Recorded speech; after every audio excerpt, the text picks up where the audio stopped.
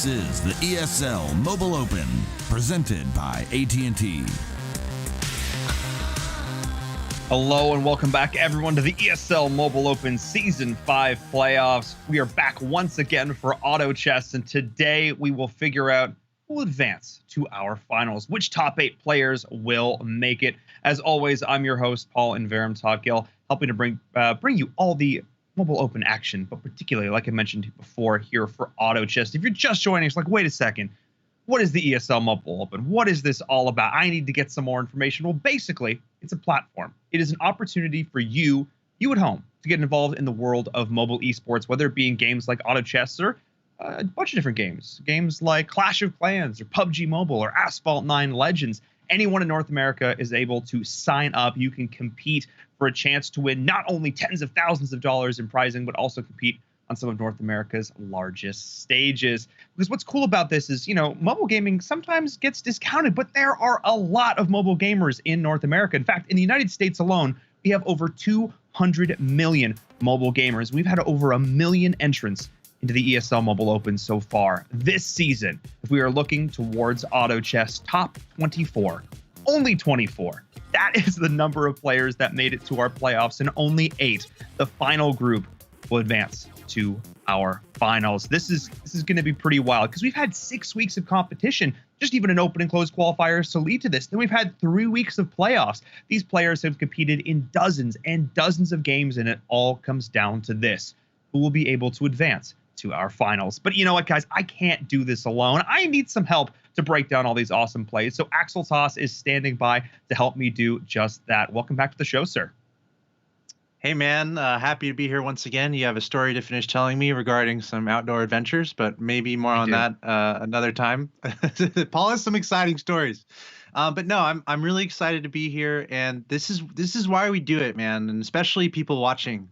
Like, this is why these players compete also. It's like anyone can join, anyone can participate, and we're going to find out who's going to be in our top 8.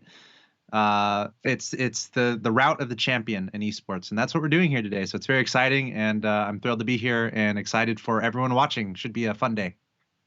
It's going to be a great day. We have 6 matches in store for you today to determine our finalists. But how are we determining this exactly, Asphalt? Let's take a look at our scoring, because I want to remind everyone that there are 3 groups involved at this point. So you can see you get placement, points based on your placement.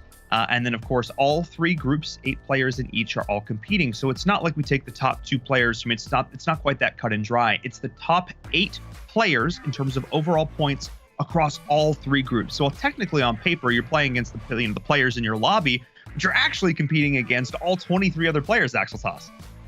Yeah, it's flight scoring, which is pretty fun. A lot of people might be used to like Counter-Strike, which is 5 versus 5, or StarCraft, which is 1 versus 1. This is effectively a free-for-all, which makes Auto Chess and Auto Battlers very fun. So you have a lot of chances to do well. You're going up against 8 people in your lobby, and here you see the points breakdown. Of course, this brings us to our list of players and how many points our players have. All these players have been fighting and competing, trying to accumulate all these points.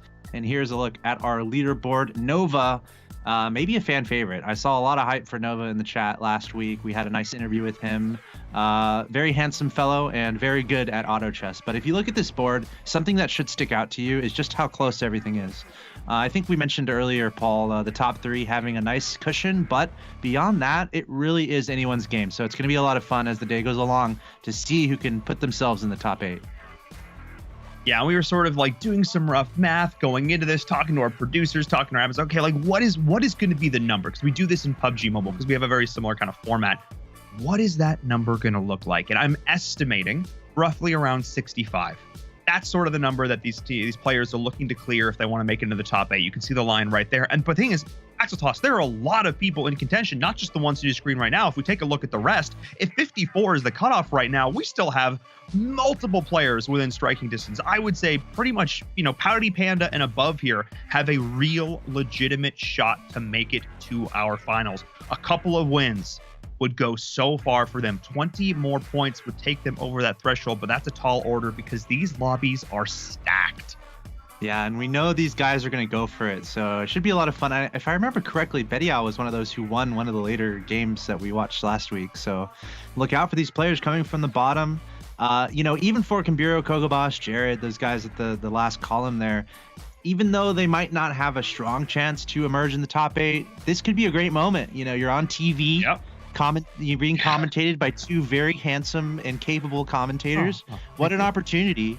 You're welcome. What an opportunity to really show what you're made of and do a little bit of disrupting in this overall leaderboard.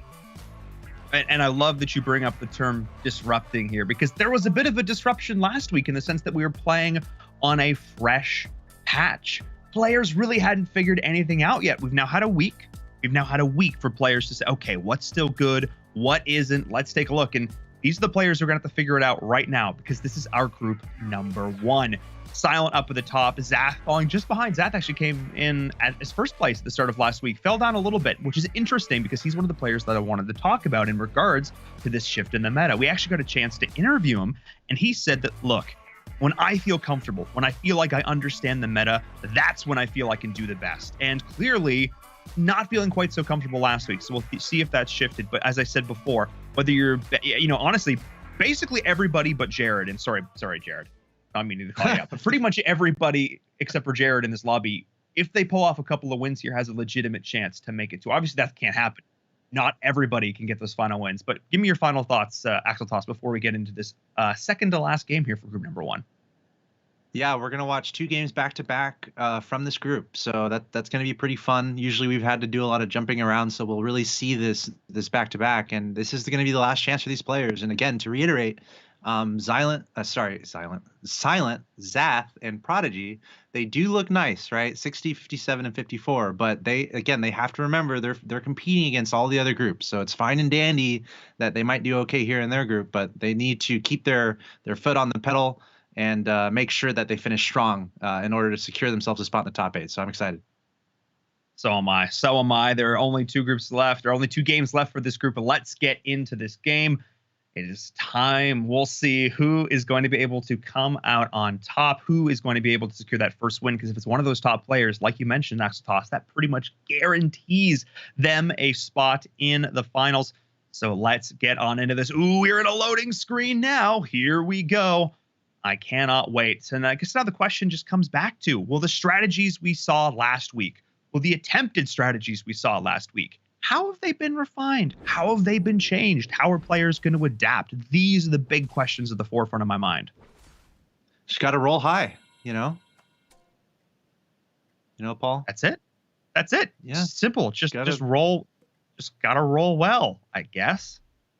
Easy peasy. In all seriousness, I speak towards high rolling, and that's a term in auto chess that a lot of the players, they use that term where it just means they're getting the pieces they're looking for. They're picking up 2 stars early. They end up with 6 goblins in round 6 or 7. Those crazy instances where you're getting exactly what you need and you're able to coast at the top of the lobby. Obviously, I'm being a little facetious in saying that because every player wants that, but it's not guaranteed. And something that we saw a lot earlier, or at least last week, and I guess throughout this Mobile Open, is a lot of juggling of pieces. So while there are strategies that we're really looking after, of course, in the early game, a lot of goblins getting picked up. Glacial Knight, are we going to see that? Are we going to see the Kira strats come out? The Venomancer, some Assassin Spirit play. While there might be concerted efforts to go for these strategies, I'm very curious about the piece juggling that happens between these players. When you're like, when do you actually decide that you're going for what you're going for, and how are you adjusting to what pieces you're seeing?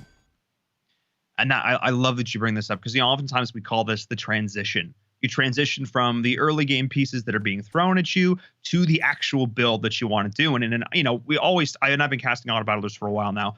The expression you always hear from top players is don't force builds. Don't force builds. You can have a goal, you can have an aim, but sometimes, look, man, if they're just going to give me like 8 abyssal crawlers, man, I'm going assassins. You know what I mean? Like, I'm just going to do this. I'm just going to own this. And that's really, I think, the hallmark of these top players, are the players who are able to take what they are given and make the best of it. And the ones that oftentimes are going in, and again, we talked about this, about the World Championships last year, a single player going in, she's like, I'm just going to play the same build every game. That might work for some people, but I don't think it's going to allow you to walk away with that first place finish. Yeah, again, if I remember correctly, it was Lucky from China, the lone female player in the group, and she would go open fort into Glacial Knight every single round.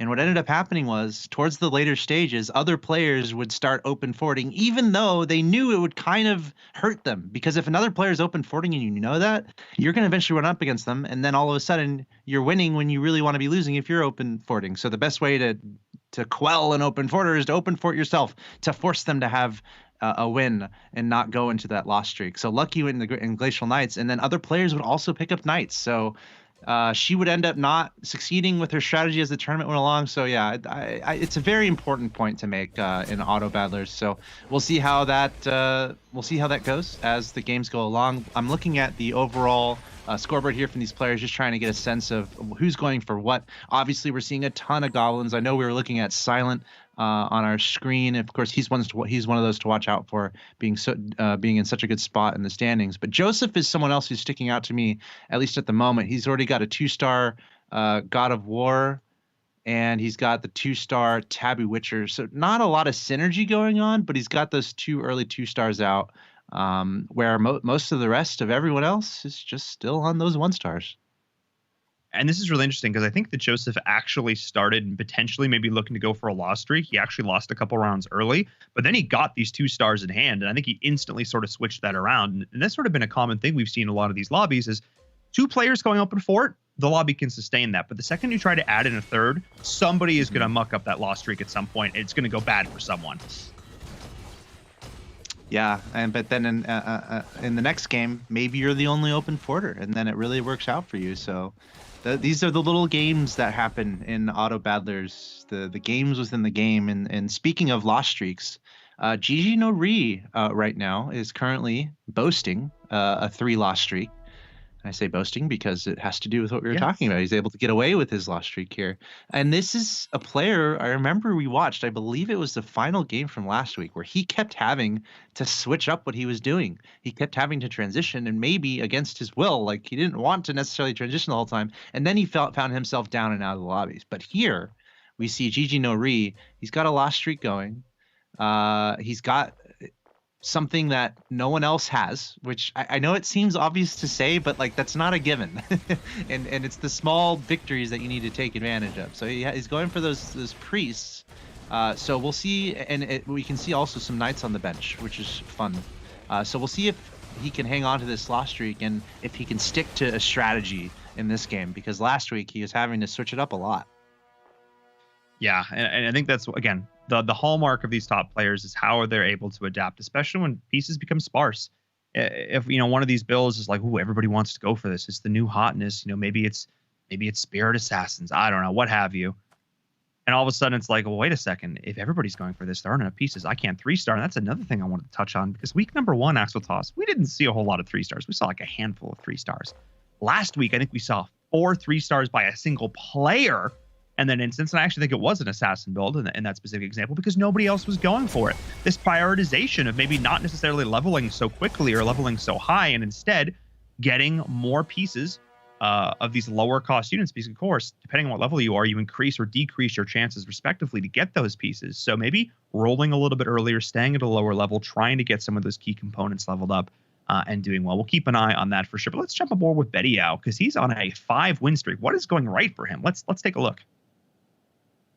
Yeah, Bediao, he's got one of my favorite pieces. I'm looking at the bench for some reason. Sometimes I like going and looking over at the bench for fun. He has an Umbra on the bench, but looking at his proper board, quite a few 2-stars. He's got the unicorn out, and you made the point with not seeing too many 3-stars. I wonder if that's like directly related to how many druids we see pursued, because druids their ability is basically you just need 2. You just need 2 of those pieces to be able to move up to the next level of stars. So if you go druid, it's usually likely you'll be able to pick up a 3-star. The only problem would arise when an opponent might be picking up druids. So that's something I'm keeping an eye out for Bediao. Looks like he's also got a Garrus going on. I mentioned that Umbra earlier. He's got the Evil Knight out. So looks like he's about to have some Garrus synergies going on. Yeah, he actually, right as you started talking about the unicorn, he sold it and flexed into a Garrus, leveled up early 6 here. So I think that's interesting. He also has two 2-star Heaven Bombers. Like, in terms of going towards this Goblin build, which again, all the rage week number 1, fell off for a bit of week number 2 until people realized, wait, it's actually still viable. We should still go for this just because it got, a slight nerf with Kira.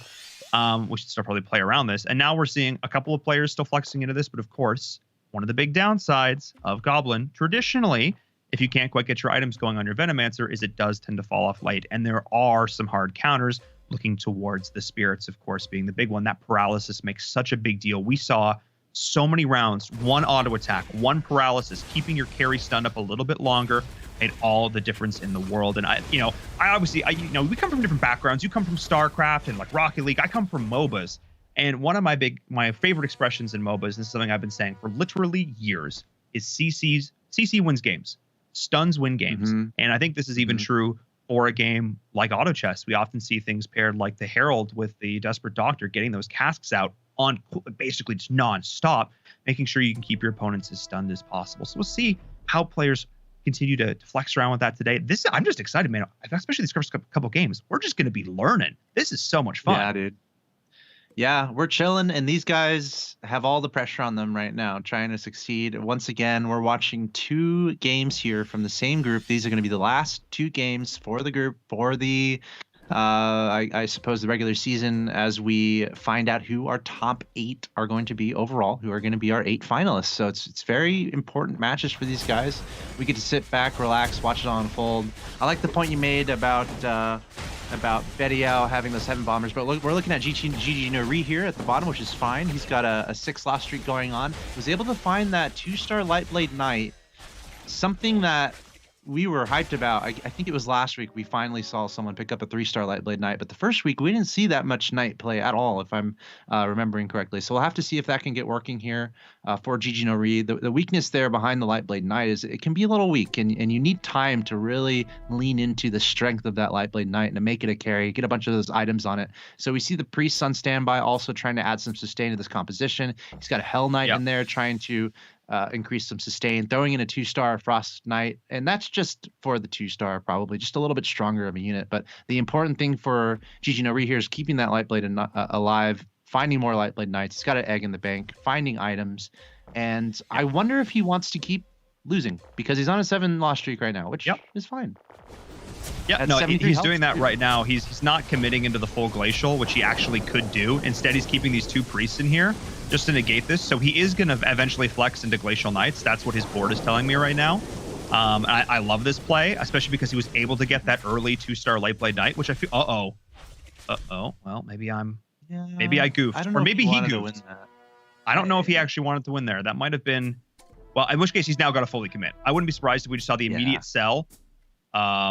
I mean, obviously, he's probably going to keep the force. Yeah, there's the immediate sell, and he's going to flex right into exactly. That's exactly what I was looking for here. And he's leveling up, and he's committing to the full Glacier.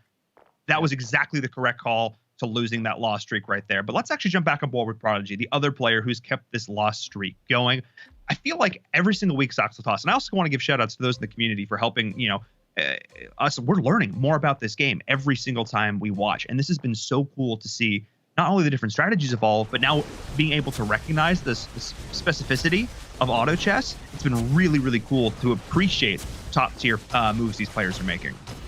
Yeah, I mean, looking at Prodigy 2, our viewers should be able to recognize some things going on because it's a lot of the same pieces that GG Nori was just picking up. So we're already seeing some conflicting builds, meaning like, okay, more or less the same builds, but they're competing against each other and trying to find those pieces between GG Nori and Prodigy, which is also interesting because these are guys who are near the bottom of our leaderboard right now. So similar strategies from our players who are more going for those loss streaks.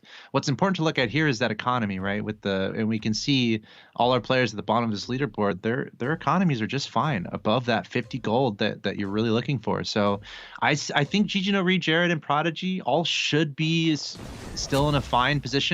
But the problem is they're all almost going glacial, like weirdly. So they're gonna have to figure out what builds are gonna make what they're doing a little bit more unique, so they can actually get the pieces that they're going for.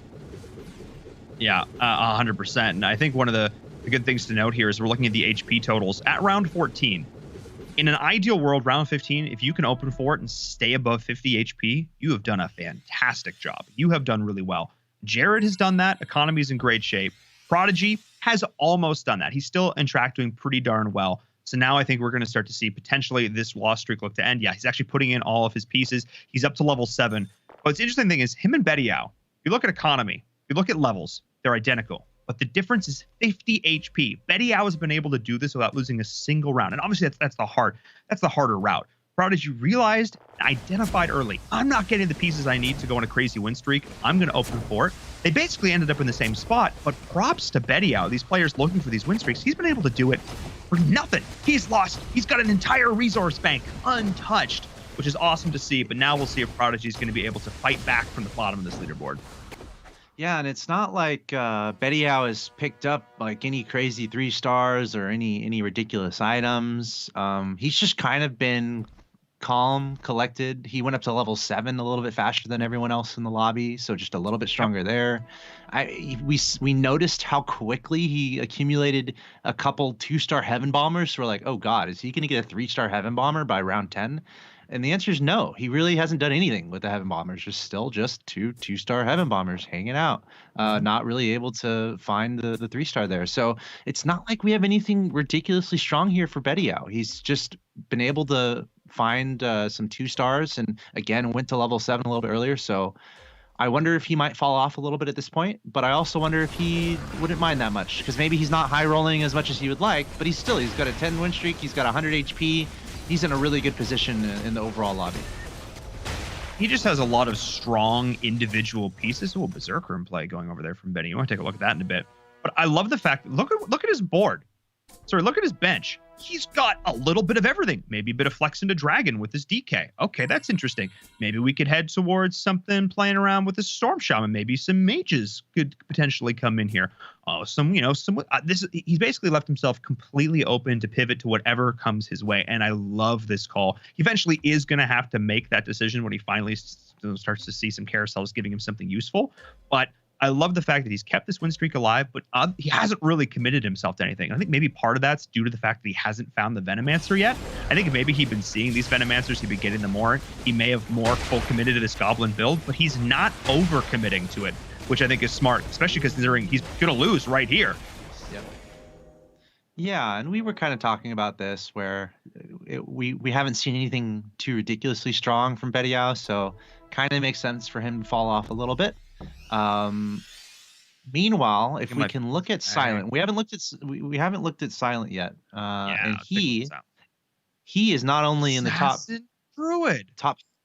3 overall. He's number 1 right now in this group with 60 points. So he's a cool, collected guy right now. And if he can just keep winning, he's going to be thrilled. So just looking at what he's doing here, we got a 5 win streak going on, plenty of health. His economy is just fine, 42. And you mentioned it, the assassins. He's been really able to lean into those assassins. I see only one other player really going heavy assassin, and that's Zach, who we also haven't talked about yet, but I'm sure we're going to look at him eventually. So yep. Assassins is something we've been seeing, specifically, weirdly enough, the Abyssal Crawler. We're always talking about the Abyssal Crawler in these matches. We've seen some savage 3-star Abyssal Crawlers, and if you look at Silent's Abyssal Crawler right now, he is already loading that guy to the teeth with the items. Absolutely. I mean, again, there's the idea. Again, this comes back to the old MOBA terminology. A carry. You've got a piece or a series of pieces if you get into the late game that you really stack all of your items into. Oftentimes, something like a Storm Shaman, we see those really ramped up. Dark Spirits really ramped up as well. But then these more hard-hitting carries, auto-attack carries, things like the Abyssal Crawler that can stack up that attack speed like it's no one's business. And other ones like the Venomancer who just hit really hard, survive a long time, and are able to continuously keep up that pressure. But oh my goodness, the Assassins do work. But I actually think that potentially the shift into Dragon Mage here from Bediao might be enough to oh no, just man, that Warpwood Sage, the heals coming out from that Leech Seed, so impactful. Yeah, and that's cool. He doesn't really have any other druids going on. I mean, he's got a couple on the bench, probably just for the buff to help that Warpwood Stage be a 2-star easier, but we can see how the assassins are working well with just the Warpwood Sage. You mentioned carry. Another term is tank, right? Warpwood Sage, that is your tank right there. His ability, it regenerates his health, so he's already got 1400 health, and then once his ability pops off, he's able to regen that. If you get some items on that guy, that is some serious sustain, and it seems like that's going really well with the assassins from Silence. So that's why we see that here and there. And also, if we can talk about, there's a lot of fun stuff happening right now in this lobby. First of all, Jared, he might be out of it. 8 loss streak, 19 HP. More on that later. He's only got 9 gold. I wanted to talk about GG No Re though, because remember, he was on the loss streak much earlier, and he was the only player in the lobby really going for Glacial Knights. But now we see him in the top 3 in the lobby. He's also on the verge of trying to get in the top 8. So this is a very important match, very important couple games for GG Norm. And I kind of like his business. And look at this. Right when we go to him, a 3-star Lightblade Knight. Thank you very much. Put that in the highlights, baby. Perfect. Look at that timing. Absolutely flawless. He's got this Glacial Knight going on. There is a Glacial Warrior build also coming out from Benny, which I will talk about in a little bit after this. But I'm a big fan of Knights. I'm a fan of Knights in its variation in every auto battler. But part of the thing with this build is you've got to get your carry stacked. And even though he's gotten it to level 3, hasn't quite yet been able to really get the items on that Lightblade Knight. So it does end up going down here, but still pretty close. So that makes you think, okay, what's going on with Prodigy? Prodigy just did pretty well there against what we were presuming a pretty strong GG No Re. But to your point, that Lightblade Knight, it's still in the jog stage. That'll get to the sprint stage once it's really loaded with items. But to comment on Prodigy really quick and why he potentially did so well there against GG No Re, if you'll notice, all his gold is gone. He basically spent everything to get up to level 9 against GG No Re's level 7. Yeah, so GG No Re, I mean, he shouldn't feel too bad about that loss. Prodigy's basically just trying to stay out of the bottom of the lobby right now. So it looks like we are looking at, we switched over to Prodigy here, and he really needs to find something that works. He spent all his money to go up to level 9, and here going up against Joseph, but it looks like Joseph's gonna get the better end of him by a lot. So it's now Prodigy, Joseph, and Jared at the bottom, and actually it's funny, almost everyone lost there in that lobby there except Jared. And that's actually a really good sign if you're looking at terms of competitive viability. The fact that players, even up towards the top, nobody's safe. Everybody's losing rounds right now, which means that, again, there is a everyone's slight spending their money too. Sorry. Exactly. Just quick, if you look at the left, like everyone is just spending. Yeah. No, that's such a great point, Asphalt, because basically everybody but Norm, who can go to 8 here probably soon, but he's at 7. People are nearing on 10. But again, I think part of this has to do with the fact that he's trying to roll for some of these lower cost units, which again, I don't hate. He's got the HP bar to do that at this point. He has the stability. He did well enough in the early game that he can make that work. But I just think this is really interesting because again, there's a slight, I don't love this term, but I think it's applicable, is the idea of a bit of a rock, paper, scissors element to this, that certain builds are better against other builds. And I think because we're seeing such a diversity in builds right now, we're seeing, Assassin Druid, we're seeing Spirit Mage, we're seeing Glacial Warrior, we're seeing Glacial Knight. Because we're seeing so many of these different builds, they're going to have their strengths and weaknesses. And that's just super cool, man. I dig it. Oh, Jared's out. Oh, we lost Jared. Yep, Jared's gone. Sorry, Jared. He'll be back in the next game. Prodigy is on the ropes. Joseph is on the ropes. GG No Re, I think I still favor him, even though he's on a 3-loss streak here. Oh, I don't that's really what he was going for. Found it perfectly. Found the Frost Knight. That's what he was going for. That was the last 1-cost unit he was trying to roll for. He had 2 level 2s and he got the level 3 from it, and now he's going to continue to level up. That was actually pretty big. Yeah, and I feel like he should be feeling less nervous than he probably is right now, because he's on a 3-loss streak. He just went down to 35 health, yet he has that 3-star Lightblade. So it looks like he's barely going to lose out on another game here, and that is going to be from Benny, who picked himself up a 3-star Abyssal Guard. Thank you very much for that, and also some steel plate mail on that guy, so very strong indeed. But I still think GG No Re should be fine. I mean, he's the only one really going for Knights, and he's got the 3-star Lightblade Knight, so I think he just needs a really juicy. He needs a really juicy neutral round to really amp up that Lightblade Knight, for it to really work out for him. So And we'll I actually see. wouldn't hate him flexing into a Siren here. We saw how impactful the Siren was in this last round. That would also get him the Marine bonus, which would stack the additional magic resist with his Knight buff. And that would make him way more tanky. So, and of course, give him that additional layer of CC. So I'd actually really like to see him, if he finds one, flex into that Siren here to go along with that Tsunami Stalker. I think that would be really cool. So grants him that way more additional CC with those two units. So I would really look towards that. Part of the problem in that last round is the Defector actually polyed his Lightblade Knight. It was a penguin for half the game, so it's not able to do anything. So really good placement there on that Defector to get that off. So little things like that, I think you're kind of making it a bit sketch for him here, but I agree. I think he's in a really solid position. Yeah, and he just found a Wraith Shard, which he combined into an infused mask for his Lightblade Knight. So that might be, I mean, it's definitely great. It increases 15% lifesteal, increases 50% attack speed, reduces 8 armor of the target. So that's a nice item to pick up, but I still think he's maybe a few rounds away from getting really a critical mass on a Lightblade Knight and really coasting to some wins. So we'll see what challenges end up coming in store for GG Nori. We'll watch him for one more round, I think, here, and just see if this was enough to help him turn the corner. It looks like it was. Much better of a fight there, able to take down Betty Yao. Who else can we look at here? Joseph, Zath, and Prodigy are very close to the bottom.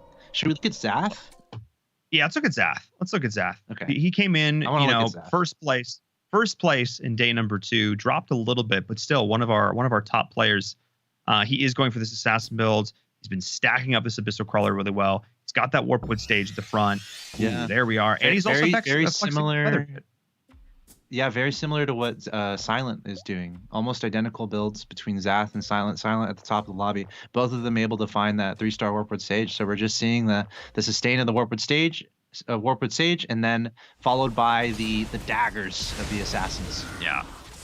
And what's so great about this build, one of the reasons I love it so much, is that you have the tanky front line. You've got the things to buy time for your assassins to do their work in the back. You've got the warpwood sage. You've got the razor claw. The big difference here is that Silent has been able to find his find his razor claw, get it to level 3. That was the biggest difference there, I think. And again, Zath has stabilized fairly well now, I think, at this point. But really, these two going for the same build, only 2 means there's enough pieces, enough love to go around. But I still think this is going to be crunch time for Zath because he doesn't have a whole lot of HP to play with. Though, to be fair, not a lot of people in this lobby do.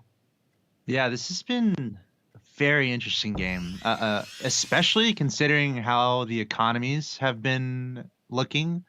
The economies have been everywhere. There have been rich players, there have been poor players, and it's been all across the board. Even right now, we have like 4 desperately poor players, and 2 players are just chilling with like around 30 gold. So it's been really interesting to see the ebbs and flows of where that economy is. A lot more players, it seems like, are willing to spend more, and that might speak towards sacrificing their economy. That might speak towards just the pressure at hand, really trying to find the items you absolutely need to find success.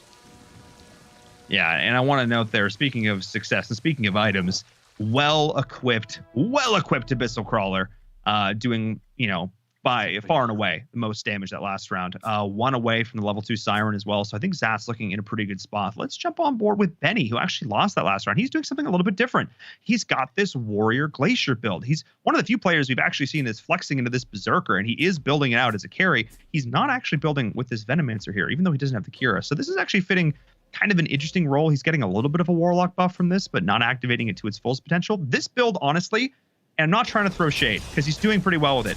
This feels like something I would do.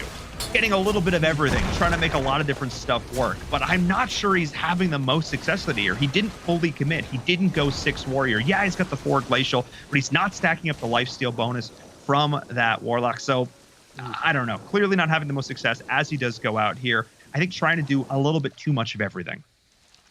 Yeah, it's almost a moment where when you start the game, you start picking up 2 stars, but then they don't really work as well together, but they're still good. And then you're like, oh, I have a 3-star now. But then you're really not able to find the build that you're looking for, but you have a couple 3 stars. So to your point, he had a couple nice pieces, but really wasn't able to find what he was looking for as far as a really strong composition to challenge the rest of this lobby. And this is getting pretty intense right now. Okay, we got Silent and Betty out. Silent is looking really good right now. He is at the top of our overall leaderboard for a reason. 69 health in this lobby, no slowing down. He's on a 5-win streak. Meanwhile, Betty out, 25 health, 5 loss streaks. So maybe Betty out is good to look at. I see we're looking at Prodigy right now. That's fine.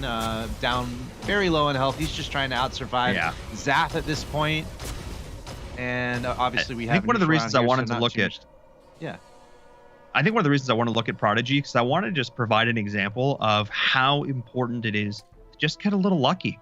He's seeing a dark spirit here on his screen. He's basically totally ruled out. Level 1 Dark Spirit, level 1 Soul Reaper. He just got up. It's level 1 Scryer. I think he just got up his Grim Touch to level 2. Like not being able to get the key components, the key core of your roster, even just to the basic power spike of level 2, making a big difference here for them. We'll see if the addition of this Storm Shaman is going to help out. He's going to have this Shaman Divinity build, and we'll watch him for one more round because this might be his last round. Yeah, this is against Gigi No Ri, and look at that. Gigi No Ri found a 3-star Hell Knight, so he's got 3-star Knights working for him. Oh my goodness. And we're seeing the strength of that. And this really has to do with what we've been talking about, which is the fact that Gigi No Ri was the only player to go for Knights. How many times has it happened in your game? It never happens to me. I would love it to happen, but it doesn't. But here he is. Here he is with a 3-star Lightblade Knight. I thought he had a 3-star Glacial Knight before. A 3-star Hell Knight. Yeah. He's got the 3 stars here. Did a ton of work. He was so smart. Sorry, it was a Frost Knight. Yeah. So really working out with the Knight build from Gigi No Ri. And that's something we were talking about the whole game, how he started off with that lost streak. And then he was able to turn around by finding all those Knights. And the interesting thing is there, I said, oh, maybe he'll flex into the Siren. He's got the Tsunami Stalker. He'll go more into Marine, and he'll play around that heavier CC build. Instead, he actually opted to do something I haven't really seen a ton, which is go 6 Knights. He committed into 6 Knights. He had the DK, he had the double DK, was able to get that up to level 2, and he was able to flex in that final Knight pickup here with this Evil Knight. And that's huge. I mean, he's looking big right now. Zath just went down in 4th place, so still pretty solid for Zath. Again, he was in a pretty good position coming into this to potentially make it to the top 8. That will do okay for him. I think he wanted at least top 3 at this point, but everybody in the top 3 right now has got to be really happy with this performance, especially given how stacked this lobby is. Yeah, and speaking of which, Gigi No Ri and Betiao, they are within 1 point of each other, 50 and 49. Yep.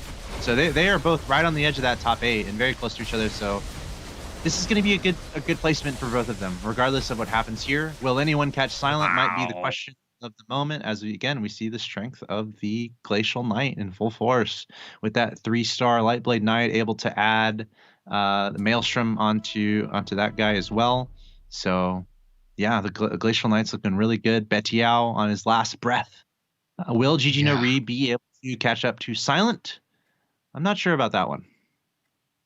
Yeah, I mean, yeah. Oh, Silence. It's going to be tough. It's going to be tough. But I was just looking at the math. I was trying to remember what it was. 65% chance every 2 seconds to get a shield that reduces magic resist 75% and 30 armor. That 6-stack Knight buff is dirty. Oh my goodness.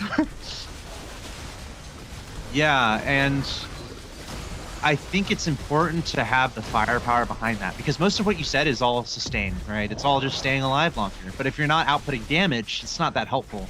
So that might be the key here in a very close fight between Betiao and Gigi No Ri, and Betiao is going to be taken out. Gigi No Ri looking just fine. So now it's Gigi No Ri against Silent, and it's looking at Silent's board once again. As you mentioned, he's got the 3-star Razor Claw in business, 3-star Warpwood Sage, so plenty of sustain there. And then he's got his assassins in the background. So Glacial Knight against this assassin build. What can the Glacial Knight player really do? We have the Abyssal Crawler. 3 is just insanely stacked, so that might be the key. Yeah. Can Gigi No Ri lock down that Abyssal Crawler? It might come down to that. I think it's going to be which carry can stay alive long enough to really do the work. Will it be this Abyssal Crawler? Will it be the Lightblade Knight? The Ghost Blade, pretty nice additional pickup here. So we'll keep an eye on that. Ooh, one away off his level 2 Shining Assassin as well. So keep an eye on that. He is loading in the Grim Touch here. So, I mean, this is pretty standard. I actually love the addition, a little bit of beast play coming through.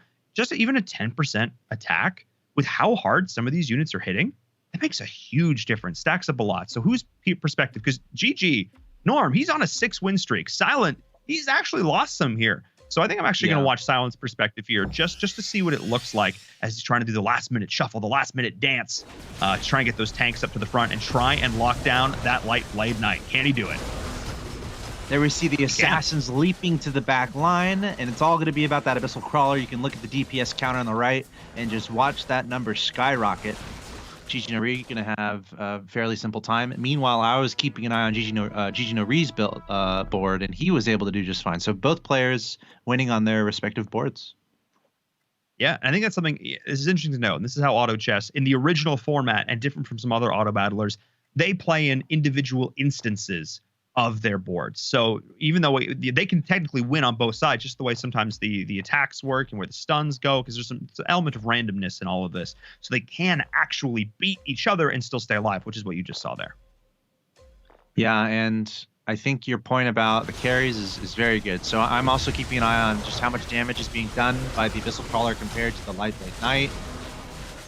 I'm looking at GG No Re's board right now. Looks like he's doing just fine. It looks like business as usual. It's got the 3-star Hell Knight in play. And just the Warpwood Sage going up against. And actually, I'm looking at your view as well. I'm watching both because I'm cool like that. Around 4,000 for the Abyssal Crawler as far as damage. Meanwhile, GG No Re was at around like 6,000 to 7,000 on both the Light Blade Knight and the Hell Knight. So if you take a quick look at the Hell Knight from GG No Re, he's been able to put some pretty nice items on both his Light Blade Knight and his Hell Knight. So really splitting up that potential firepower, and it's yielding a lot of good things right now. 8-win streak for GG No Re. And I want to know the other big thing here is the Defector actually got the polymorph off on a key target. Didn't get it this time around, though. So this Abyssal Crawler's been able to go to town. That might be the difference maker here. But just shielding, protecting this Light Blade Knight, building a wall of bodies around it. And that was the difference maker again. 12k damage. That's it. I talked about this Axel Toss. Who can keep their carry alive longer? And so far, the answer has been GG Norm, GG No Rematch, whatever you want to call him. He's been doing so much work stabilizing here, keeping this carry alive. Yeah, and this is great. I mean, this is a dogfight right now, like through and through. It's 31 health for Silent. Norm has 19 health. They're so close. And GG No Re certainly with the comeback here. And you make a great point. The Light Blade Knight, it's Fort Knox over there. Like, he has surrounded that Light Blade Knight with just defenses. He wants to keep that Light Blade Knight on the right side of your screen alive as long as possible. Up that damage. There you see the Abyssal Crawler coming in and maybe scaring the Light Blade Knight a little bit. The Abyssal Crawler doing his little chompness. Just so scary. But the Light Blade Knight able to prevail. So what is Silent going to do here? Well, it's up to Silent right now. GG No Re, he's the guy on the hill. He's taking names. What can Silent do to address this Light Blade Knight? Oh, this is interesting. Going to be a shift. I don't know if I actually love this decision from Norm. I don't actually know if I love this decision because what he was doing was working, and I don't think there was any positional change that Silent could have made to beat that. And now it's Light Blade Knight's exposed. Almost. Oh, I don't like this. It's the neutral round. Lol. Yeah, neutral. Lol. Helps if I pay attention. Helps if I pay attention to what round it is, Axel Toss. Hey, gosh, I'm getting myself all concerned. Hey, but look, if he keeps it this way, then it will be curious. But we'll see. Meanwhile, 18k on the Abyssal Crawler. So yeah, it really is about those damage dealers right now. And let's see where that Light Blade Knight is placed. Look, all I'm just surprised is he's been able to do this without ever finding that third Dragon Knight piece. This Dragon Knight has been a level 1 this entire time. Feels bad, man. He's got the look at all these knights he's finding. Like, this is actually wild. He finally did it. Arrgh! Okay, move everything back. Oh boy. Got 1 second. Oh no. Okay. Ooh. Oh no. Okay, that's not quite ideal. Oh boy. I don't think that was exactly on purpose, but I think he'll be okay. Yeah, about the Umbra, right? I wonder, because the Umbra multiplies if you're like, okay, if you're fine with the Umbra being on its own. That was pretty easily done. Yeah, there you go. That's going to be it. That's it. GG. That's it. Oh my goodness. And just like that, it's over. Game number 1. We talked about Glacier Knight last week, and I mentioned before, part of the reason why I don't think it did so well was the fact that players weren't able to get the pieces high enough. We only saw, I think, 1 level 3 Lightblade Knight. It didn't have necessarily the best items, but this time around, pretty much uncontested, a little bit of contested on the Glacier side, but able to position things beautifully. One of the reasons why positioning at this level in particular is so important in auto chess. I am so impressed, especially given the start. You know, he's like, the will I, won't I go on that lost streak, and maybe some accidents occurred, and oh, things are shifting up now. But Norm played that beautifully. Really good round from him. Yes, and it's fun that we were cataloging his game from the beginning. We were commenting, okay, he's going on a bit of a lost streak here. Is he going to go to Glacial Knight? He's kind of got some options here, but he was going Glacial Knight through and through, and the only player in the lobby to do that. So really cool display of kind of losing early, but then having a strategy and bringing it back. Also, contrasting that with last week, Gigi no Ri, the last game we saw from him was the opposite of that. He was just trying to he was transitioning all the time, kept picking up items, pieces that everyone else was going for. And finally, this time, he was able to make the Glacial Knights work. He was indeed. But Axtos, let's take a look back at that first game of the day with our Xperia highlights. Walk us through that one. It had its ups and downs, but what a great lobby it was. It seemed like pretty much every player had a shot to win it. Yeah, of course, we start off with Betty Yao, who had a very impressive winning streak, but we were also noticing that he wasn't able to find his 3-star Heaven Bomber, even though he found a couple 2-stars by like round 4, something insane. So he was trying to high roll. It didn't end up working out. He ended up being handed his first loss. Now we're moving on to Jared, who just sometimes it just doesn't work out. That just happens that way. No gold at this time, 19 health, and he just gets cleaned up. And he's out of there. Now this moves us on to Silent. This guy has been so good throughout the duration of the ESL Mobile Open. A lot of winning ways for this guy, and utilizing a very strong Warpwood Sage with an assassin's backbone to find a lot of success. But he would not have the last laugh. Silent with a very strong game.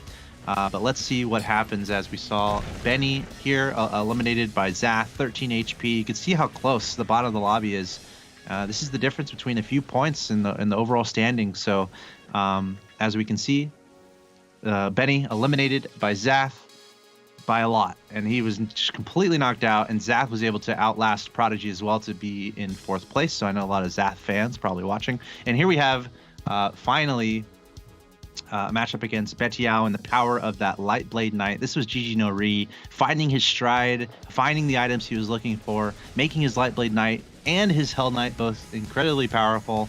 And this is going to be the final battle, I believe, or where Silent would desperately try to hold on, but Gigi no Ri would just have too much. And it wasn't really close here at the end, as you notice. The strength of the Glacial Knight when you're the only one going for it is pretty much on display there.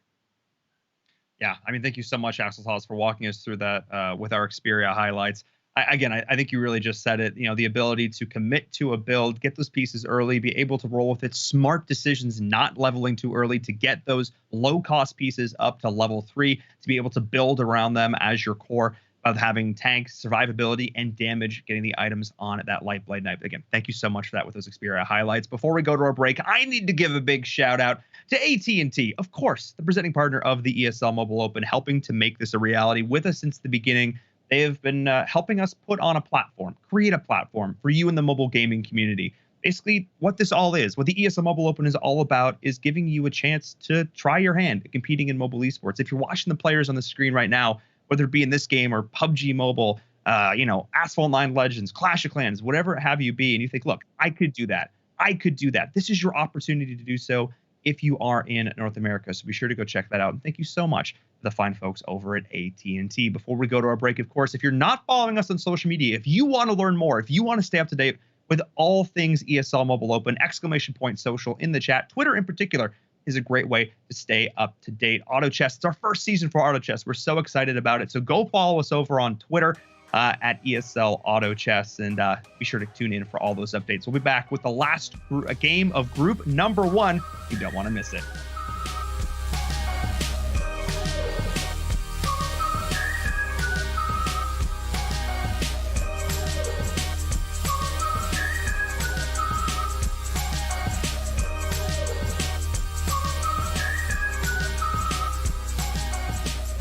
This is the ESL Mobile Open, presented by AT&T.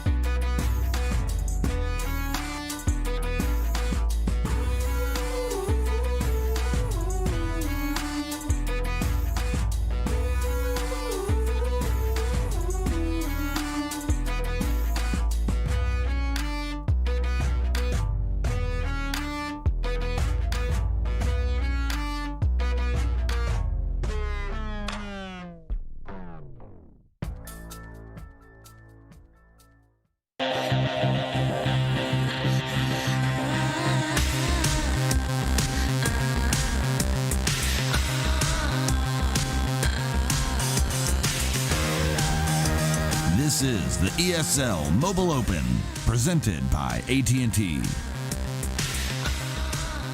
Hello and welcome back, everyone, to the ESL Mobile Open presented by AT&T. I'm your host, Paul and Barum Todd Kill, here for the final day of the playoffs for Auto Chess. And oh my goodness, day number 3 is already off to quite a start. That first game was a banger. So many different strategies being brought to bear.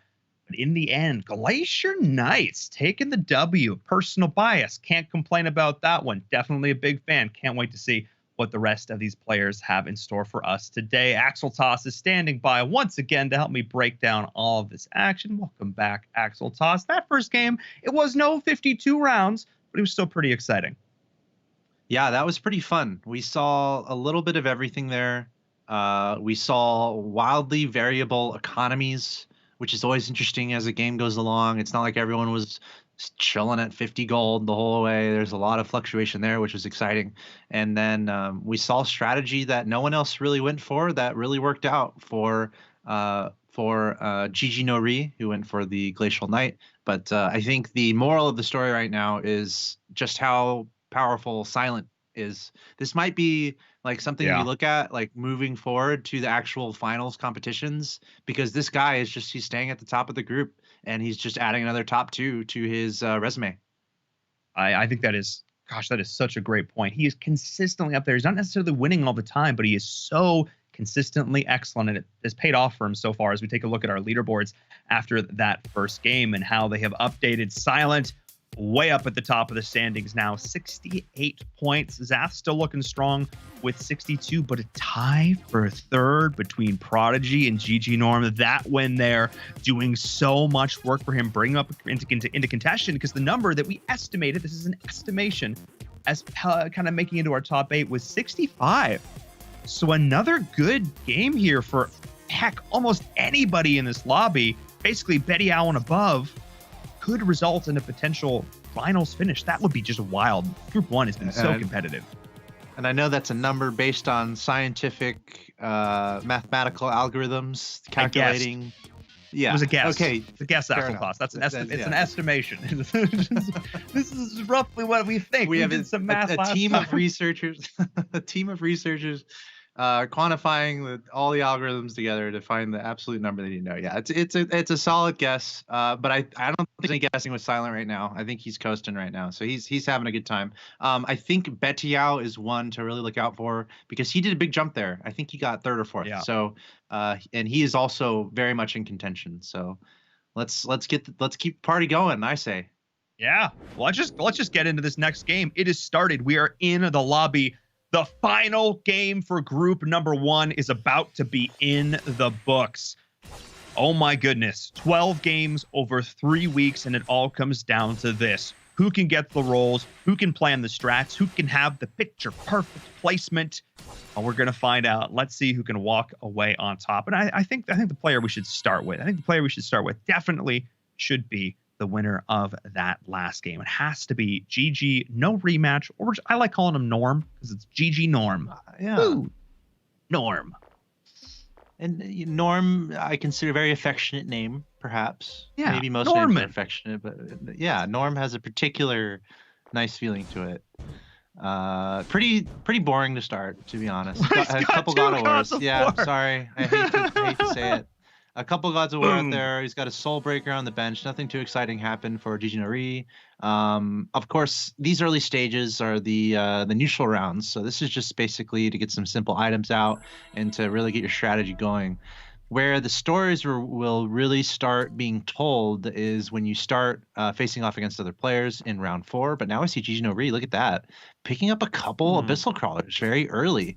So that's something that we saw a couple players utilize with very good success, including Silent went for Abyssal Crawlers. And I know we're staying on GG Norm, but I want to take a peek at Silent. It looks like Silent not going for Abyssal Crawlers early. Instead, he got a couple Heaven Bombers, Thunder Spirit, and a Soul Breaker. So again, pretty standard to see the early Goblin play. And then once round 4 hits, you start seeing when those win streaks happen, when those loss streaks happen, and you start seeing players go for certain strategies based on what they're seeing. Yeah, and I mean, there's quite a bit of reason that we really don't pay a lot of heed to these early pickups here. I mean, you're going to see a lot of goblins and stuff, and then it's usually the transition out of that. What does that look like? Traditionally, before the most recent update, you could theoretically take goblins into the late game, flexing into a carry Venomancer with Kira, some potential spirit play coming in there as well. But now really you're going to have some of these cheap 2-star units just to help you coast through this early game. If you're going to open for it, you'll flex into Priest, you'll take that reduced damage, and then from there you'll make the call of what you're actually going to go. And Assassins, I think, is actually one of these really fun ones because placement is so key. Like, Assassins might seem kind of, I don't want to say brainless, but it seems a little simple at a glance, but really positioning is so crucial. Yeah, and that might be, I mean, it's a question I would ask a pro player, but I wonder how much of that is, he just found 2 abyssal crawlers, and then he's like, okay, well, if the game's going to give me that, Assassins all the way, let's go. So we'll keep an eye on GG No Re and see if he continues with that. Also, something fun to do this game is to really compare it to last game, because this is the first time we're really seeing a couple groups back to back. And also, just a quick reminder for the audience, all these players are playing against every other player in every other group. So it doesn't really matter too much what the existing standings look like. All these guys are going to be trying as hard as they can because they're competing against other players that are not in this lobby. But to compare it to last game really quick, a couple things I'm looking out for. Number one is the use of the Assassins, and we already see the Abyssal Crawler coming out from GG No Re. So as we said, we're going to keep an eye on that. Number two is going to be the Glacial Knight. We didn't really see it too much, Glacial Knight strategy throughout the course of the series, but we saw it work out very strongly in the last game for GG No Re. So the questions that brings up is, will GG No Re go for something like that again, or will we see other players go for that, or will we see too many players go for it since it was so strong? And then finally, I find myself curious what we're seeing on the screen right now, which I think you're highlighting there, a couple Warpwood Sages. That is something we've also seen pretty heavily in these games, is the Warpwood Sage alone, just as a very big tank factor. So I'm very curious about Warpwood Sage play and hybrid play, or excuse me, Druid play in general. Yeah, and Druids, again, it's one of these synergies that at a glance, you're like, it just gives me an extra level on the piece. I don't know about that. But again, if utilized in tandem with other builds, it can be very, very effective. I think Warpwood Sage definitely, and the Razor Claw being by far the two strongest units that if you're going to play around with, there's potential changes coming to the Unicorn down the road, sort of changing up the cure and how that works. I think maybe might make Druids a little bit more viable, but we'll see. Because just look at how sustainable Warpwood Sage is with this this Leech Seed. It's really, really, which brings me back to my early Pokemon days, but which just makes me think, oh man, like there's a lot of cool. Oh yeah, exactly, a lot of cool stuff you can do with that. Oh man, the nostalgia, it hits. A lot of people have argued Pokemon would make a good auto battler, by the way, because it's you're evolving units, right? Would anything make more sense than that? So we don't know what Nintendo's or Pokemon company's doing, so we'll see about that. Huh. Auto battlers are basically Pokemon. You're evolving your units, so on and so forth. But looking at the lobby, we have 2 players on a loss streak, Joseph and Prodigy. Remember, Prodigy is in contention. Actually, both these players are in contention, but they're both kind of in the middle almost. Prodigy a little bit more towards the top. But we're just seeing 2 players coming out and going for those loss streaks early on.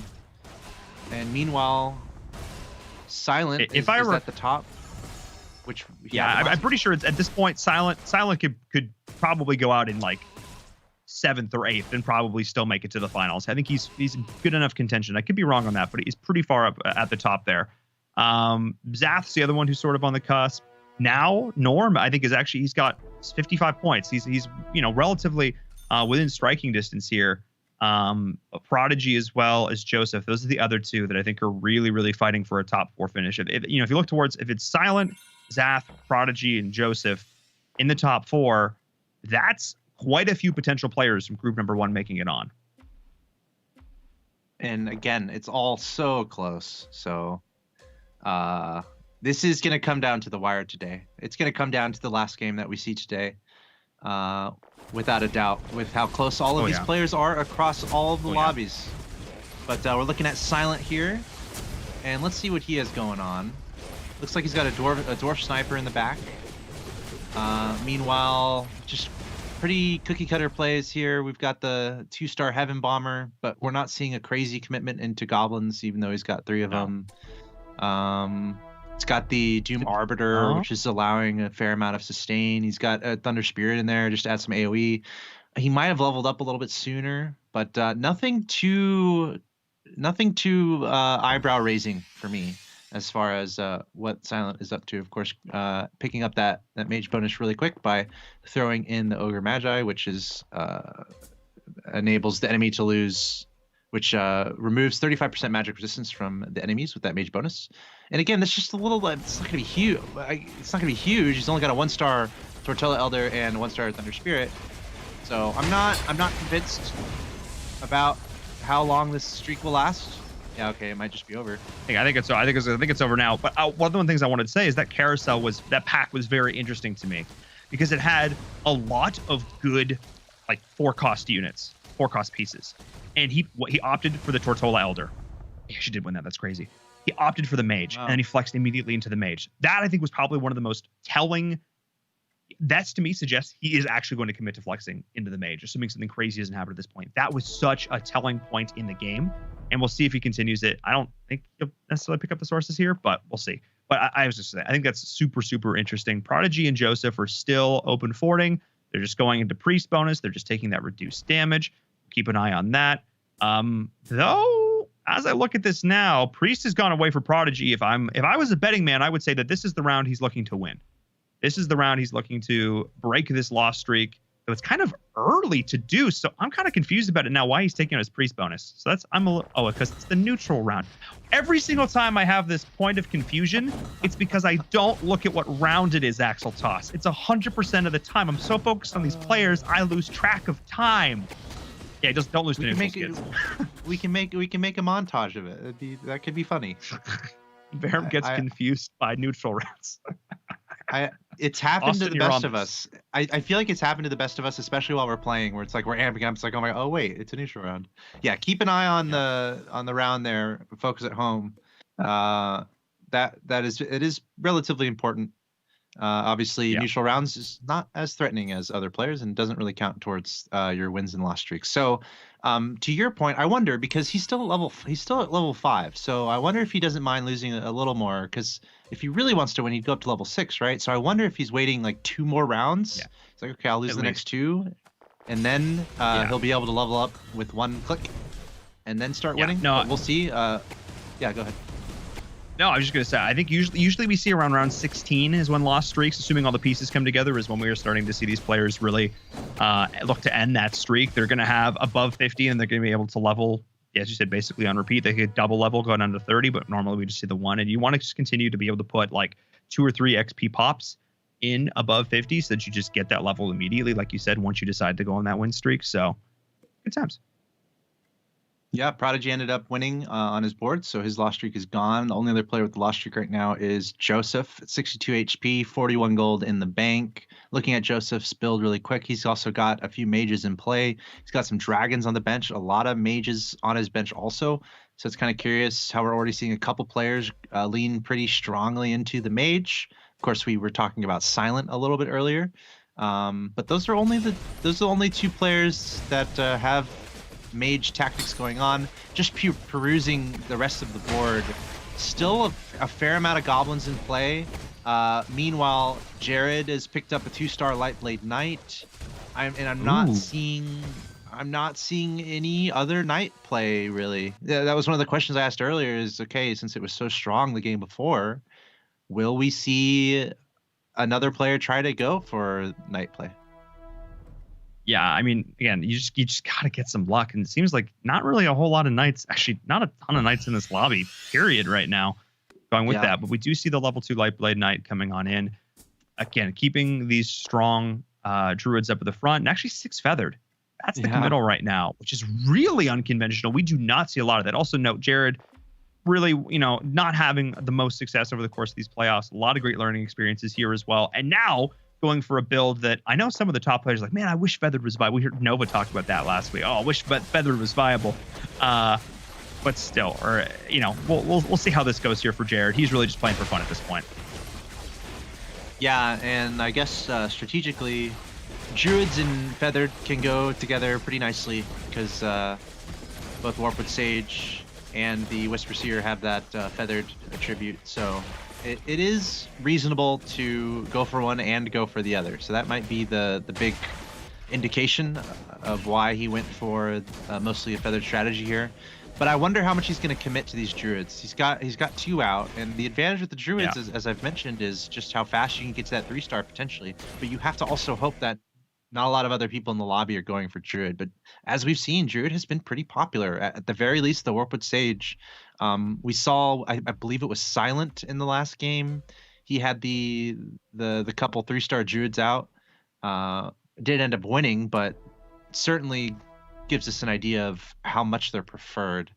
And a quick scan of the lobby again. It looks like Jared's the only one really with the Druid and a Feather, actually. So we'll keep an eye on Jared. Could be a fun bit of retribution for this guy if he's able to put together a build that no one else is really going for. I also want to note that we're only really seeing one player looking towards Assassins right now, which is Benny, one of many Canadians in the lobby that I should note. I do want to jump more with Prodigy, though, because the lost streak finally did come to an end for him. And I'm not sure if it was necessarily when he wanted it to. So we'll see if he's going to be able to now start on his win streak, because that's usually it. You know, it's a binary. It's a 1 or a 0. On a lost streak, now on a win streak. You really don't want to be trading back and forth. You really want to be committing to one or the other. And it looks like that wasn't the case. No, he's back on it now. Yeah. Okay, he's back on the 3. Okay, all right. Well, I was a little concerned. I don't know how ideal that is, you know, because it's not. Because what you mentioned, like, he was on a lost streak, and as you said, when you go from a lost streak, you don't necessarily want to go back into the lost streak, or else you would have just kept that existing lost streak that you had, like what Joseph is doing. So Prodigy maybe messed up a little bit in giving up a win, as weird as that might sound. Yeah. But I'm definitely a little nervous for him. It doesn't seem like a remarkable composition. I'm still curious on when exactly he's going to try to turn it around. He doesn't have as much pressure on him right now, though. He's still got 59 health, so 51 gold, still at 6 on his level. So he's probably going to want to lose the next 2 and then win. By going up to level 7, perhaps, would be my guess. And then also Joseph with the 10 lost streak, 51 gold. He is certainly going to try to turn that around pretty soon. Running out of safe space to navigate. Wow. I also want to note Silence, who has been crushing this lobby once again, up to level 8 already. That tends to be the trend we see a lot, is the early levels at the end are the player in last on the lost streak and the player up front with the win streak. Those are the ones just getting that additional coin, being able to leverage it into that aspect of their economy. But the biggest difference here is, once again, round 15, almost identical to game number 1, Axel Toss, 50 HP. Yeah, and I want to comment on Silent, and it's something you kind of called earlier, just how much mage we're seeing. He did end up picking up the source. He's got the 2-star Ogre Mage out there. He's got the Flame Wizard and the Totola Elder. And he's got an early Frostblaze Dragon at round 16, and he's actually using it? What? With the ice? What? Twitch chat, what is happening? Oh my goodness, this is not your standard round 16. Level 2 DK, I think he egged it. Level 2 DK and a Frostblaze Drag. Okay, all right. Yeah, I mostly just wanted the Dragon bonus to kick in, probably, but it's kind of curious. Not going 6 mage. He's at 5, just chilling at 5 mage, so not able to find the piece that he needs to complete that, or not doing it on purpose for some reason. But Frostblaze, maybe just for looks right now, just to try to get that dragon bonus, which gives your dragons 100 more mana. Yeah, it allows them to start. You start with 100 mana. Yeah, exactly. Basically, just instant pass. Yeah. Which is huge here. And I think part of the reason I'm like freaking out about it is because we just don't see this piece run a lot. It's sort of universally canned by the community. It's just not being great.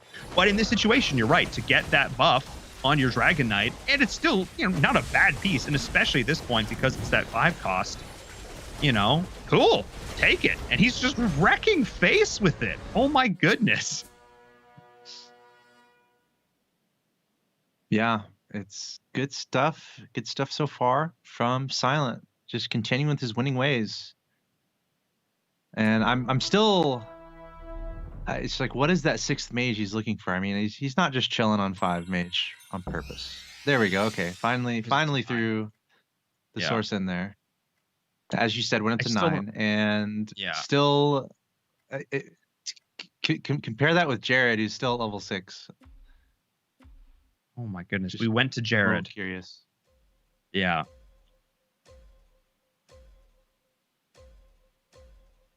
Let's see how this goes for him here. He's got his Feathered still.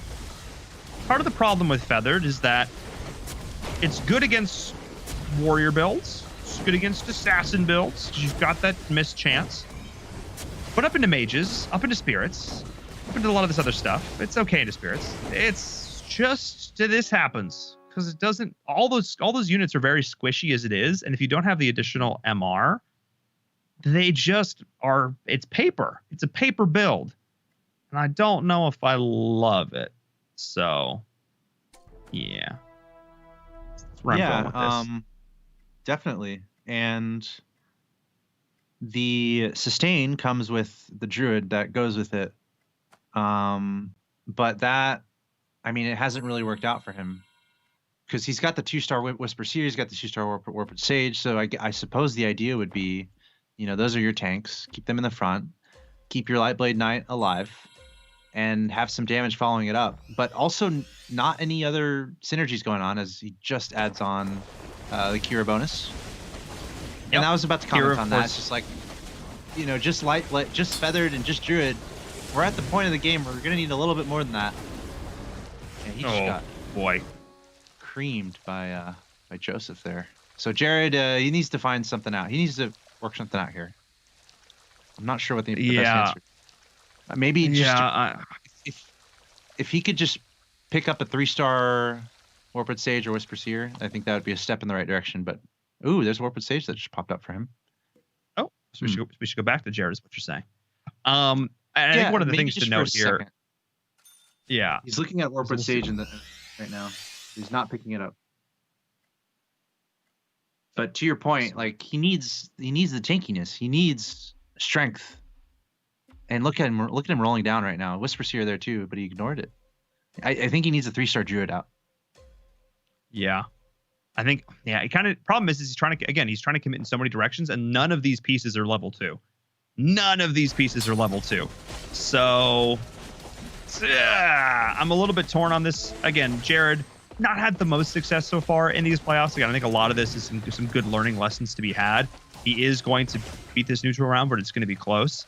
I do want to take a look at just sort of let's hit tap here. Let's take a look at how everything is sort of rolling out so far. So we have this one build kind of flexing the Kira. We have a more traditional like day 1 Goblin Kira build here. Level 9 now from Prodigy. Level 9 coming in. Silent went level 9 like 4 rounds before everyone else. That's mind-boggling. We have a Spirit Mage Dragon build coming out here. We have another Assassin Druid build from Benny like we saw in game number 1. Zath, we've been really quiet on so far today, but he's actually flexing into a Mech Wizard build, which we want to take a look at because that's kind of cool. Actually, it's sort of a Goblin build. And then we're going to have more Divinity Warrior coming out from GG Norm. Hang on. Asphalt Toss. I was so complimentary of game number 1 today, but how many different builds we saw. And we're seeing like 3 more different builds in game number 2. This is pretty nutty. I like it. A lot of different play styles going on. A lot of different players going for different combinations of units. And a lot, obviously, has yet to unfold. So it might look a certain way, but it could all change pretty quickly for some of these players, too. And this might be just doing everything you can to... Like, one of the worst ways to lose in auto chess is to go for a build, and then all of a sudden you just can't find the piece that you absolutely need. And as I say that, Jared finally found his 3-star Warped Sage, so that might be what he needs. Nice. I mentioned earlier, a 3-star Druid would be helpful for him. So yeah, this might just be an indication of everyone just really trying to stay in their own lane and really try to pursue something that no one else is going for, so that they can get the 3 stars that they want. And we're already seeing a fair amount of 3 stars all across the board. And strangely, Silent, our player who has not lost, most of his pieces are 1-star. part of the reason is because he's been able to keep this win streak alive. He burned his entire economy axle toss to early level. What he's losing, his deficit in terms of piece level, he's making up for it and just being able to put more pieces on the board. And he's doing well with that right now. Barely able to eke a win out over Jared, actually, is GG Norm right now. So, yeah. We'll see how this continues to go. I don't have high expectations for the 6 warrior build as much as I personally love running it on, in my MMR of games. Not actually so great. Let's jump aboard with Silent. Let's check in with Silent. Jared found a three-star Lightblade Knight. I keep going back to Jared because I want him to just win. He's not doing well overall, so it'd be great to see him win. But just to keep people updated, he did find a 3-star Lightblade Knight, so maybe that can be the key to him bringing things back. Part of the problem is he put all of his items on his 1-star Venomancer, which is not going to offer. I think he didn't necessarily want to commit to the Lightblade Knight, and he's sort of doing it because he was finding the pieces for it, but it doesn't really necessarily fit with his build that well. As we're continuing to see Silent, I was going to say win, but he actually did lose on that last round. His 15 win streak was finally broken, and he is broke.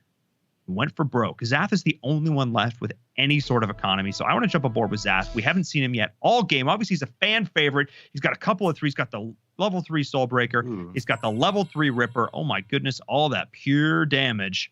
And wait, what is he missing here, Axel Toss? He's got half of the party, but doesn't have, where's his Venomancer? Has he not found a Venomancer? Yeah, a Venomancer would complete his build here. Definitely doesn't have one though. That is a big feels bad man. He's facing up against Prodigy now, who's running a similar version of his build, except he does have the Venomancer. That's sort of the biggest difference here, but the level, what, that Ripper? Oh, yeah. That Ripper can just output crazy damage. I mean, it actually wasn't that much in the scheme of things. It just looked really impressive. It was only like 2,500. That was really deceptive. If you can get that guy on the squishy units and get the AOE working, it can. That's exactly why he puts it in the middle of the board here, to be able to just output as much damage as possible in a quick fashion. Of course, the Soulbreaker following up and doing some good damage. But yeah, looking for a Venomancer. Nothing really else synergizing for Zath. I mean, it's a little awkward too because he's got 2-star Heaven Bombers out there and nothing on the bench. So I see we're looking at Benny here. He was the only one going for this assassin build, kind of similar to what we saw last time, but rather than flexing into the sages, or sort of the druids, I should say, he went Marine instead. So he's getting a little bit more survivability this way. He still does have, of course, that Razor Claw to assist with the Spirit Bear, just giving that additional bit of front line. Just basically, it's a distraction to allow the rest of his mages to jump into the back. So we'll keep an eye on that. Benny, he's kind of playing around his Marines. Yeah, and he's got the classic Abyssal Crawler 3-star, and the items on that are as nutty as you would expect. So putting everything into that 3-star Abyssal Crawler, that's something we've seen.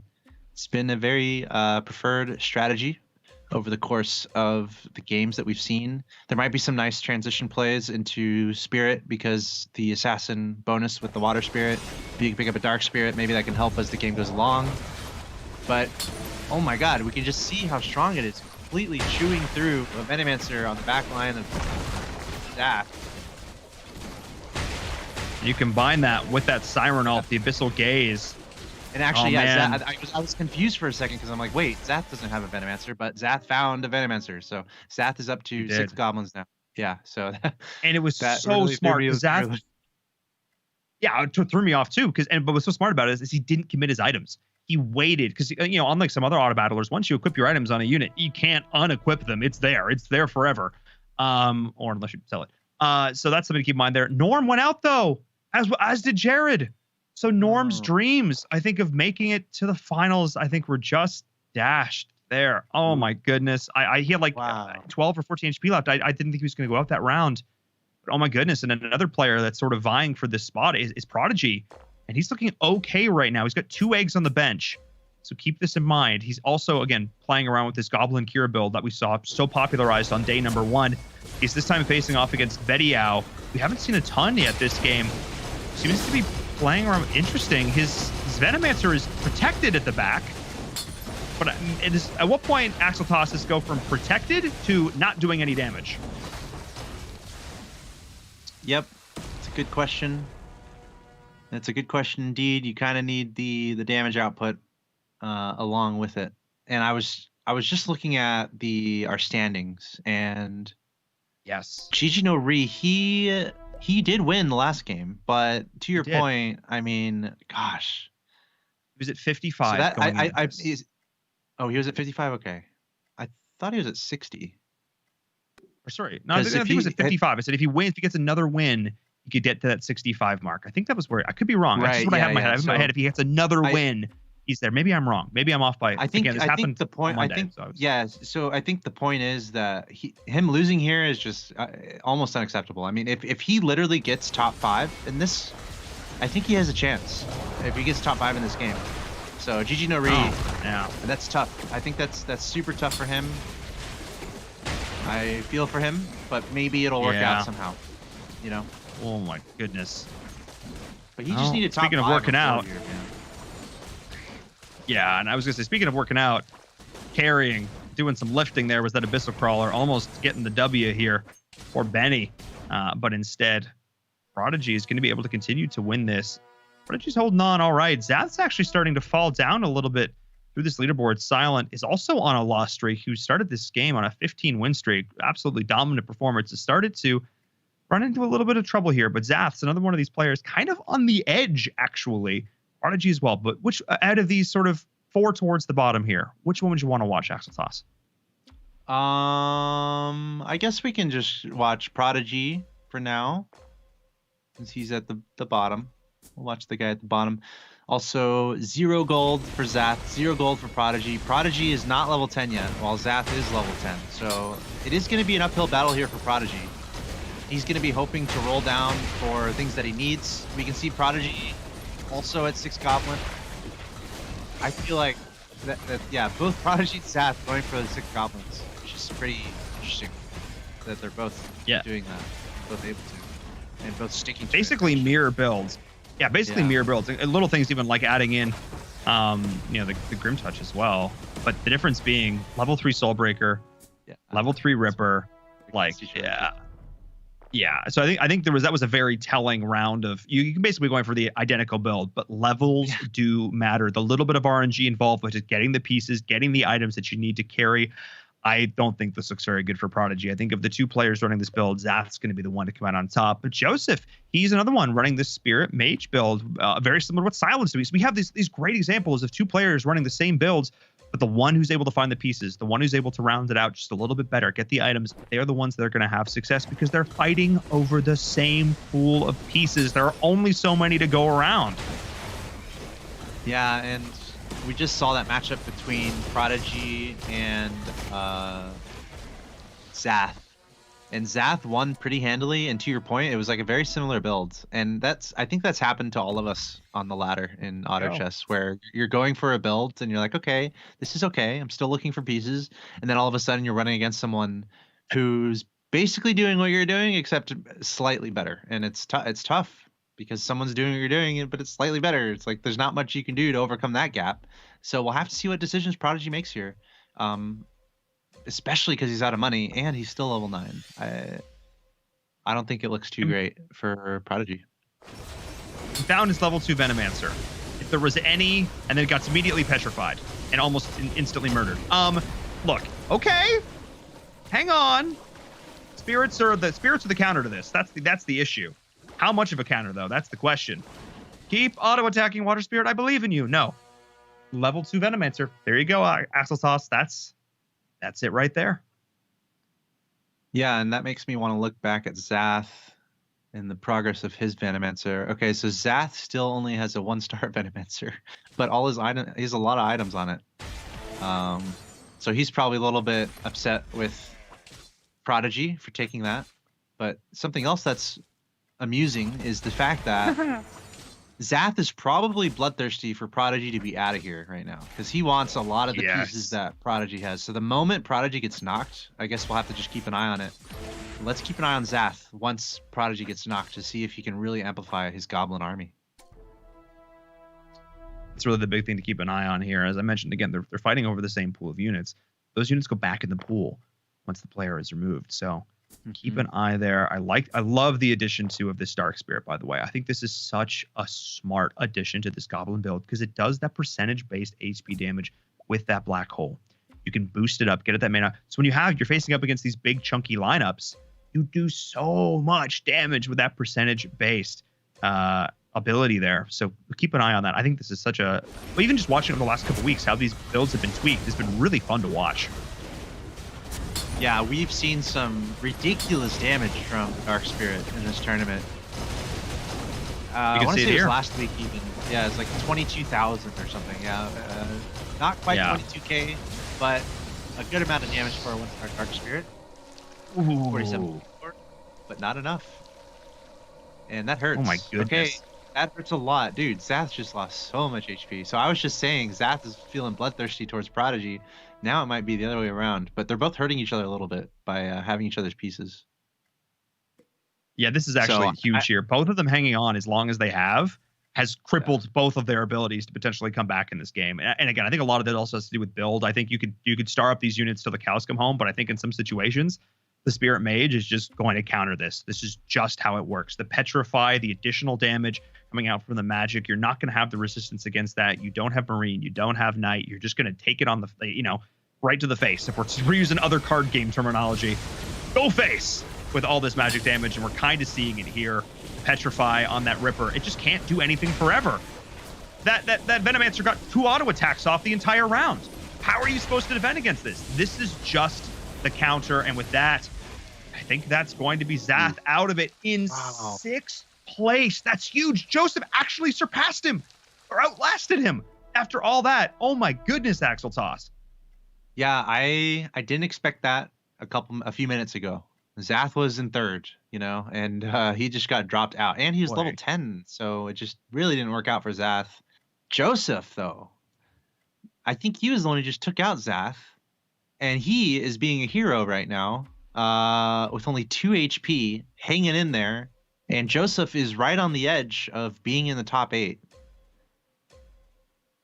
Oh my goodness. It's going to come down to these next few rounds. 2 HP and a dream. Can Zath do it? Got to try and get off all this magic damage. The Spirit Mage, it is doing work once again up against Benny. Like I said, that other player playing around with these goblins with this carry. Ooh, wow. Does it? Joseph gets past one more. Yeah, Benny's out. And Joseph Prodigy gets past Prodigy. Top 3 finish. What? Let's go. All right. I dig it. That's what you call... That just goes to show. You can never give up in a game like this just because you don't necessarily think you're finding the pieces. We have 3 1-stars just because you can't necessarily find them. Good placement, good unit synergy, good committal to the build. There's so much. Joseph, has got to be ecstatic about this top 3 finish.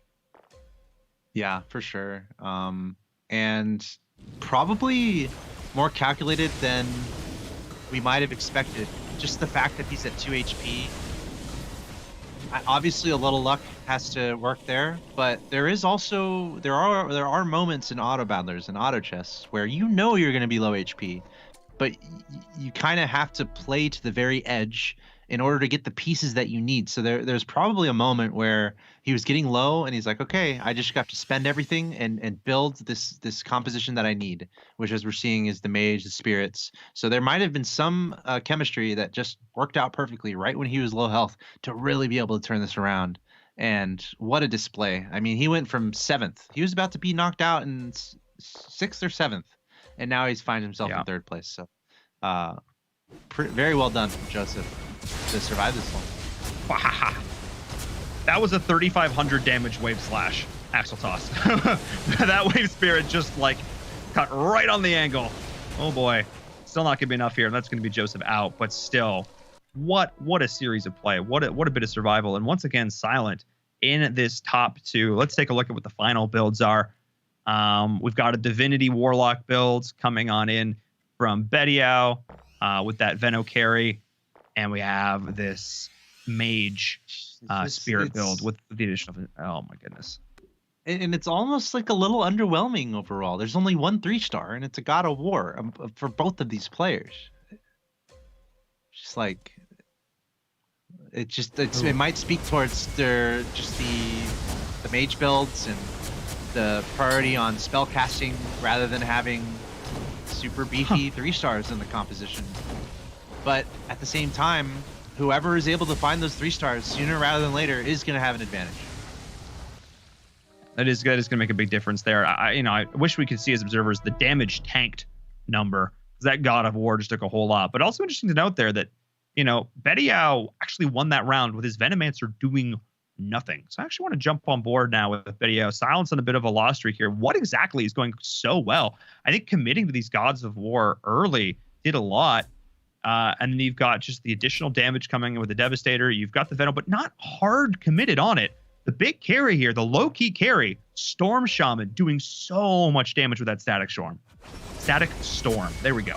Yeah, and the Divinity bonus helping with the ability cooldowns also on this composition might be a big deal right now. With it only helps with synergies that are not completed, which includes the Venomancer, by the way. The Goblin synergy is not completed. It includes the Agarsis, Glacial, includes the Cave Clan and Feathered, so that might be helping him quite a bit.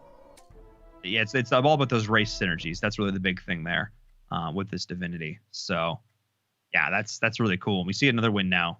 4-loss streak for Silent. Bediao going nuts. I think it's going to be 2 back-to-back second place finishes for Silent here, Axel Toss. Oh my goodness. What an amazing series of performances from him. Despite losing here. Yeah, that's still crazy. Yeah, he's going to be thrilled about that.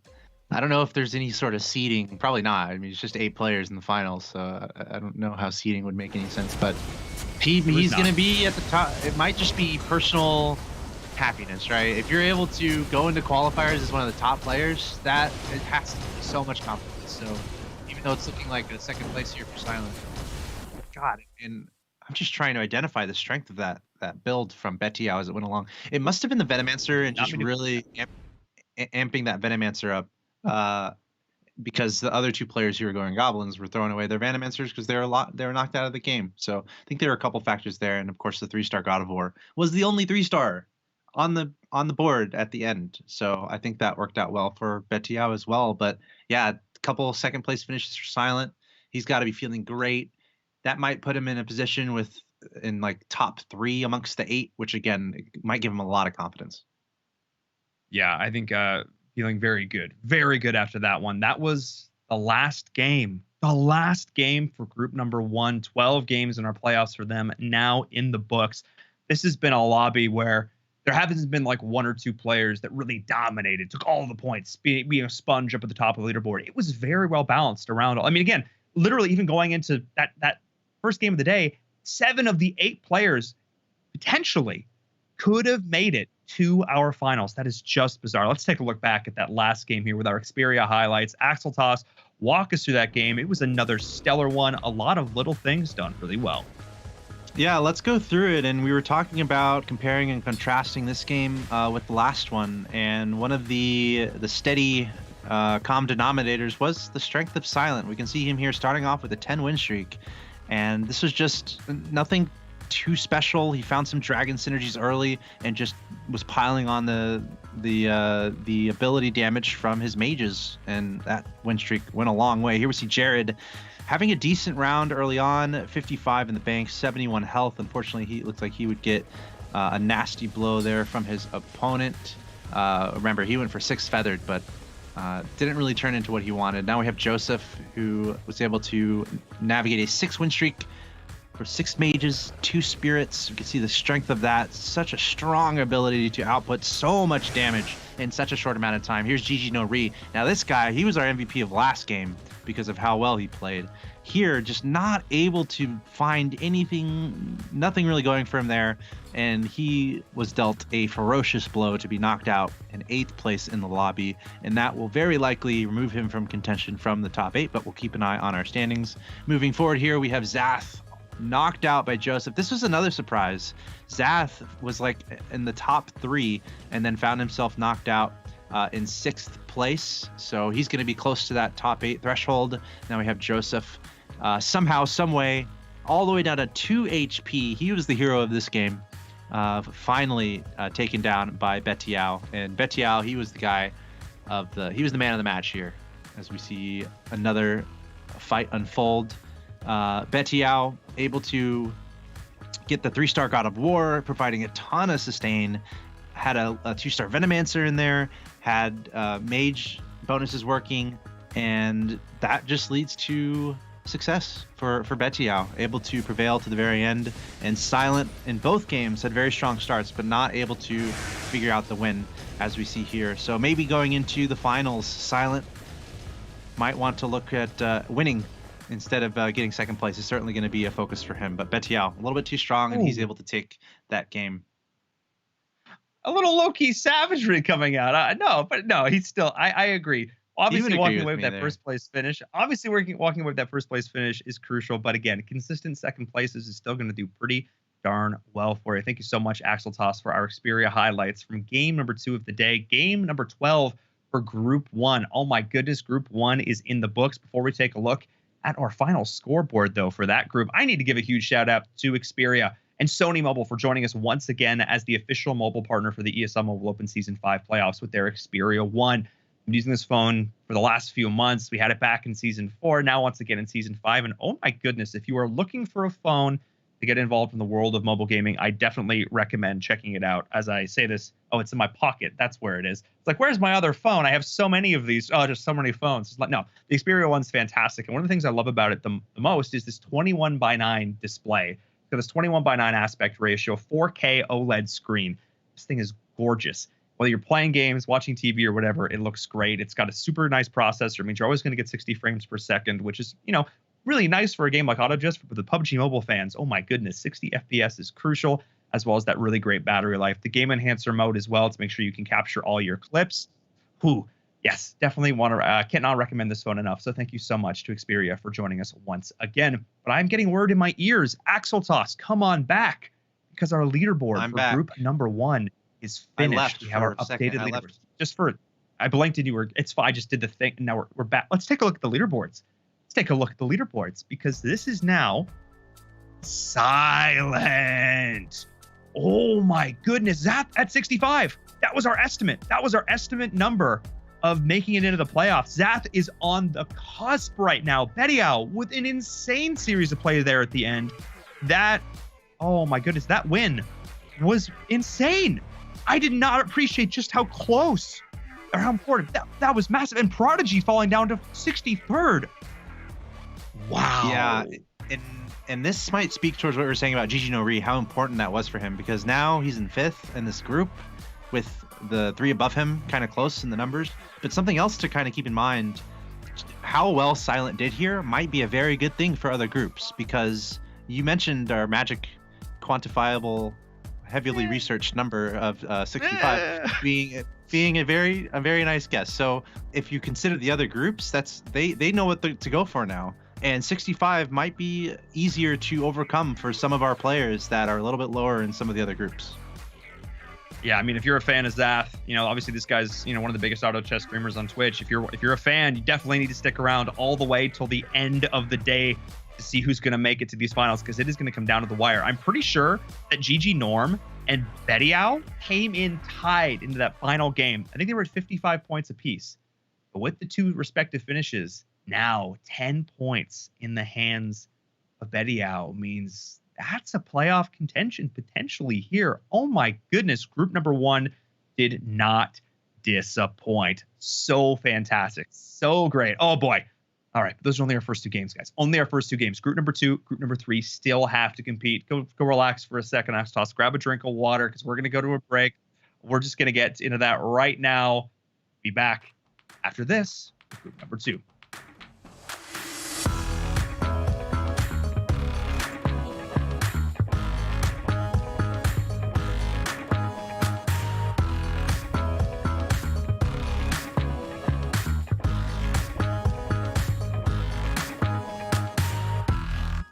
This is the ESL Mobile Open, presented by AT&T.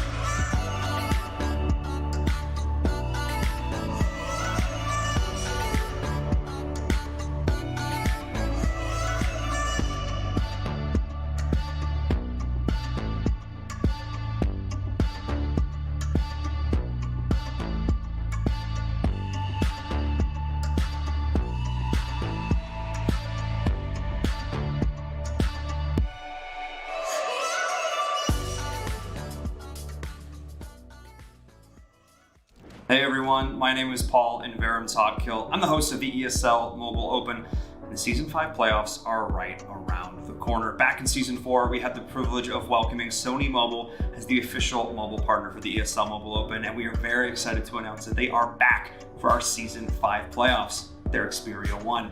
It's been a few months now, and I've got plenty of opportunities to use this phone, and I have to say, if you're looking for a phone to get involved in the world of mobile gaming, definitely check this one out. If you're looking for a phone that can maintain a crisp, clean 60 frames per second, not overheat for those long gaming sessions, and of course has a long battery life, this is definitely the phone for you. I think one of the things I love about it the most is the 21:9 aspect ratio. It's the cinema-wide display, it's got the 4K screen. If you want your games to look crisp and beautiful, this is definitely a good phone for that. And not even just playing games. If you're, I don't know, maybe watching a TV show or a movie, because let's be honest, we're all doing a decent amount of that right now. This is definitely the phone for you. But I think the thing that I like the most about it is the fact that, you know, there's a lot of stuff going on in the world right now. And I wanted to sort of tune all that out. I just want to focus on playing a game, maybe a round or two of auto chess. I can just turn on the game enhancer mode. I can just turn off those notifications, and I can just sit back and enjoy the game. And I think what's cool about this with the Xperia 1, because like not a lot of people, when they think about, you know, awesome mobile phones for gaming, they don't necessarily think about Sony. They think about, you know, awesome cameras or amazing televisions when they think about Sony, but they really have an awesome phone here with the Xperia 1. So if you're interested in upping your mobile gaming game, yeah, we'll go with that one. Definitely check this phone out. And of course, the Season 5 playoffs, like I mentioned, are fast approaching, and I have to say, I cannot wait to see what these gamers have in store for us.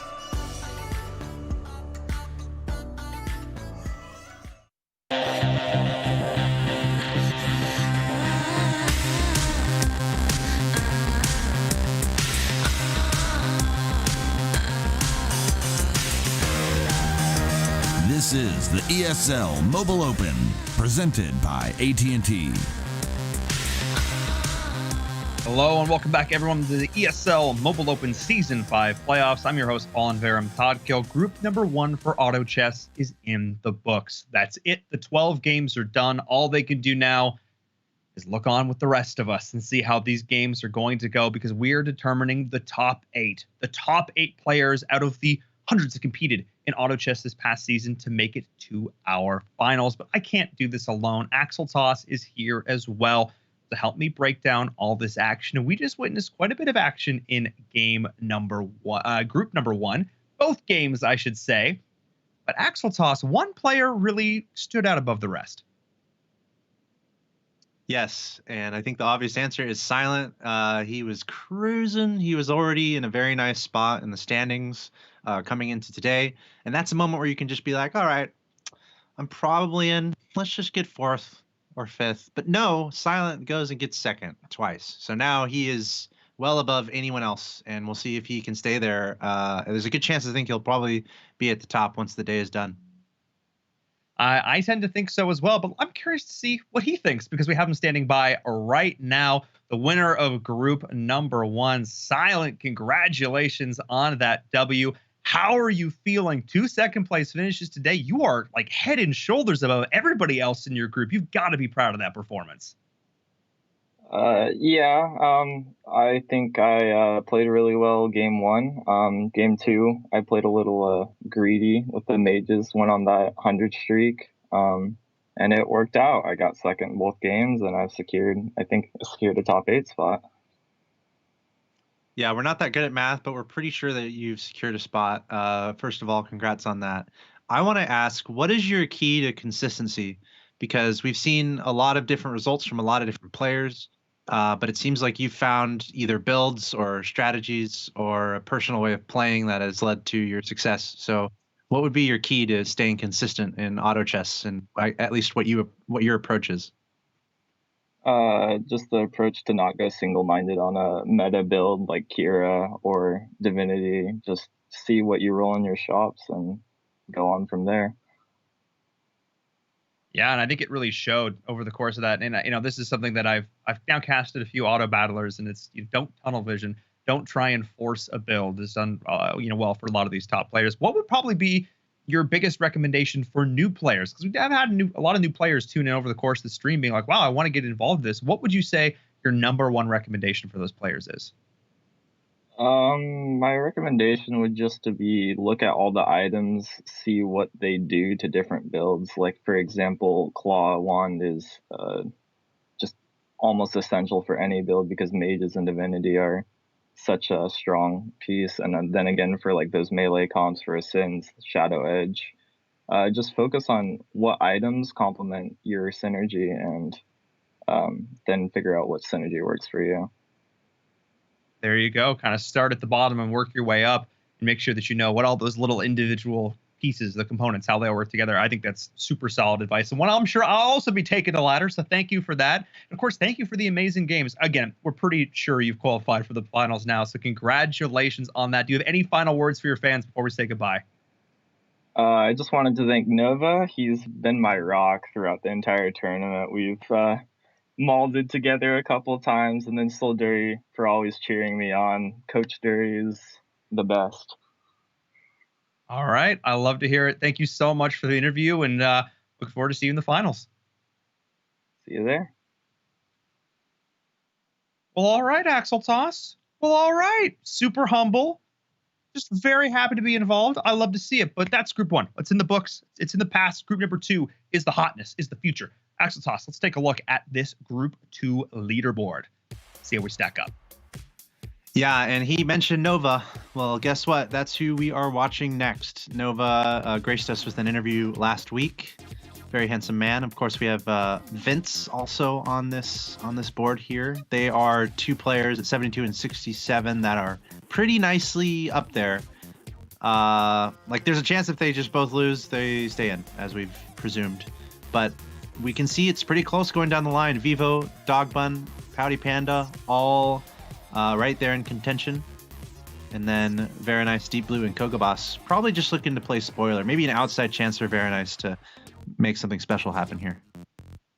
Yeah, and that's even sort of a conversation that was happening in chat of that last game. Players maybe are a little bit out of it, looking to try and grief builds some of these players on the edge. We hope not, per se. We hope they're not trying to intentionally make people's lives difficult, but that's just part of the game at this point. But yes, I think Vivu and Dog Bun are really the ones sort of on the cusp. Pouty Panda even potentially as well. Whoa, it'd have to be two really, really impressive games, like two first, second place finishes to walk away with the potential top 8 here. But yeah, I think Vivu and Dog Bun are really the big ones there. So we are actually going to only have 6 players in this lobby as well. Pouty Panda, Ooh, Kogobas, does that mean that we jump in, Paul? Do we have to check with admins on that? I had the thought, Axel. No, instead we're going to have a couple bots still in. Yeah. Just, it really does make a difference having those additional bodies in the lobby to soak up pieces early game to try and make it as competitive and fair to the rest of the lobbies as possible. But I think, yeah, like I said, those two, Dog Bun and Vivu, the ones really on the edge, the two I'm keeping an eye on for the rest of these 2 games. Cool. Yeah, I'm looking forward to this. Of course, there's a lot we can muse about based on what has happened today. I'm sure all these players have been watching what we've been seeing. I'm sure all of them know the stakes, what's on the line, and what they need to do. So I'm curious about the game plan that we're going to see from all these players across the board. Yeah, looking forward to jumping into this game. I guess really looking out for the Assassins play, Goblin play, and the Glacial Knight play. Those are probably the 3 strategies that I'm really looking out for. Of course, we saw how strong the mage play can be also in that last game. Yeah, that's 100% true. And I'm ready. Yeah, I'm ready to just get into this next game. I'm ready to get into this lobby. And look, ask and you shall receive. We are in. We are ready to go. Man, that timing was almost like we planned it. Almost like we planned it. We're jumping on board with Nova to start things off. Nova, of course, being the first place player coming into the day. He's just got to have a couple of okay rounds to walk away with a spot in the finals. Let's be honest, he does more than just okay. Yes, he does. He is quite capable at auto chess. We are learning. I'm sure plenty of his fans are watching in the chat. They already knew. They're like, you guys, you silly commentators, Nova's the best. We already knew that. Good job, you guys who called it. And it's a curious question. How do you think Nova approaches this? Because we kind of just heard from Silent there and what was going through his mind and trying to find his consistency. But we saw Silent. I mean, he said it himself, going for the streaky play in the last game just worked out for him. So I wonder if Nova has a concerted strategy, or if he's just going to try to play a little more greedy and just try to get a win streak early, just to put it all just for fun, you know, because he doesn't need to win necessarily, just needs to hold on. Yes, and I think that's important to note. And I also think the idea, we saw it in that last interview with Silent, playing greedy. He rolled down so early, or he leveled really, really early, got to 9 super early, got to 10 super early. And that, I think, made a big difference. Totally wrecked his economy to keep those win streaks going and to keep sort of that dominance at the top of the leaderboard alive. We'll see if any other players do that. You got to be in a position to keep that going, though. So we'll see. And he also asked that I shout out Monty for inspiring him. So you're welcome. Silent, you win first place in your group. You get a shout out. There you go, bud. Huh. I mean, I'm already giving plenty of shout outs to Monty, but that works too. Yeah, that's true. You have a little caster bias towards Monty, to be fair. And Vince, who's in this lobby. And Vince. Yeah. Oh, we can check out Vince. I think Monty is going to be playing in one of our last 2 groups. Yeah, I'm just perusing all the pieces that we're seeing on the board right now. Agarsis Ranger being picked up by Deep Blue. He's going to have to haggle with an AI player who is also picking up an Agarsis Ranger, which might be mildly inconvenient for Deep Blue, but Deep Blue found his 2-star Agarsis Ranger. Meanwhile, Veranice with the early Lightblade Knight might be indicative of what he's going for. Meanwhile, Vincent looks like he's working on a lost streak. And actually, Vivo picking up a 2-star Hell Knight, which is pretty strong. So both Veranice and Vivo leaning towards some sort of Knight composition right now. But as we've said, the early game, a lot can change. We see a lot of players pick up items and then just sell them very quickly. So it's hard to read too much into what's going on right now. Yeah, of course, when I say it's early days, I mean it's very early days. This is literally the first round you're playing against another person. Oh my god. Oh, one more shot. Oh, Garrus Ranger, you're not the worst piece in the game, maybe. Yay. Yeah, man. Yeah. 2-star at round 4. Let's go. We take those. Speaking of taking those, that's an early werewolf. Hello. I don't know. You wreck everything you're doing and pick up the werewolf? I would.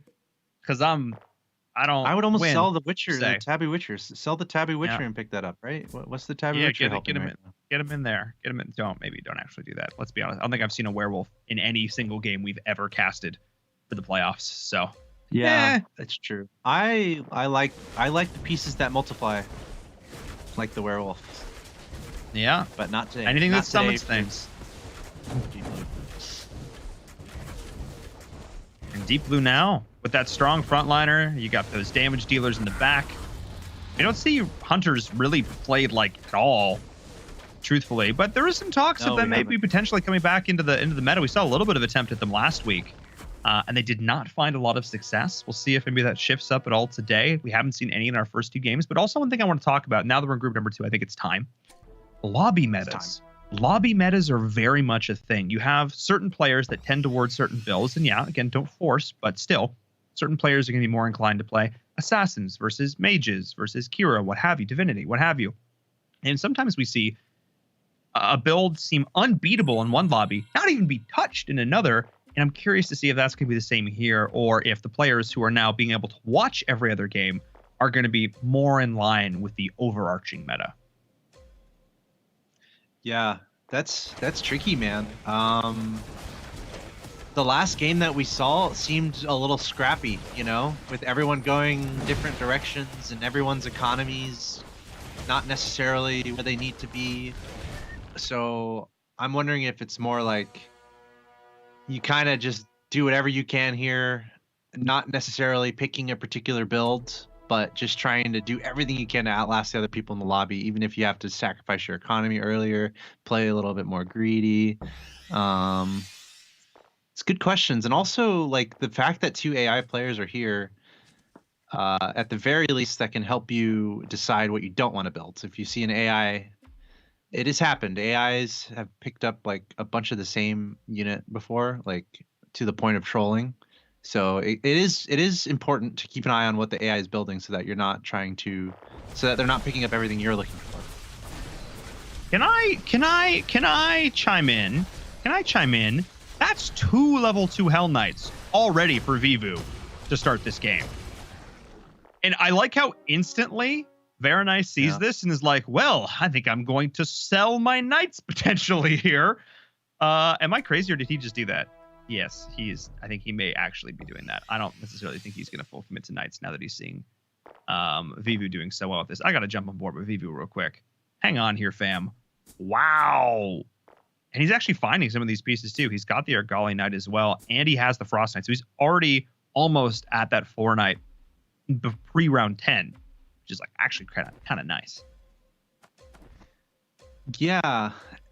His economy is no economy for both Deep Blue and Vivu, which is also curious. I mean, that speaks towards what Silent was saying, or as far as greedy play, where it's sometimes worth it to just forget about your economy, just roll down, get really strong. Yeah, get super strong, get a nice win streak, and then just out-survive the players at the bottom of the lobby while putting together a build with a less than ideal economy. So that's what we're seeing. Just Vivu putting in a lot of strength. It's got all the Hell Knights. Picked up another one. Oh my goodness. It might get a 3-star Hell Knight pretty quickly. You can see like a level 15, level 3 Hell Knight. So I'm curious about when will Vivu fight Deep Blue? When will that battle happen? That'll be interesting. We're just going to stick on board with Vivu and find out. I think he's one off his win streak. Deep Blue's already got that going for himself. Hell Knights are fun to watch too. So. They are. They're a really just good cheap unit. The stuns is so useful. And actually, wait a second. Axel Toss. Look at you. Look at us. Look at us. Look at us. Who would have thought it? Not me. Look at us. I could use a spicy wing right now. Yeah, seriously, that would be just some spicy. Oh, imagine trying to cast while doing a spicy wing. He found another Hell Knight. Okay, all right. Well, yeah, sell everything. Sell. You're going Knights now, buddy. You are on the Glacier Knight train. Hope, welcome. Here's your ticket. Welcome aboard. I'll see you in. Yep. Let's not have a Snowpiercer experience. Let's not go down that rabbit hole. But in any case, this is a very, very good start here for Vivu. Or like Choo Choo, he's on the Night train. He's probably upset he doesn't have his 3-star Hell Knight yet, but that's just, I mean, it's a silly reason to be upset, but it's a valid reason. Yeah, it's just like, God, I just want that 3-star. Just give it to me, game. Just give it to me. But two-star Hell Knights is going to have to do for now. And we saw him, I'm pretty sure he cleaned up Deep Blue in that fight we just saw. So he did. Yeah. Looking really strong, and there's no reason to think he's not going to have a really nice win streak for a pretty long time here, especially if he can get that 3-star Hell Knight. Yeah, and he's finding Glacier pieces that he needs too. I think at some point here, yeah, he's gonna slow play this now. He's already in such a good shape towards this one early level 3 that's gonna be able to carry him through the mid game. So he is just gonna build up a bit of an economy, which he is gonna build compound with interest in win streak. Notice that Deep Blue did actually win on his board. That one round he lost to Vivu. So he is still also on his win streak. That's crucial, actually, really important to note. Also, AI player on that Open Fort 6 loss streak, still at 63 HP. You go, buddy. I see you. All right. Yeah, I feel like usually you just see the AI pick up pieces that other people aren't. Deep Blue might be a little bit upset with one of the AI players because Deep Blue's going for a Garrus Hunter type build, and an AI player is picking up some Garrus Rangers, which is probably a little annoying. But meanwhile, we were speaking towards Glacial Knight, and Veronai is also sticking with the Glacial Knight strategies. He's ended up finding a light blade, 2-star Lightblade Knight. He's got a 2-star Desperate Doctor on the board. He's only at 5 though. I mean, Deep Blue's all the way up to 7 for comparison. Veronai still level 5. But here's the difference here. He has the level 2 Lightblade Knight, which he's already going to be able to start to stack with items. That's the one component of this, and I'll be honest, one of the key components that's actually missing here for Vivu is he hasn't found this Lightblade Knight. He's actually going up against AI player who, is doing their best. Actually is doing pretty good. Wait, what? Hang on. I actually saw this board and I was like, yeah, those dragons are actually pretty solid. Wait a second. Hang on. Wait, don't wait. Don't not like this. Not like this. Not like this. No. Okay. We're Oh my god. gonna pretend that wasn't as close as it was. Thank you.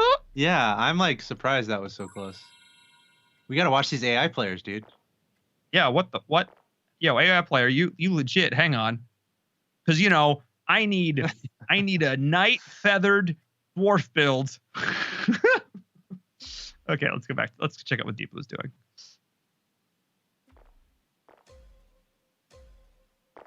Yeah, Deep Blue and Vivo still on very nice win streaks. Deep Blue, we can see that he's got the 3 Rangers, and he found the Umbra, which was usually if you have an Agarsis Ranger, I mean, the Umbra just matches perfectly because you get the Agarsis bonus right away, and you're building towards your Hunters. Trying to output a ton of DPS right now with the Dwarf Sniper in the back. And looks I think this Hell Knight. Oh yeah. This is So Deep Blue's streak. This is the second time now that Vivo's beaten him. This time on Deep Blue's board, which is huge because that's the win streak down.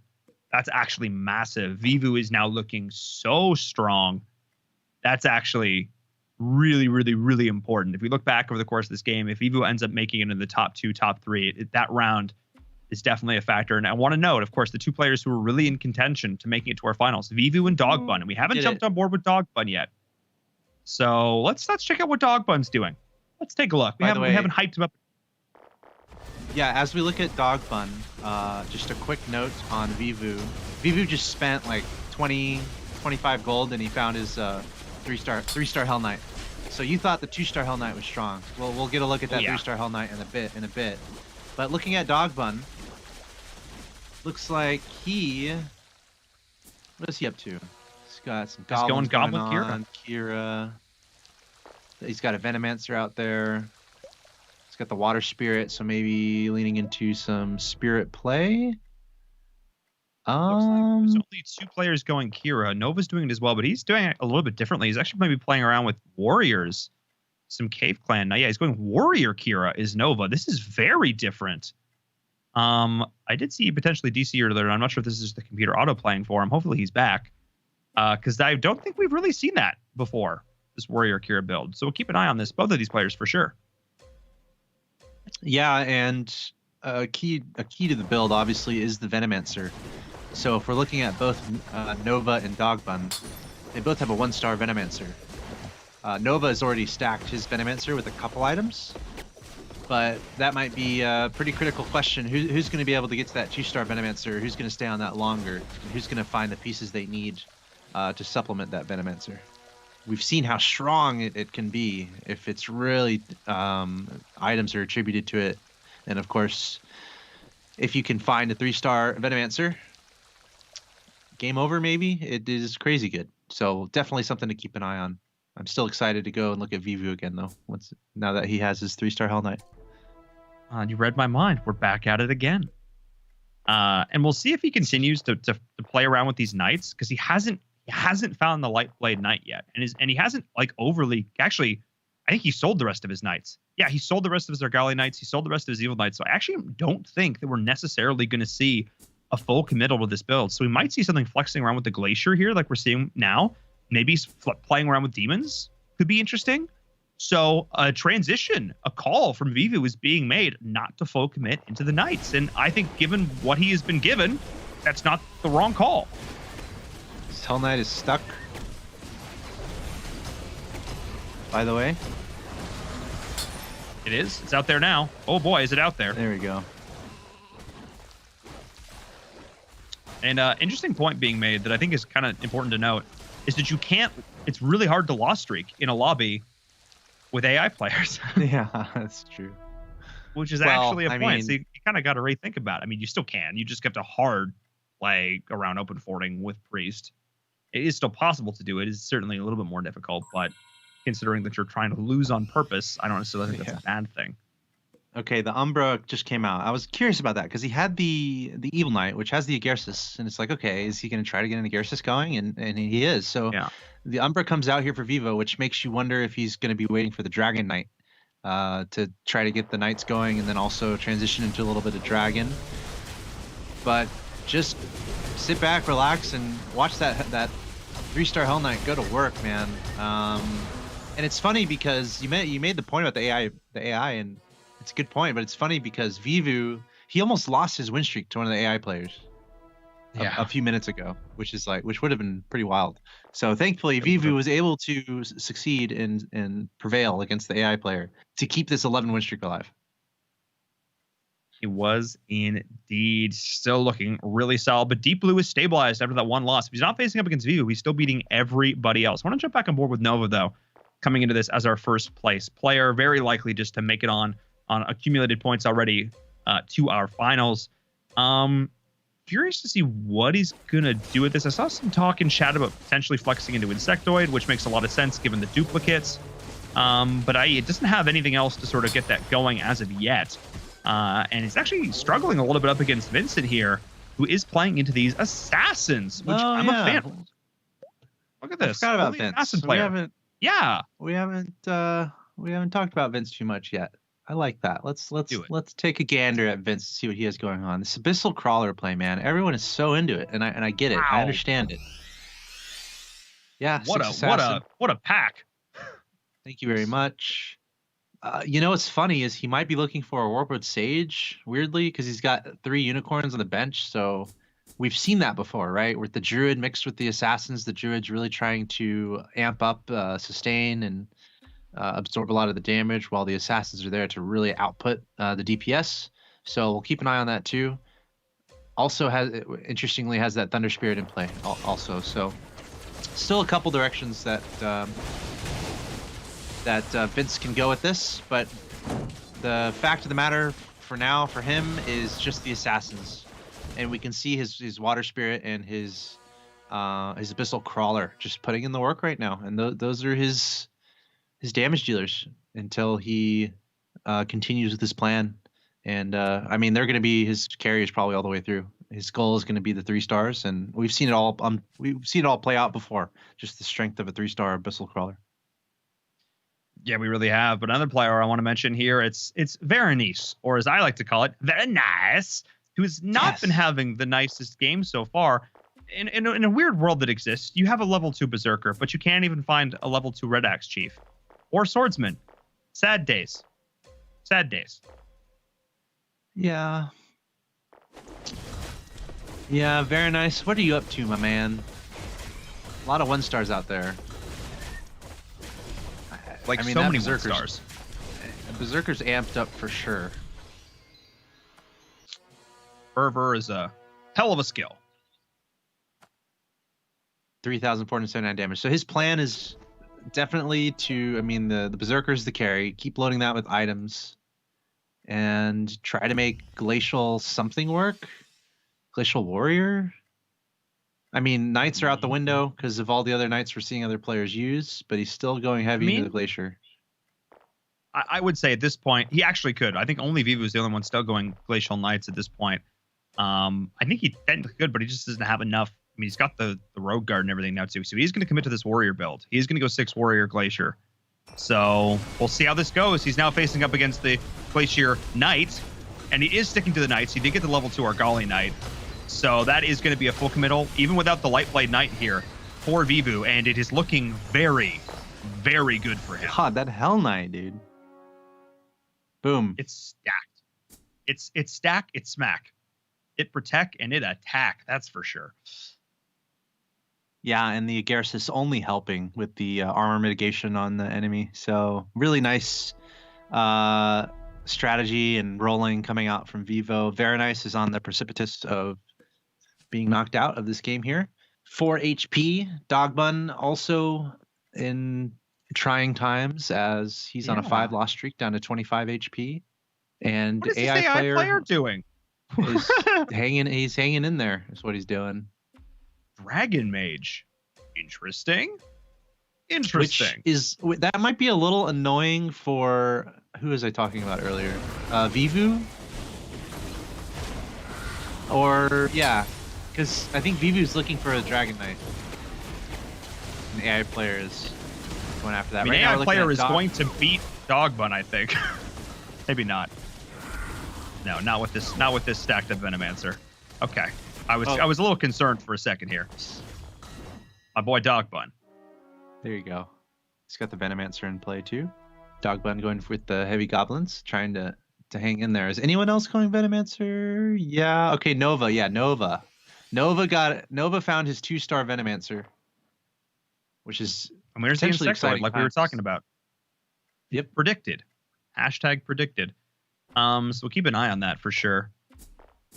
With this Poisonous Worm and this Lord of Sands, how they're able to get those get that activated. I'm curious. Yeah, Nova, he's gotten here. I wonder if he's having connection problems because he's up to 68 gold. Now he's spending it. Now he's going to level up after this round. But he's not the most optimal position right now. He knows what build he's going for, but he still has a long way to really get it to its maximum potential. Yeah, and he does have a ton of money.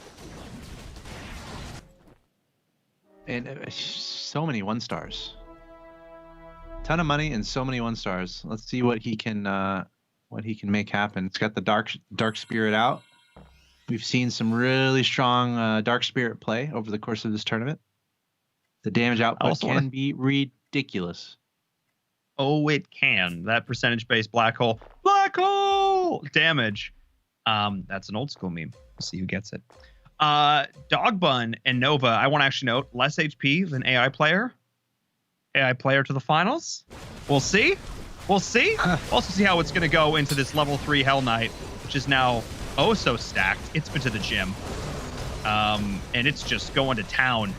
I mean, Venomancer though is actually doing a pretty good job of surviving through it, but my goodness, that's going to be a pretty rough loss for Nova, down to 13 HP.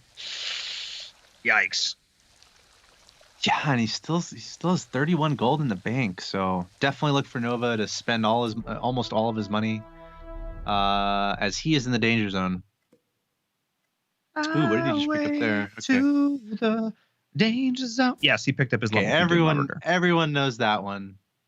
Yeah, Tom Cruise. Doom Arbiter, 2-star. Archer? I'm kidding. I'm kidding. But the thing with Nova as we enter a neutral round, Paul. The thing with Nova, that one. Yep, is that he has so many 1-stars. He was able to get his 2-star Doom Arbiter. He's got the 2-star Ogre Mage, 2-star Venomancer, but everything else is just 1-star. Pretty simple stuff going on. So Nova's running out of time to find the pieces he needs. I would probably be a fan of him rolling down, spending all his money right now. I don't mind it. That's what I would do. But Nova might just be less scared than I am for his life in this game. Confidence. He is spending a little bit. Roll. He's going to roll. He's going to get okay. Wrong. No, you were 100% correct. In most fact, of it. Yeah. Okay. There we go. Oh, and he found exactly the rolls he needed. He got his Lord of Sand and his Poisonous Worm up to level 2. Now we're talking. He got his Pirate Captain up, so now we can double stack the Doom Arbiters. Now we're having a conversation. Like earlier it was just 1-stars, but now we've got some healthiness going on for Nova, and he's level 9. Oh, that he needs to come back right now. Yep. Here we go. Ghostly shit. Okay, wait, hang on. It's looking okay. Could be looking better. In fact, is not looking good. He's going to be like on like zero HP. It's just enough. He will. Still potentially going to go up before our AI player. Feels bad. He's probably not happy. He needs something. I wonder if he tries to sell something here to pick up something that he needs. Especially, it looks like he's going with this lineup. I don't know if it really has the firepower that we're looking for.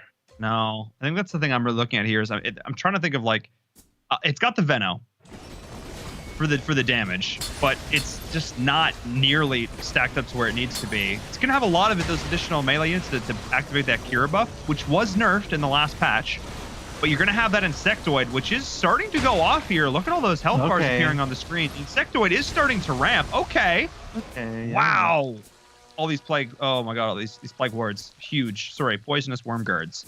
All of them. Oh my goodness. Wow. Okay. There we go. And he outlasted AI player. So we. Yeah. So he has a pulse staff on the Poisonous Worm also increasing 10% ability damage and gains 100% mana restoration on a hit. So basically, he's able to power out those plague wards. He's able to just power those out, and that is critical when playing with a piece that multiplies. Similarly, like the Whisper Seer, if you can just scale the items on there just to power out the summons, you're having a party, and all like you can get so many pieces on the board. So we'll see if that can continue working out for Nova. This time he's going up against Vivu. Vivu on a 19-win streak on his own board. So Vivu, 20, the strongest player in this lobby by a lot. And he's got that 3-star Hell Knight that we've been talking about. Wow. And that's gonna overwhelm Nova. We saw really nice strength from Nova, not in just the game, in just the round before there, but Vivu is just a little too much, actually a lot too much, and able to knock Nova out. But Nova's still in a fine place overall in the overall standings. Yeah, no, he's still looking really, really solid. 5th place, not ideal here. And of course, the players we were looking out for, Dogbun being one of them. Dogbun's one of these players on the edge right now, and he's really on the edge. He has the potential to make it on to our finals, but he's got to have a couple of really solid games, and going up into Vivu is not the way to go about it. Vivu, who got those rolls early and did not look back. The pieces came his way. He leaned into it. He said, this Hell Knight, yeah, this is my guy right here. This is my carry, and he has been having a lot of success with it so far. Not getting slaughtered was Dogbun. He's, he took 10 HP damage. Not ideal, well, not the worst thing ever. Vivu's just been the raid boss of this lobby. Yeah, and you mentioned it. Just getting that Hell Knight up real quick is pretty critical for him. And now he's just trying to put the pieces together around that Hell Knight and just make everything stronger as the game goes along. Let's take a look at Vince, because he has found himself the 3 stars that we were talking about earlier. We were talking about the core Abyssal Crawler, Water Spirit combo is some serious lethality, especially if there are 3 stars involved. And if you just click on the Abyssal Crawler, he's got a ton of items going on that guy as well. So the damage output, just looking on the right side of the screen there, is going to be pretty crazy. So the question then returns to what can other players do to really shut down those assassins? That might be the question of the moment right now, if Vince is going to be shut down, because he's got a pretty strong composition for himself. Yes, he does. And we actually see the Heart of Tarask coming in now for the Abyssal Crawler. So you have that HP, you've got the MR, and you've got that additional lifesteal. And of course, that lifesteal is affecting all of your units around you. And that is combining with that crazy amount of that crit damage coming out from the assassins. And of course, the Petrify as well. So the additional CC being leveraged from the spirits. So that's huge. Man, that wave splash, though, every time it goes off, you just feel it. But unfortunately, that Abyssal Crawler getting just shut down. That was a little bit unfortunate. I think I know why. Barbaric Cuirass, that attack speed reduction.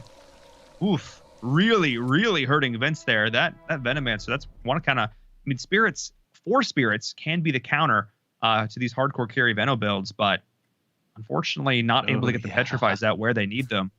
Feels bad. Yeah.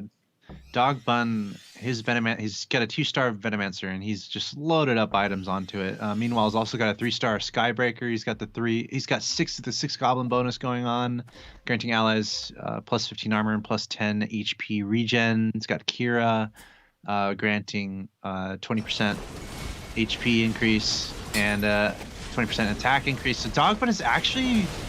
And also, he's 22 gold in the bank, so maybe he's even confident about what he has going on. Let's see if that confidence is valid.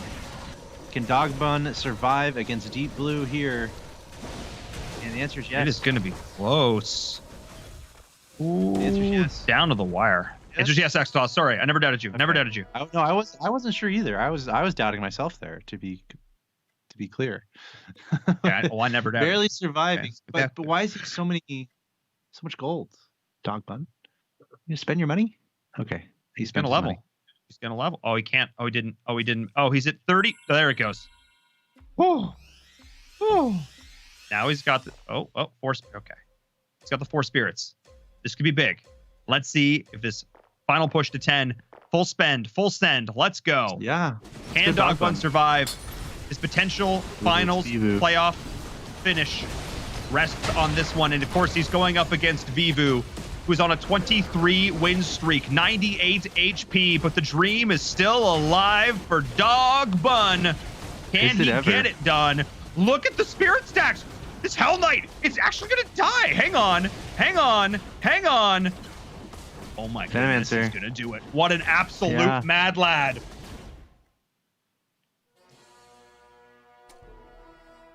Similar to what we saw with he was stuck at 2 HP last year. Joseph, I think, all the way down to 2 HP, but then staying alive. So Dogbun, build is really coming together here. He went as low as he could on his health, then he spent all his money just to get to level 10. But this is a tough lobby right now. This is so tough. Yeah, Vivu at 98, Deep Blue at 18, Vincent at 10, Dogbun at 5. He wants the Thunder Spirit. He's got to lock it. He can't get it to 3 because he can't sell this because it feels bad.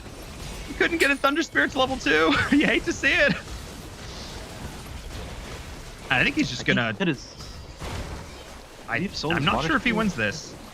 No, I mean he could have, but then he couldn't get the water spirits to level 2, which he's playing for the long run. Yeah, that's how you have to do this. Yeah. Okay. Wow, Deep Blue down to 2 HP. Vincent down to 1. This is pretty critical. This could really be very impactful in regards to standings overall. I mean, Vince should be fine. I mean, top 4 for him is great, especially because he's still doing so well in the overall standings. Deep Blue is near the bottom overall. We could theoretically see Vivu win this round. All 3 of them could lose, and Vivu could just win this round with 4 players in the lobby. That's how close these last 3 players are. This is going to come down to the wire. That's true. Yeah, good luck keeping track of who's 2nd, 3rd, and 4th if it all ends now. Not now. Next round. Well, I meant that actually, I obviously theory, didn't. It could end now. It could. You could lose to the Black Dragon. Yeah, if you lose. Okay, the round of truth here is going to be round 36. Dogbun, Deep Blue, and Vincent, 5, 2, and 1 respectively on their health. What are the last second changes being made? Ton of 3 stars out for Vince. Only player really going assassins. Deep Blue with just the Garrus Ranger 3-star. Dogbun, it's all about his Venomancer. Hanging on. And Vivu still super strong. So let's see what happens. All right, facing up against the board of Deep Blue. Can they make it happen? That bomb goes off, and oh boy, did they feel it. But the Doom is a big boy right now. And Garrus Rangers actually continuing to do a little bit of work, but it ain't going to be nearly enough. Dogbun's going to survive. Deep Blue is out in 4th. Vivu's win streak actually comes to an end. Vincent's out. And Vincent's out as well. Yeah. Vince out in 3rd. He's still going to be happy. He was in a nice spot coming into today. Deep Blue had the most work to do, but Dogbun, my goodness, he's been chilling. He hit 5 HP like a few rounds ago, and he's on a 5, actually more than that, because he's on a 5 win streak. So at least six rounds ago. Hasn't looked back on a pretty stellar winning streak, all behind the Venomancer and the 6 goblins working. Uh-oh. Having a good time. Uh-oh. But the way this board worked out, maybe that could have been okay as Venomancer wasn't able to get around. But it got protected off the bat. That might not actually have been the worst thing in the world here. And are we going to see a repeat of last week where we see an absolutely epic comeback? Dogbun? Nah. Sorry. I like hot dogs. I'm going to say no. All right. I'm going to... I mean, it's possible. I'm going to believe. Because look, last week, it was a Friday night. We were doing this tournament. I was like, oh man, the young Dogbun. I was like, after this, I'm going to order hot dogs. And then I did. You heard the story earlier, Axel Toss in rehearsal. You know how this goes and how sad I got because they messed up my order and they didn't bring me half of the food. The milkshakes, the hot dogs, it didn't arrive at my apartment, which made me very sad. But this time I'm hoping the Dogbun can get redemptions for hot dogs. Let's see it. Let's see if he can make it happen. I mean, that was not bad at all. It's pretty comfortable win there. Not bad. Yeah, it's a 7-win streak. Vivu's now on a 3-loss streak. Vivu's spending some money. Dogbun still a lot of money in the bank, perhaps flexing with his money a little bit. He's like, oh yeah, I'm at 5 HP, but also I've got 20 in the bank. I'm not going anywhere, Vivu. You ready? Is that what he's saying right now? Here we go. I think the big thing here is just how much Petrify is doing work here. Like, it's actually pretty nutty. Just like look at the whole right side of the screen. That massive carry in the Hell Knight was doing nothing for the first 5 seconds of the round. It's still doing nothing, in fact. Petrify is going through. And the Venomancer is only getting stronger and stronger. Yeah. Which is scary. And this is sick because ladies these are and really gentlemen, two of the players. Yeah. I wonder if our chat predicted anything. Type 1 for Dogbun, 2 for Vivu. There we go. Let's jump back on board with Vivu. Let's see what's potentially going wrong here. Wow, he's 1 away from a DK3. Oh, that might actually be the difference maker here. He's not even playing as Lightblade Knight. This is a 6-slotted Hell Knight. So let's watch this. Let's watch this from Vivu's perspective here as we go into this next round, because he really is just he's waiting on one piece. He's waiting on this Dragon Knight. That's really what it's going to come down to. Yeah. Yeah, I mentioned that earlier, and the Lightblade Knights are interesting too. He's not using his there it is. His full night. There it is. His full night bonus. Okay, there we go. Still not using his full night bonus though. No. So does he have to throw his Lightblade in there? I think he has to throw his Lightblade in if he wants that. Maybe he doesn't want it. I think he's really enjoying the additional attack speed. 70% and then 35% respectively is really good. No? Okay, he's going to be able to make it work. He has 6 knights. Okay. Is this the difference maker, Axel Toss? We're going to find out. Yeah, I'm also going to take a look at Dogbun's board at the same time. It's okay if you stay where you are, just to keep an eye on things. Yeah, those petrifies, man. Dogbun is just easy for him right now. There's no challenge on Dogbun's board. Meanwhile, on Vivu's board, looks like he's also going to get cleaned up. Okay. I'm becoming more and more of a Dogbun believer right now. I'll be honest. Yes. And I think, again, part of this is the idea that, again, he committed to this Hell Knight right here. He committed his items to it. This is what it was all about. He couldn't find the Lightblade Knight early, so he didn't stack it. And having a melee carry, multiple melee carries into this Spirit build, I think is really messing him up. Not having a ranged carry to be able to dish that damage safely without getting petrified. In this case, just getting polyed, I think is really, really a hindrance to Vivu's ability to win this game. See another fight unfold here. Vivu and Dogbun. Vivu gets cleaned up again on his board. And Dogbun wins again pretty easily on his own board. You know, part of this... Gosh, if he's able to get a 3-star Venomancer, that would be crazy. But a part of this might be the fact that Vince was running Assassins and also had a lot of Spirits. So Dogbun might have been able to take advantage of the fact that Vince was knocked out with all these Spirits on board, and Dogbun was able to pick up some of that power. Meanwhile, his Dark Spirit is loaded up with items. Spirit play, man. Which is hilarious because it's only level 1. He is yet to be able to... Yeah, like his Devastator and his Dark Spirit are both level 1, which is actually wild. But this Hell Knight has done nothing. Absolutely nothing. It is a rock.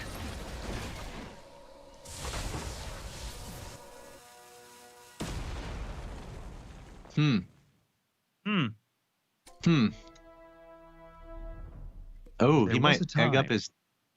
Wait, Vivu just found an egg. Okay. What do we egg? Is he gonna egg his Dark Spirit? He's taking the Dark Spirit to well, maybe he could. Actually, he could play it. I was gonna say, is he taking the Dark Spirit to deny it to Dogbun? It's a good side effect of that. Yeah, that is good. He's not using it though. There was a world that existed that Vivu had 98 health. Yeah. He had 98 HP. He is down to 32. He has not won in like beyond 7 rounds. Oh my goodness. You tried. That is just a lot of wasted items. My goodness.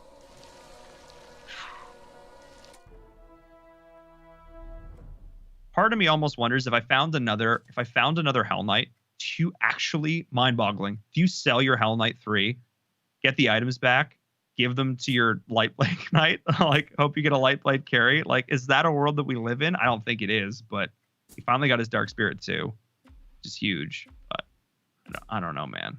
This is rough. This is rough if you're a Vivu fan. He's got a little time still. He is accumulating some money, so he's definitely looking for a power play to pick up something. Question is, what is that going to be? What is really going to make a difference for him here against what Dogman is putting up? I don't really know. Another egg. What beats what Dogman has right now? That is a level 2 egg. All right.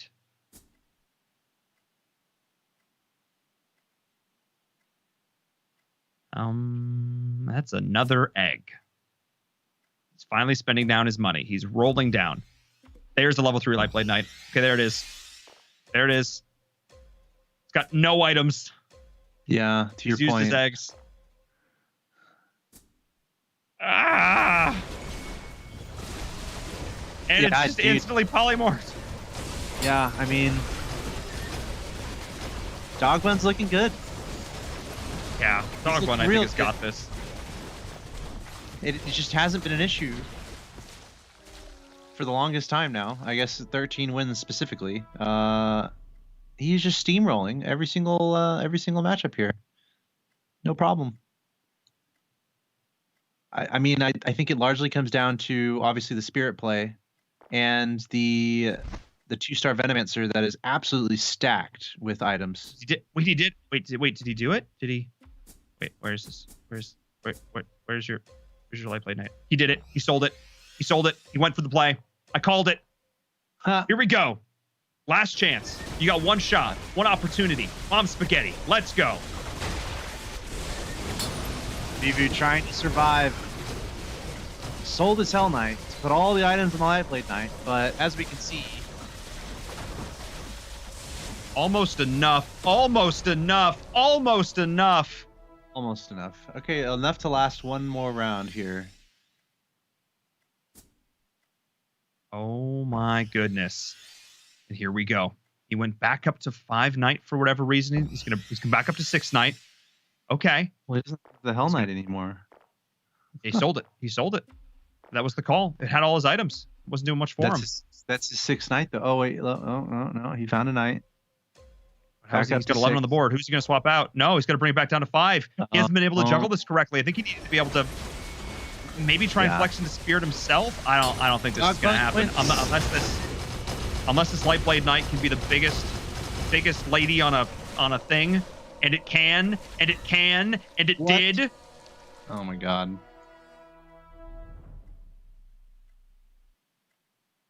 Okay. And now we have ourselves a game. Plot thickens even more. Yeah. This plot has been ever thickening. It's like this really lumpy oatmeal. Oh, right. It's level 2 Grim Touch. Okay.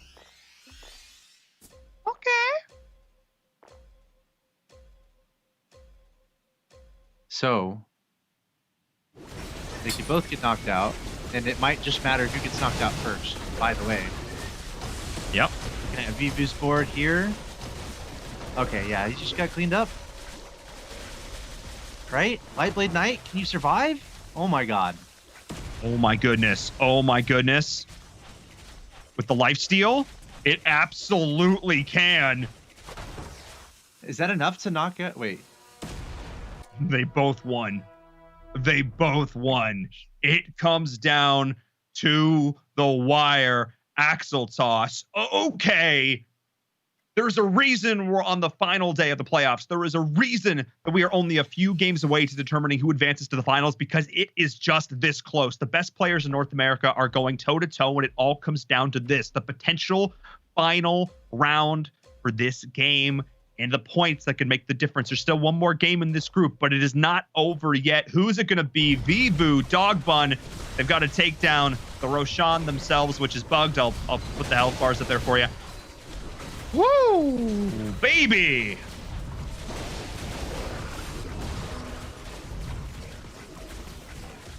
In theory, could be knocked out here, but they should both be fine.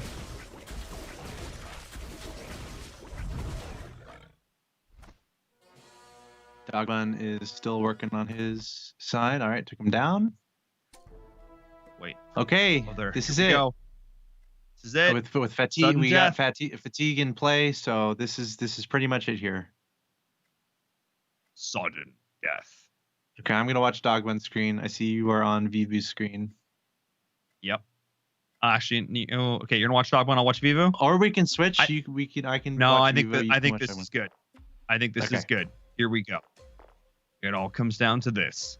The final swap of sides. Got to protect that Lightblade Knight. Got to get them. Oh boy, here we go. I think this play is super solid. The Lightblade Knight is in a great spot to continue to dish the damage, and this is an easy win on the board of Vivu. Absolutely slaughtered it. Vivu's got it over here too. Yep. That's That's it. it. That's it. Wow. Game number 1 of this group.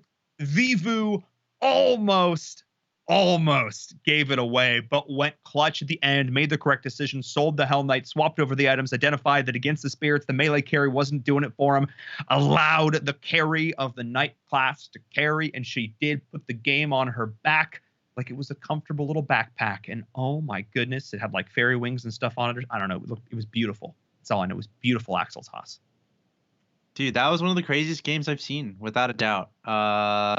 In auto chess, the different strategies we saw throughout the late game changes, and the fact that it was, what was it, 98 to 98 2? to 5. To 5? 98 to 5? 98 to 5. And then they're both chilling. Went down around to 5 5 to HP. 2. 96 1-1. HP lost. 96 HP lost, and then the rally, the recovery. I think that might be one of the best games of auto chess ever casted, period, ever. That might be one of the most entertaining ones we've ever seen. Let's take a look back at it, Axel Haas, with our Xperia highlights, because oh my goodness, what a game it was. Yeah, I'm going to talk about Vivu a lot, very likely, because he had a pretty good game all the way through. He was at the top. We can see him starting out here, 10 win streak, 98 health, just behind Deep Blue. We see him working on those Knights. Already has the 3-star Hell Knight. And this is the first highlight we're watching, I promise. We have a lot of highlights in this thing. And the first one, we see him with 3-star Hell Knight. That's pretty crazy. Rolling high to get that for sure. Helping that, using that to help him stay at the top here. We see him at 19 on that win streak marker, going up to 20.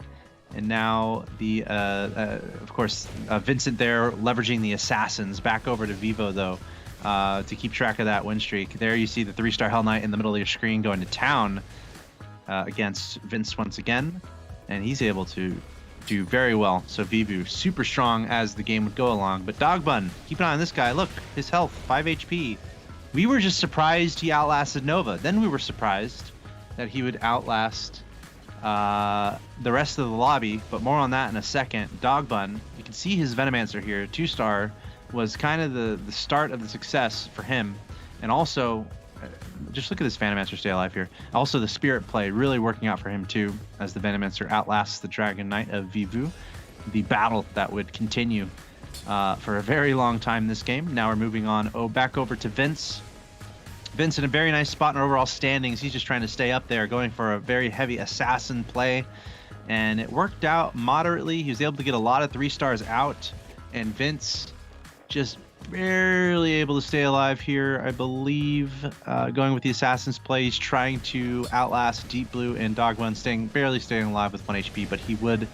well, let's see what would happen here as Vivu... You can see in the top left, 25 win streak is finally going to be knocked down by none other than Dogbun. Yeah, who was on the verge of being eliminated. So it pretty much had to happen there. And then Vince was knocked out, finally down to Dogbun and Vivu. Craziness. Dogbun getting Vivu all the way down to 3 HP, but ultimately Vivu would have the last laugh. As we watch the final moments unfold, there we see the strong 3-star Lightblade Knight that was the transition that needed to happen for Dogman. But again, VV would have the last left. Not yet. Is it yet? Is it yet? Is it yes? Yet. Yes, it is. Is it yet? It is yet. When will then be now? Soon. Amazing. So Thank you so much, Axel Toss, for those Xperia highlights.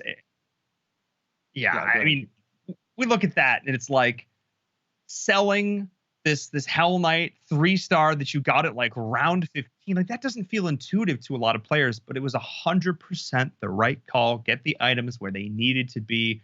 A risky decision, but when you've just lost like 14 rounds in a row, what else do you really have to lose? Thank you once again, Axel Toss, for those Xperia highlights. Wow, what a game that was. And none of it, I repeat, none of this would be possible without the support of AT&T, the presenting partner of the ESL Mobile Open, helping to bring us, I don't hazard to say, probably one of the best games of auto chess we've ever seen on our broadcast. Those two players went toe-to-toe. It was neck and neck. It was a nail-biter till the end, but Vivu almost through.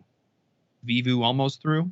That was it. We'll make it rhyme. We'll make it pretty. But yes, thank you so much to AT&T for being a part of this and supporting these tournaments and supporting the grassroots of mobile esports. Before we go to our break, !social in the chat will get you all the links you need to follow along, all the stuff, whether it be on Twitter, whether it be on Instagram, whether it be over on Discord. If you want to get involved in the community, we have a lot of really cool people over on the Discord, so you should go check that out. If you want to get involved in future seasons, if you want to find other players to chat with, discuss strategies, that's a cool place to go do it. I highly recommend it. We are going to go to a break. When we come back, the final game of group number 2. You do not, I repeat, you do not want to miss it.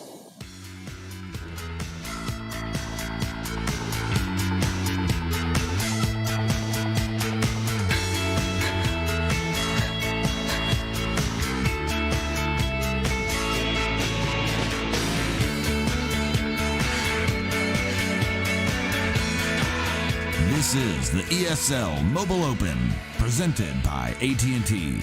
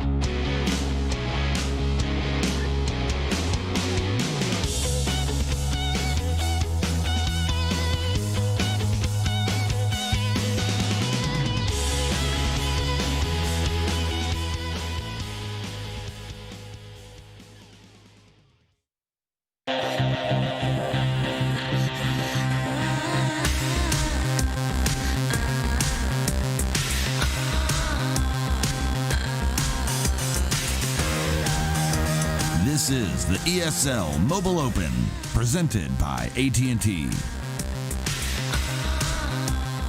Hello and welcome back, everyone, to the ESL Mobile Open Season 5 playoffs. As always, I'm your host, Paul and Varum Toddkill, here bringing you all the auto chess action for the final day of our playoffs. And oh my goodness, does it live up to the hype, seeing quite possibly the best broadcast game of auto chess ever in competitive AC history. So, wow, we are already off to quite a start today, and we're only halfway through. Axel Toss is still here, still helping me break down all of these plays, and it was a pleasure to witness that last match, I think. Yeah, that was crazy. A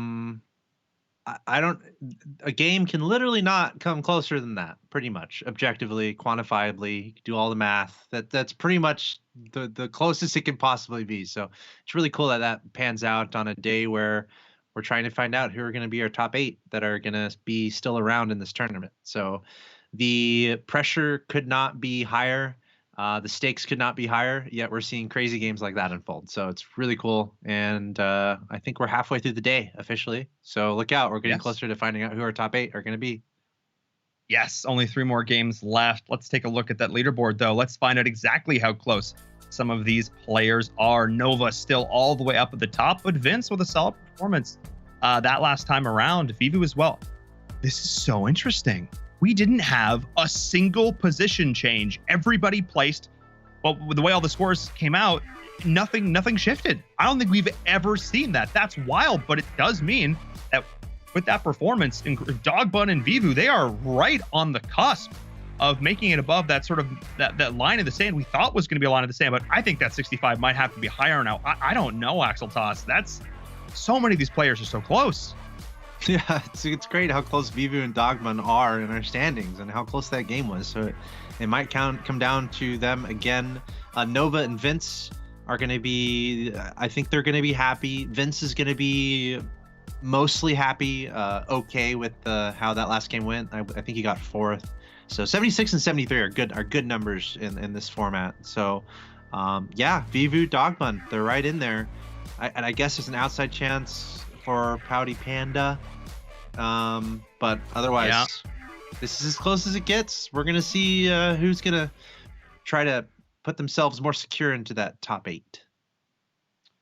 Yes, well, I mean, security is not a thing I think a lot of players have at this point. It's just try and get into that top 8. That's really what they're looking to do here, and I need to make sure that I am back in this lobby. Before we do launch this, though, I do want to restart the client to make sure so let's make sure our admins know we don't start this game until I'm in it, because I want to make sure I do restart the lobby, the game, to make sure that we do have all our health bars back. I went and grabbed water during the break and didn't have a chance to restart it. So we're going to do that right now. Want to make sure that we've got all that so that it's the easiest viewing experience for all of our players. So I'm just going to relaunch the game right now to make sure we've got that.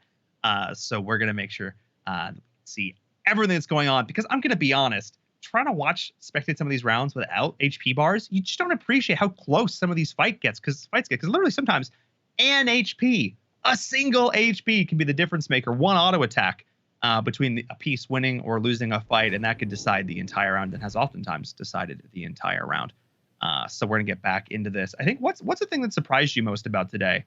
Looking at this, what's the thing that really has surprised you, Axel Toss?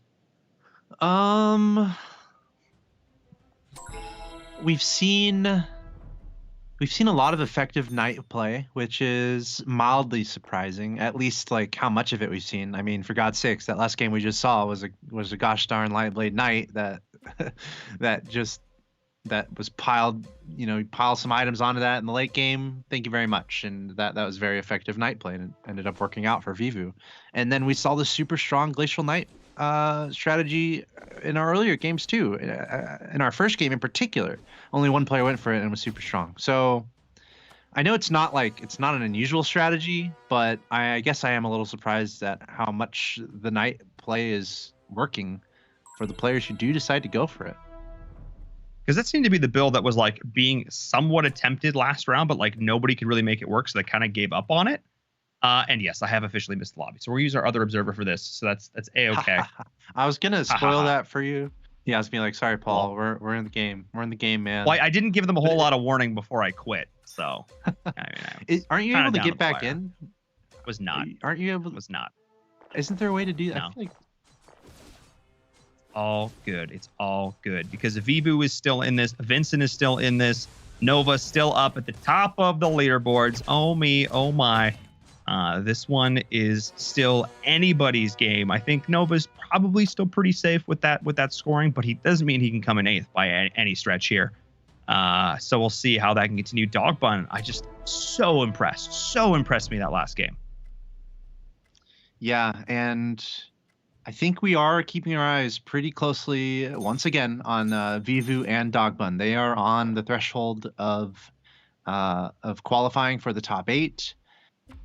Vince and Nova might be slightly out of reach. So obviously we're going to watch Nova and Vince very closely as well. They would love to have a really nice game just to absolutely secure themselves a spot, even though they're probably already in. So yeah, we'll see what happens here. And I wanted to point out that just looking through the overall scoreboard real quick, looking at the early builds, what people are going for. Interestingly, Very Nice already has 2 2-star Agarsis Rangers, which is pretty crazy. And we'll see if that can scale. Actually, oh my God, he's just 1 away from a 3-star in round 5. What? That's absolutely that's almost as wild as the fact that we literally just had an earthquake in LA. So things are a little shaky on my end right now. However, not shaky for some of these players apparently. Oh boy. So okay, good times. We'll keep trucking. You say 1 piece off the I have to see this. I have to see this Garrus Ranger. Yeah, very nice. It's one Agarsis Ranger away from having a 3-star in round 5. No big deal. No big deal at all.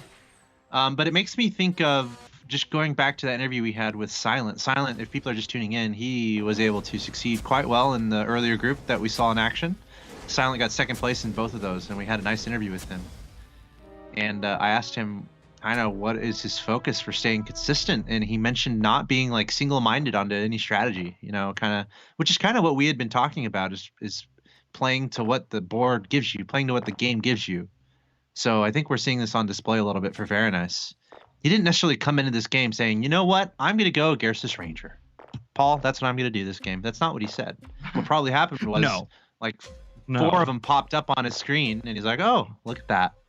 I guess I'm going to Garrus Ranger. So really something cool to look out for in these games is that change in strategy and kind of which players are able to leverage the pieces that are basically forcing themselves into their lineup. Yeah, and they're not having a whole lot of success. So I mean, look, it's sometimes you just got to have that envoy attitude. Just take what is offered, and you just gotta look. If this is what the game's gonna give me, this is what I've got to do. But in this case, not having the whole lot of synergies to back it up, not working super well. Of course, if you are going to try and run one of these hunter builds, you have to have that beefy front line up there, and that's what we're starting to see now. The Very Nice is going to do. Very Nice, of course, not having the nicest of game number 1s for this final group. So we'll see if he's going to be able to rally and recover a little bit here, trying to get up above that 10 to start building up that eco. I don't know if he's going to try and lost streak here. If instead he might try. He's in a very weird position. It's very hard to try and open fort when you have AI players in the lobby. Yeah, especially when the AI player is on a lost streak of their own. Now, Vivu, I'm looking at him real quick. Just kind of a quick scan across these players, see what everyone's up to. Vivu, remember last game, he started off with some pretty heavy win streaking. This game, he might be turning it into a win streak, but he started off with a couple losses there. He's been able to finagle some assassins, so going a little bit into some assassin play, maybe setting up for some spirit play a little bit later. It should be no mystery how strong spirit play can be for anyone who has been tuning into the broadcast, as we've seen spirits do some ridiculous damage as the game goes along. Looking along through the line, though, let's see. Dog Bun. He's got a fair amount of 2-star goblins. Ooh, a 2-star Fallen Witcher. We have not seen the Fallen Witcher much at all. Yeah. There's a moment at the Auto Chess Invitational that a player went 3-star Fallen Witcher out of nowhere and just destroyed everyone. So Dogbun already has a 2-star Fallen Witcher. We'll keep an eye on that. Meanwhile, Vince, he's got a bunch of goblins, a couple water spirits. We've seen Vince really favor the assassins play, at least last game. He's going for heavy assassins play. Might not lean as much into that this game because he's only got just the two water spirits, adding on a thunder spirit. So looking at spirit play as well. Meanwhile, we saw Vivu go with the God of War Tabby Witcher. He's got a 2-star Soulbreaker. Nothing too crazy going on there. Nova, very similar stuff, a little bit across the board here. Nova with a little bit of assassin spirit action. Deep Blue, it's got a couple dwarfs out. Very nice with the Garrus Rangers. Yeah, nothing too crazy to comment on, honestly, in all these plays. This is kind of the time of the game where you expect to see a lot of goblins, but these players are also making decisions in what they're going to do going into the mid game. So we should start seeing some concrete builds in the next few rounds. Yeah, and that's really where things are going to start to at least a little bit solidify, though I never want to peg down any of these players to one specific strategy until at least like round 15 to 18. That's really when they're going to have to commit to sort of what they're going here. You're right, though, not seeing a lot of, even first game of the day, we saw just like 6 or 8 players initially flexing into goblins if they were able to find those level 2s.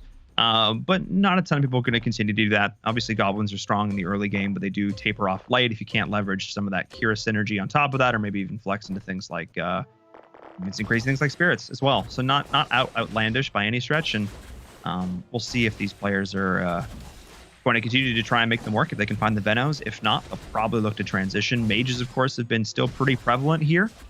Which I'm happy to see. I like mages. I think they're a dynamic build. The idea that you can just like one-shot basically an enemy board. But I think how these players play around Divinity, because this is sort of a very uncommon thing. I really didn't make a note of it last round, but the idea that we didn't like have a Divinity player in the top 3 in that last game, it's kind of mind-boggling to me, just given how prevalent it was even in group number 1. Yeah. You wonder if that is just something that has not presented itself to our players in the right way. Because if you try to go along that line and you're not getting the pieces you're looking for, it gets kind of gross. So maybe that's a reason. But right now we're seeing Vince and Koga going for at least a little bit of Divinity. Very nice, meanwhile, ended up finding his 3-star Garrus Ranger, so that's going to be the first 3-star we see. Very nice, trying to go for a Hunter strategy, which should be fun to keep an eye on, see if that does anything. But still, Dogbun. I mean, and this is what we've been talking about. This is the time for Dogbun. This is the last game for these guys. This is going to be the last game in this tournament for most of these guys. So this is the time to really do everything you can to come out with the victory, especially if you're on the edge. And that applies to Dogbun right now. Yeah. He's loaded up on 2-stars. Already up to, I'm pretty sure he went up to level 6 a little bit faster than everyone. Still on 100 HP, 7 win streak, plenty of gold in the bank. So Dogbun really focusing on picking up where he left off in the last game and trying to come up with a really good result here so he can be in the top 8.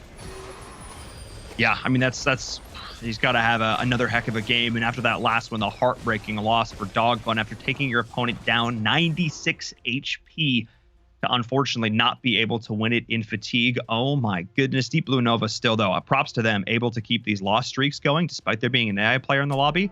That's really impressive, especially given their HP totals at round 13. And 2 players on a win. This seems to sort of be a quintessential lobby, Axeltosh. You got 2 players on a pretty stellar win streak. We did see that level 3 Garrus Ranger coming in from Very Nice, but let's see if it kind of baits a little bit like that Hell Knight did in game number 1. We'll keep an eye on that for sure. I don't think it's going to have quite the same impact as that unit is. Just okay. And then 2 players, of course, going on that loss streak, both trying to build up their economy. But of course, Dogbun and crew, they're going to have that HP still to work with. And we saw just how much he had to work with it in that last game. Yeah, it looks like we are looking at Very Nice here. I like that because he's got a 3-star Garrus, and also he just sprinted up to level 7 before anyone in the lobby. So Very Nice, definitely looking to aggregate a win streak here. Also picking up an Umbra, which is, I commented on it before. If you're going to Garrus Ranger, I feel like Umbra is like the #1 piece you're looking for, because automatically you're working towards the Hunter bonus and the Agarsis bonus, which we see very nice in play. Also, it's a little amusing is the fact that he has 2 Dwarf Snipers out there. So really trying to just amp up that DPS. Meanwhile, has the Hunter bonus working, giving allied hunters plus 35 attack damage and 35% chance to not miss on all attacks. Combine that with the Agarsis bonus of all enemies losing 4 armors. I think we've talked about that, Paul. I mean, it's one of my favorite elements to kind of get working together, because not only are you supplementing your attack, but you're also impacting the armor of your opponent. So that can really scale into some good things happening. But I'm just a noob, so I haven't been able to make it work as well as what we're probably going to see here from Veronice. But it's fun to watch, getting that really quick 3-star Agarsis Ranger. I'm really curious about what Veronice is going to do with this composition. Yeah, I mean, look, let's not beat around the bush. These are some of the best players in North America competing in these lobbies. There's a reason they made it here after weeks and weeks of competition to our playoffs. There's a reason they're vying for the spot, or their spot in the finals. So let's not again mince words. These are some pretty top tier players. So if you want to look to up your game, definitely watch them. Listen to us, of course, but definitely watch what these guys are doing, because the little things they execute, the way they balance their economy, the way they shuffle their pieces around, makes a huge difference. And of course, Veronice, the other win streaks fell by the wayside, but this early level 3 allowed him to now put himself on a 5-win streak. Very different than the rough start we saw from him in game number 1, or I should say game number 11 for this group. Yeah, and all indications point towards a 6 Hunter build, which I don't know if we've seen too much of in this tournament, but again, I'm excited to see it. I go Hunters a lot, as I said, for fun. Hunter Agarsis is a fun combo to get working. So let's see what he's looking for. Maybe a Siren to complete that Hunter bonus. We'll definitely keep an eye on that, on what Veronice is up to. Nova. Maybe we should look at Nova, because Nova, I just noticed, is all the way down at the bottom of our list of players on the left. Only at level 6, yes. 51 gold. Probably going to wait one more round. We can see he's at 7 out of 16 on his EXP. So if he waits one more round, he'll be able to buy twice and go up to level 7. But it doesn't look like he has a streak going on of any sort. He is going towards Assassin's play. He's got a Skybreaker out there. But nothing too scary going on for Nova, right? Where we have a 3-star Agarsis Ranger for Veronice. Nothing really that fancy or flashy in Camp Nova right now. A little underwhelming overall. Just a lot of 1-stars. Kind of a little bit clunky on his synergies. No Goblin synergy. The only synergy he has going is the Spirit and the Assassin, but he's 4 out of 6 on the Assassin, so even that's a little clunky.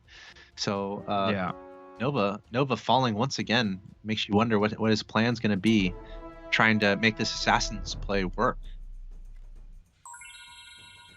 And he is going to level up, so that is going to allow him to switch some things around, get that 6 Assassin bonus. He's going to lose Spirits for now, but not a huge deal. He is going to try and get that additional raw damage output that you are getting, but it is going to be an Assassin Spirit build for Nova. He's sort of committed to that, and as I said, between rounds 18, we're generally going to be able to tell what everybody's doing. That's even at the tail end of things, 15 and beyond usually. Kogaboss is still on that loss streak. Kogaboss, of course, back in the lobby, despite not really appearing in game number 1, has made the return. So we're only going to have that 1 AI player like I mentioned before. And now facing up against Veronice here is Nova, struggling quite a lot. That beefy front line, I talked about it. It's so crucial. It's so crucial to make these Hunters work. But funnily enough, part of it, the counter can be to this Hunter build is Assassins. The problem is just that these are all level 1. These are just not the strongest pieces. Down the road, however, expect Nova to win that fight.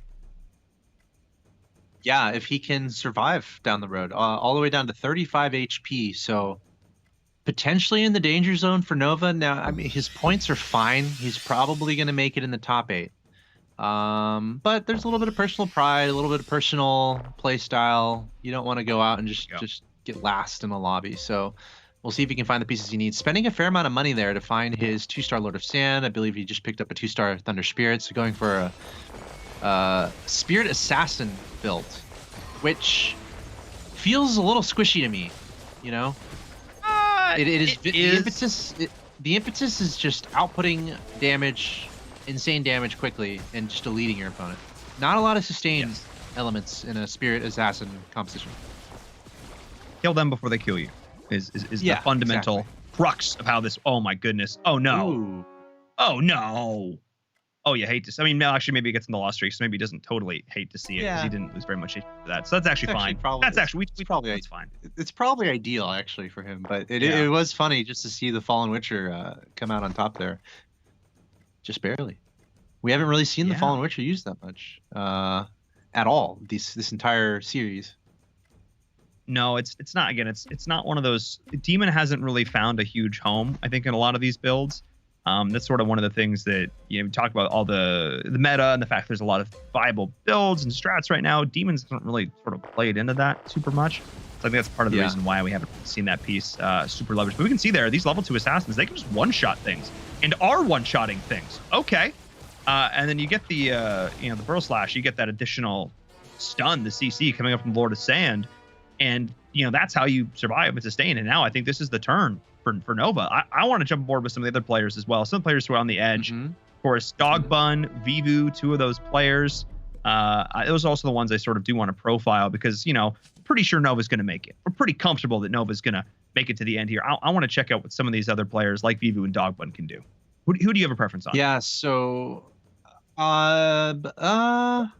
Vivu, Dog Bun, and Vincent, I'm looking at pretty closely. Yeah. We can start with Vivu. I'm just going to go through them each real quick because Vivu, starting with Vivu, I suppose, we're seeing similar stuff to what other players are doing. The Assassin, everyone just kind of defaulting to the Assassins. It almost feels like mid-game Assassin has become early-game Goblin, where it's like you have a lot of people going for it. So the question becomes who's going to transition away and who's going to really make it work how they need it to work. So Vivu going for that the Assassin's play doesn't seem like the strongest just because of how many other Assassins we've seen compared to going for something like, as we've mentioned, like Glacial Knight, which I don't believe anyone in the lobby has picked up Knights, which is a little curious. So that's what's going on with Vivu. I'm going to look at Dog Bun now really quick. Okay, he's the one running the Fallen Witcher, which is interesting. He's got the Grim Touch in there. No Witcher bonus, though, so the Demon's going to be negated a little bit. No Tabby Witcher to pair with the Fallen Witcher. Meanwhile, two 2-star Rippers, 2-2-star Skybreakers. Honestly, a really strange build from Dog Bun. Just it's always a little weird if you have two of the same units out there, because you're not synergizing anything. They're just out there. So Dog Bun just going for pure strength. He also went to level 8, I think, a little bit earlier than others, but we're seeing some players go all the way up to level 9. So I might be a little bit nervous for Dog Bun. We see him entering a 3 loss streak. He's not too far away from finding some 3 stars for himself. I'm pretty sure. So, yeah, actually, there it is. Yeah, okay, he just picked up the 3-star Skybreaker. So that might be the turn that Dog Bun needs. Yeah, for sure. And we're seeing the pickup here for Vincent now. He's going Divinity, Warlock, potential flex into Spirits should he want to go that route. I'm not sure why else he's keeping these Water Spirits around. Otherwise, maybe also just trying to deny them from the 2 Assassin players we're seeing on the board. That's actually, I think, a little bit more likely. I also want to take a look at the items on that Veno when we get a chance, as it's getting instantly deleted. Wow. Oh my goodness. The Druid play, the Razor Claw came out and just smacked him. I'm not sure if it's going to be enough, though, but the Druids holding their own. Not too bad here. But still, Vincent's going to be able to get the victory from that one. Still up at the top there with 83. But Deep Blue and Kogabos, oh boy, they are struggling right now. Sub 20 HP at round 23. Not optimal. Let's take a look at Deep Blue here. What's going wrong for him? Yeah, so Deep Blue, I mean, it's great. He's going Druid, and one of the only players, if not the only player in the lobby pursuing Druids, which means he's going to get some 3 stars out nicely. But what that also means is he needs his pieces that are not Druids to really work for him. Because Druids, I mean, they have a lot of sustain. They can stay alive. Not really known for outputting a lot of damage. So what he's decided to do is go for like a hybrid Hunter build. But that's a little bit problematic because that's what Veronice is doing. So Deep Blue is competing with Veronice for some of the pieces that he needs right now, which might be making him a little bit weaker than he wants to be right now, because he's not able to really scale up his hunters. Oh, yeah. That's an issue. And now we see a level 3 for Vivu. And what is it? It's that Abyssal Crawler. going to be the hard carry on the Assassin realm. We saw it to like max potential there in that last one. Deep Blue only level 8. There's no money in the bank. 8 HP. Oh boy, I think it might be Deep Blue. See you later on this one. This might be him. He's trying to down find and the out here in 3-star 8. dwarf sniper. Can you Yep. find it? No. No, that was the answer. You're right. No is the answer. Not yet. I guess we'll keep an eye on Deep Blue here just to see if he can survive another round going up against the AI. AI Okay, I believe he sporting can. a dragon mage. Yeah. Okay. Same. Deep It's Blue's the gonna be same just fine. build. Yeah. Yeah. I would have And then been. we're gonna I would have have been a a little round. upset. So he still has Yeah. a little bit of time here to find his 3-star dwarf sniper. I think it's gonna be a pretty strong priority for him. He's got the 3 hunter bonus already working, and he just needs 2 more dwarf snipers. Or 1 in an egg. So we'll see if Deep Blue can find what he's looking for. Again, Oh, he boy. has a little bit of time to work with because it's a neutral round upcoming. Yeah. Yeah. He's going to be able to stack up those coins just a touch. And then just the final roll down. Final attempt at not going out in 8th place when there is an AI player in your lobby. And there are now honestly the haves and the have Sorry. not Axel. You have 2 players, 76 and 75 HP respective, and then everybody else is like 30 and below. It's Veronice and Vincent right now, the dueling Vs up at the top there, and it's just, ugh. I mean, Dogbun's on a 6 loss streak. Things are just going wrong for everybody else in this lobby. Yeah, and remember, Veronice, he was the guy who found the 3-star Garrus Ranger in round 5 or round 6. Just crazy. And that's the battle we're seeing between pieces. Veronice and Deep Blue both going for hunters. But I kind of like how Veronice is showing how strong the Garrus hunter can be. It's very strong right now for him. He's at the top of the lobby, and what can also help him a lot is when Deep Blue gets knocked out, guess what? All of Deep Blue's hunter pieces are going to be a free-for-all. And Deep Blue might be annoyed with Veronice because Veronice has a 2-star dwarf sniper, which is exactly what Deep Blue needs to find his 3-star dwarf sniper. So a couple conflicting builds, but it's going to be in Veronice's favor because he's at the top of the lobby and Deep Blue is at the bottom of the lobby with only 2 gold to his name. Oh boy. Oh boy. It is going to come down to the wire here. Deep Blue's just got to survive one more round. He's up against Dogbun, who's still on this loss streak. Let's see if Deep Blue is going to be... Okay, not a chance. Not a chance. Oh. Oof. Dogbun. Just the level 3s. Just the level 3s. Just those goblins are just doing work. And that's Deep Blue and Nova out. Nova actually went out in 8th place. Deep Blue outlasted him. 33 gold. Nova was not expecting that defeat. Wait. Was Nova already out? Did I miss that? No, I mean, he was knocked out very recently, if not this round, the last one. But the point about 33 gold in the bank is the big deal here. I mean, Nova definitely didn't expect to be knocked out if he has 33 gold left. And yeah, he was knocked out in the same round as Deep Blue just moments ago. Wow. Suboptimal to say the least. Vivu, however, looking real good in that round, able to leverage a few druids of his own with these assassin feathered with some marine. What is the... Wait a second. What? How is Vivu flexed this? This is actually really interesting. This is not really... Normally, with assassins we see, we do see the druids sometimes, but we often more see the spirits coming in with this. That's a stacked up abyssal crawler. Thank you so much, Observer, for showing us those items. That's going to do a lot. But now instead opting to try and go for a little more sustainability with this front line and CC that the Siren's going to offer. Very cool. Yeah, and getting a little bit of magic resist as well. Something that we've seen with the marine bonus there, which should be helpful against... I mean, it's not necessarily helpful against Veronice. I don't know how helpful that is overall, actually, because he's fighting mostly against assassin and hunter builds. And it looks like top 4 being secured. Vincent, Veronice, Vivu, and Dogbun. They needed this top 4 finish.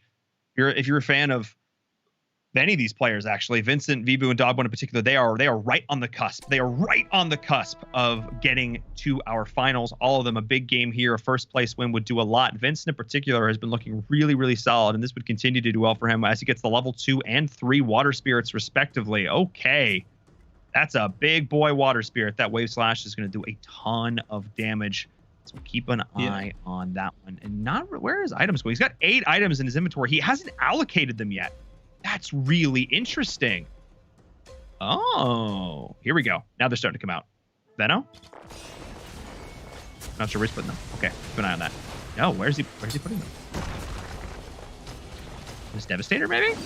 After this round, we'll just go through all the different pieces and see where these are going, because that was another convincing win here for Vincent. Oh boy. Yeah, and to give everyone a quick reminder on the standings. Oh, there it is. It's Vivu and Dogbun. Yeah, all those items on that Devastator. But Vivu and Dogbun, they're 3 points apart in the overall standings. So basically, Dogbun, to give himself the best chance, needs to beat Vivu, but also he probably needs to finish like 2 ahead of Vivu right now. So basically, Vivu has Dogbun exactly where he wants him in accordance with the standings, whereas Dogbun needs top 2 and he needs Vivo to be 4th. Oh boy, that is a tall ask, a tall order. After this round, let's jump on board with Dogbun. He's only got 5 HP left. It didn't stop him for long. Actually, he looked for a while last round. Yeah. Let's check out some 3 stars out.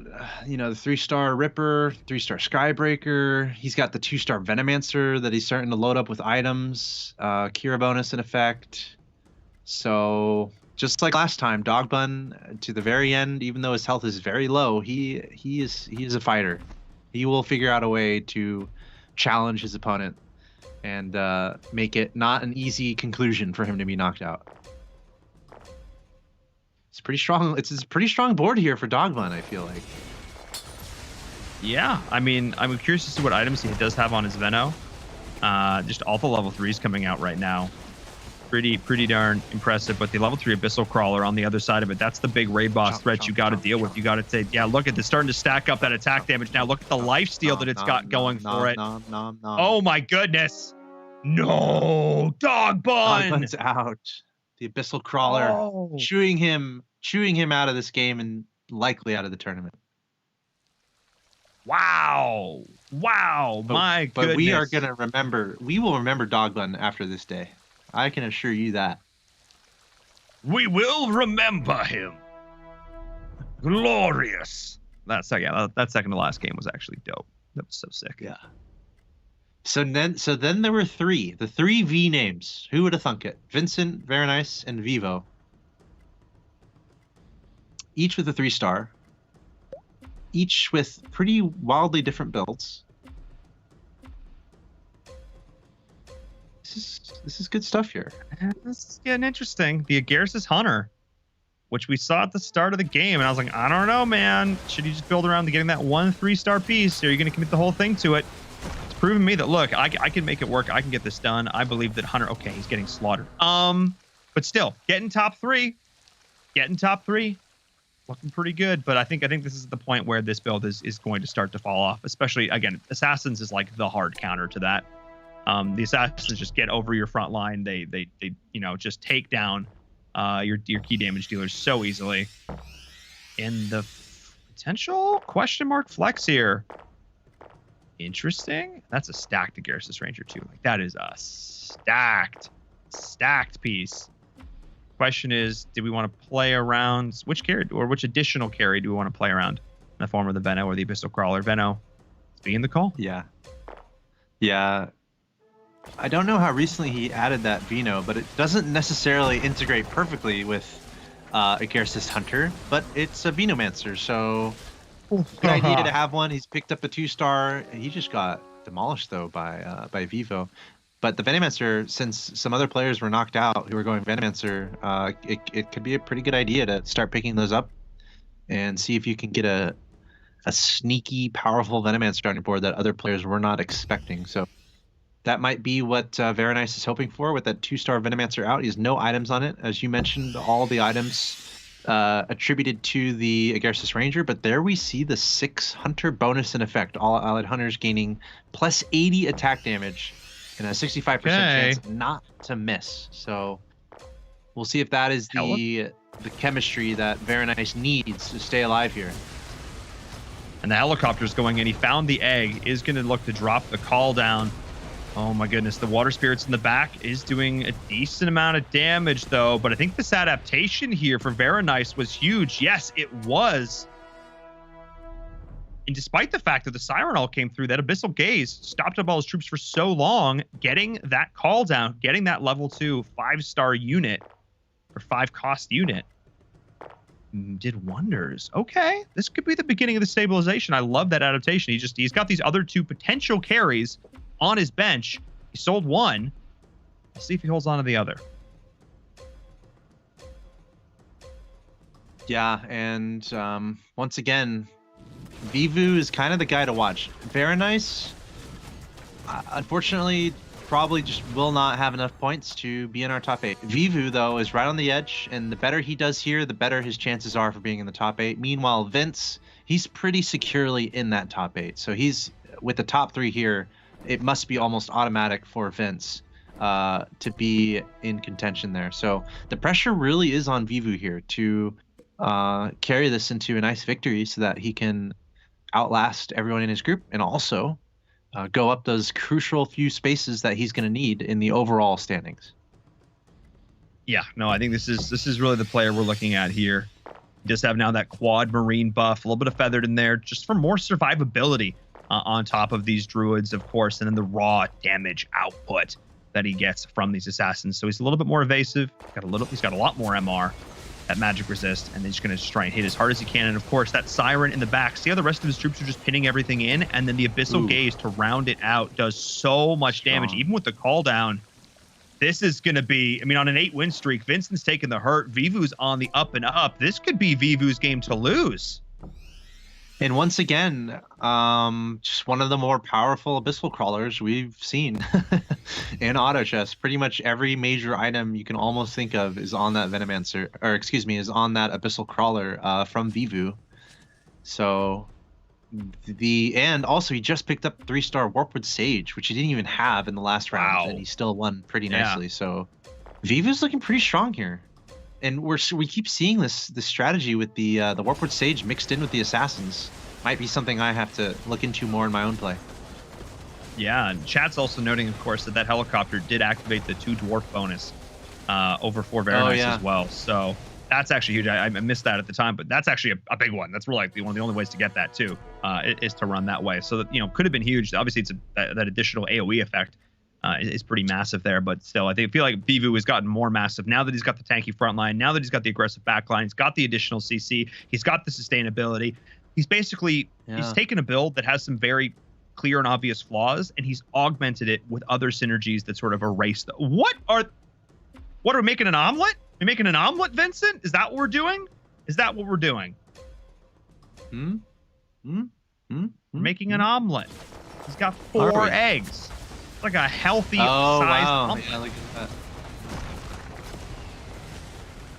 I mean, he's also losing, which is, I guess, kind of a little. He has time, so I guess he's just really trying to decide what he wants to do late game.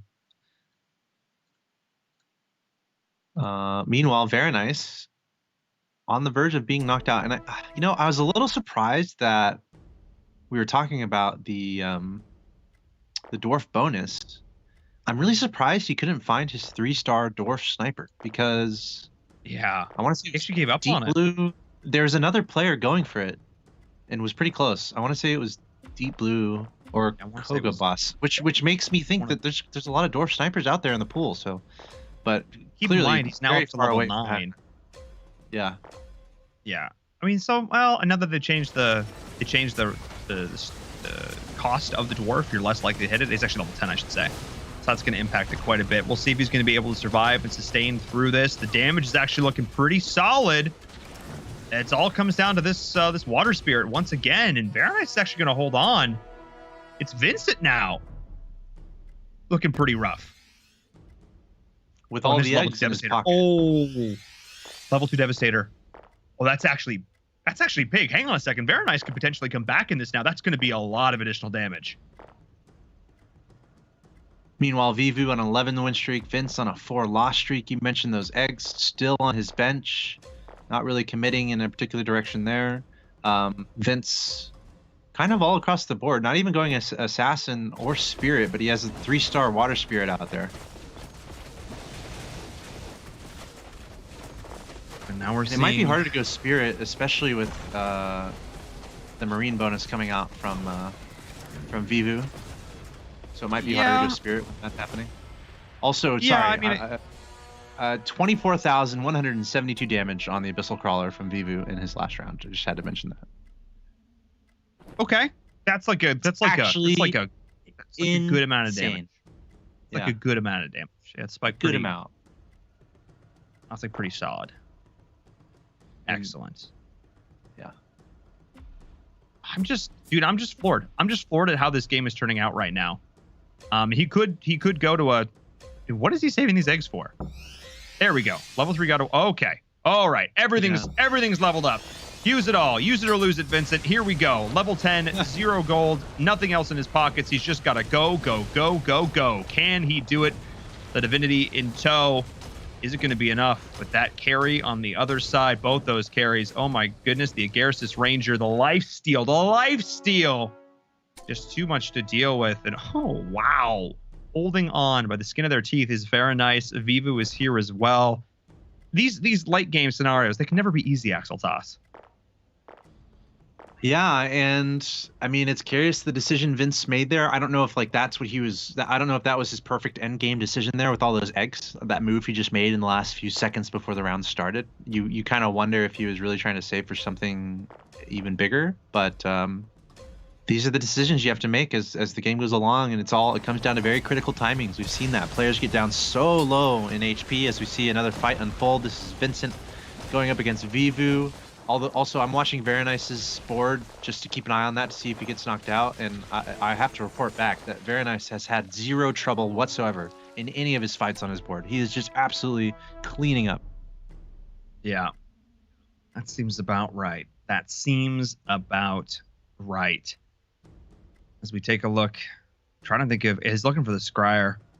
That's really the last piece here that Vincent's looking for on this lost streak. But yeah, it seems like Vivu he's reached the point of critical mass. He's got those multiple 3 stars. He still only has the level 1 Siren, which we can laugh at considering the Siren. Oh, wait, no, he has another level 2 Siren. He's got 2 Sirens out. What am I saying? Oh my goodness. But I cannot believe just how long some of these players have held on at the end. But look at just that raw damage. Okay. Oh. Agarsis Ranger versus the Worlds? Very Nice versus the Worlds? I'm a fan, if it can work. That's it. All right. Okay, Very Nice is finally knocked out. So now it's down to Vincent against Vivu. Vivu is thrilled right now. Remember, he was on our precipice of being out of the tournament. He's on the edge. So a win here for Vivu is absolute best case scenario. And I'm pretty sure, barring something absolutely bizarre in group number 3, I think he might have done enough to get him in. And now we're seeing the spirit bonus. Yeah, I think so too. To be fully leveraged here. I think he's done enough. Which is crazy. The few 3 stars, his egg usage at the end just to stabilize. This is Vincent, of course, but Vivu with these assassin plays just looked so good. And you can see it on your screen now. Just these assassins have just looked really, really solid. Yeah, just really impressive play from these players right at the end, not losing their cool, which I think is so important to note because again, these guys have been playing. Chat, remember, these guys have been playing for months. They had 4 weeks of open qualifiers, 2 weeks of closed qualifiers. Now this is week 3 of the playoffs. Patches have come out, strategies have changed, the meta's evolved, but they've got to be able to weather that storm, stay strong through it all. And looks like these players have been able to do just that. Yeah, I wonder if the egg play, the omelet play, whatever we want to call it, from Vince, might be just enough to give him a pretty nice edge here because he's got the 3-star God of War, 3-star Water Spirit, 3-star Desperate Doctor. It's a lot of sustainability, a lot of firepower. He's got the 4 spirit bonuses going on as well. So I feel like Vince is in a pretty good spot. It is, because the cast coming out now is going to be like actually hitting a little bit hard. Yeah, the CD doesn't change, but it's actually going to be hurting a decent amount the more it bounces around, and you're augmenting that, of course, with the Herald. So, whew, just excellent play. And I got to give so many props to the world to Vivu. Again, a player coming in, will they, won't they? You know, do or do not. There is no try. And I think he did enough here to really make it work. So no matter who walks away as the winner in this lobby, I think we're all winners for having witnessed it. Yeah, this has been a couple great games. Shout out to this group, honestly. But I think Vivu is probably going to be the most thrilled out of this group again, just because of how close he was. He was just worried about Dogbun coming into this. So just that he can look at the leaderboard and see that Dogbun is 2 spots below him, and he's going to have a warm and fuzzy feeling, because that means he's probably done enough to get himself into the top 8 to be one of our finalists here in the ESL Mobile Open for Auto Chess. And again, this could not be any closer. 16 to 12 HP for these guys. Their names both start with the letter B. Just a lot of exciting stuff happening here. 3-star Abyssal Crawler from Vivu has been the story of the game. It has been rocking and rolling, accumulating so much damage, and it might come down to that unit on whether or not he survives. Vince is trying to shut it down. Is he going to have enough? I know we're looking at Vincent's screen, but I'm peeking at Vivu's screen just to see how much he would lose. Vivu also winning on his own board. So yeah, this is close. This is really close. How's Vivu looking? We're getting along there in the rounds here. Yeah, Vivu again. It's all about that Abyssal Crawler for him in a big way. Like that's been outputting all his damage. Yeah, just looking at the items. Yeah, it's nuts.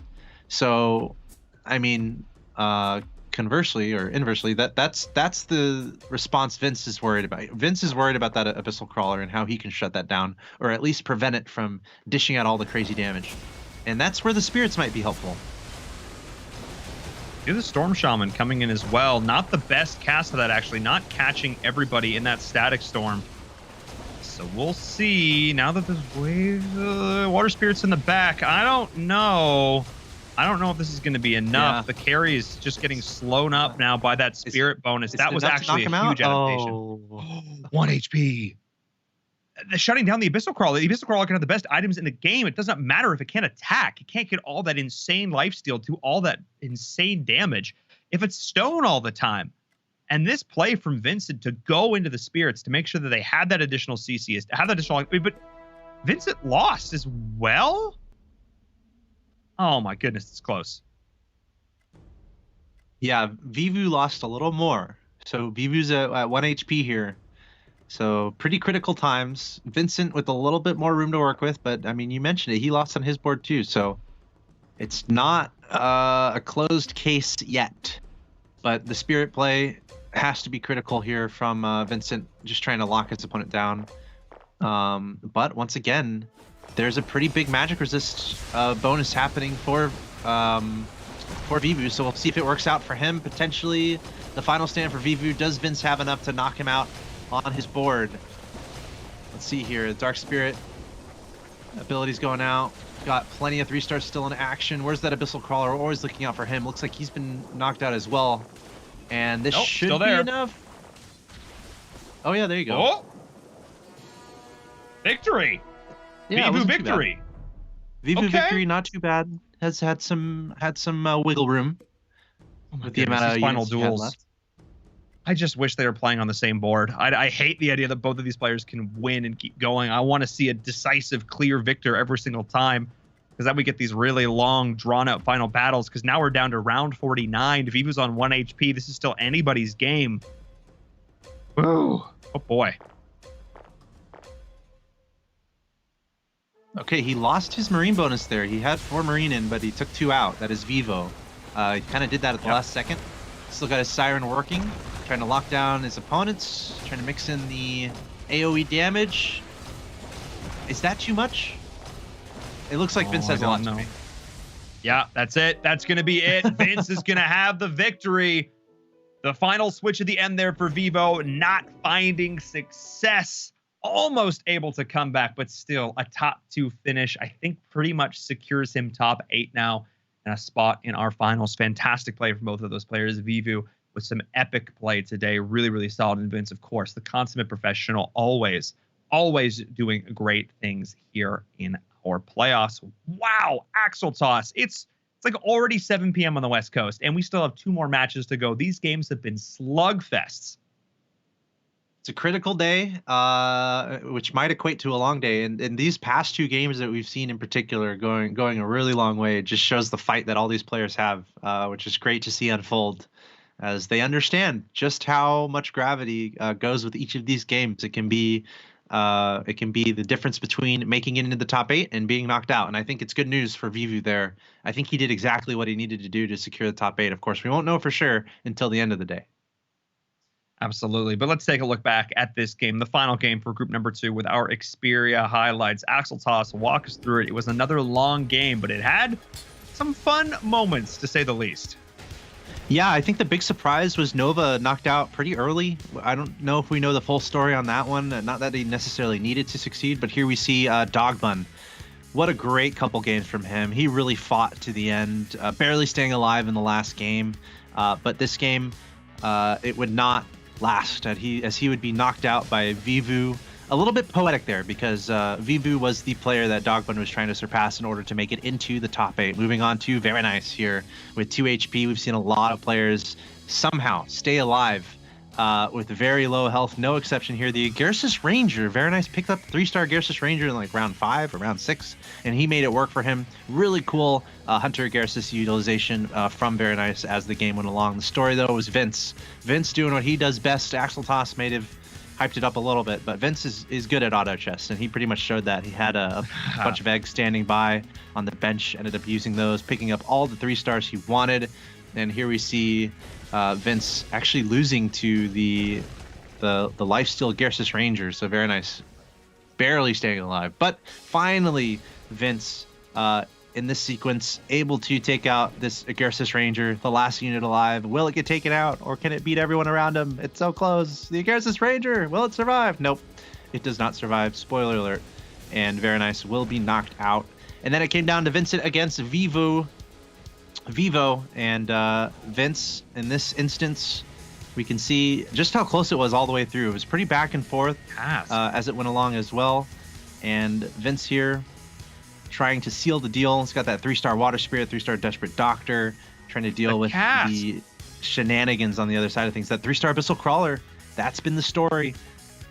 And as we see this fight unfold, the fight would eventually go to who? The Abyssal Crawler? Vincent. It's just too strong. It's just too strong. Yep. And then finally, it would all come down to this, as they say. Vincent became a little too strong. We had the slight change from Vivu going from 4 to 2 on that Marine bonus.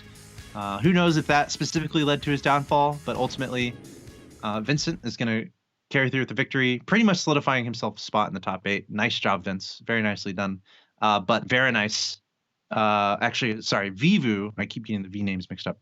Vivu had a great day today, doing what he did in the game before this, and then getting top 2 here should make him safe in the top 8. Not 100% sure, but that's why we watch till the end. Yes, that's why you have to watch all 6 games. You have to watch the play from all 3 groups. Thank you so much, Axel Toss, for going over that game with our Xperia highlights. And speaking of Xperia, I need to give them a huge shout out once again, joining us as our official mobile partner. The Xperia One, of course. I've got a chance to use this phone a lot over the last few months. Again, if you're looking for a phone to get into the world of mobile gaming, I definitely recommend it. The bigger screen, the super awesome crisp 4K OLED display, the super long battery life, the quick charging, the awesome sound, the idea that you can go in the game enhancer mode, turn off all your notifications, just chill out, play the game, record some highlights and some clips as well. It's got everything you need for the world of mobile gaming. And again, Axel Toss, you've also got a chance. To use this phone a little bit over the last few weeks. Give me some of your thoughts. What are the things you've really been enjoying about it?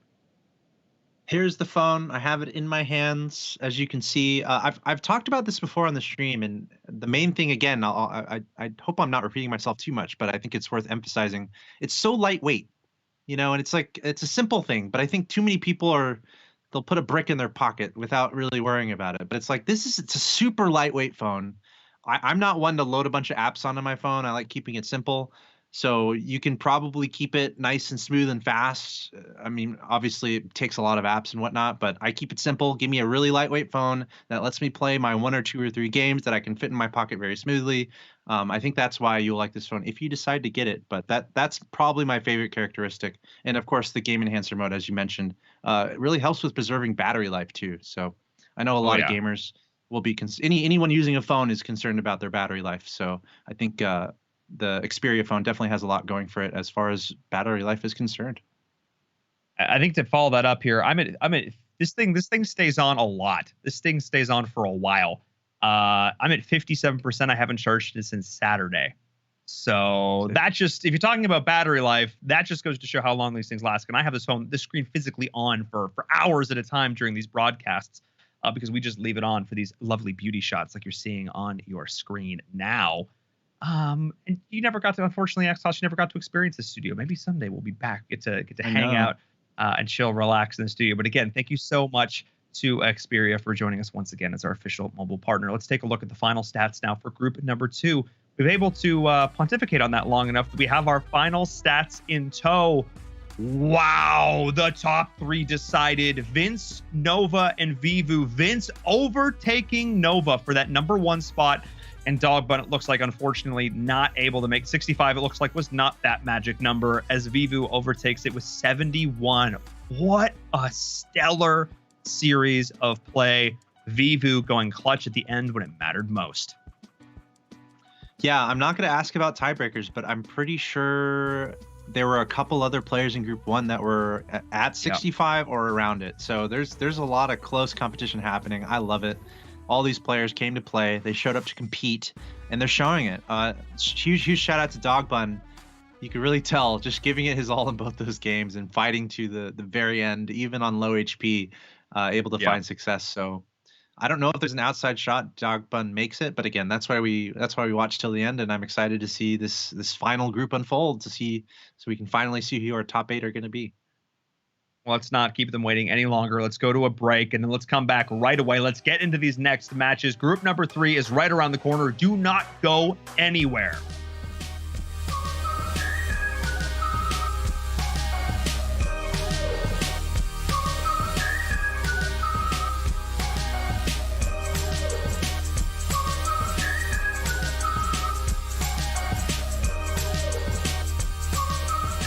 This is the ESL Mobile Open, presented by AT&T.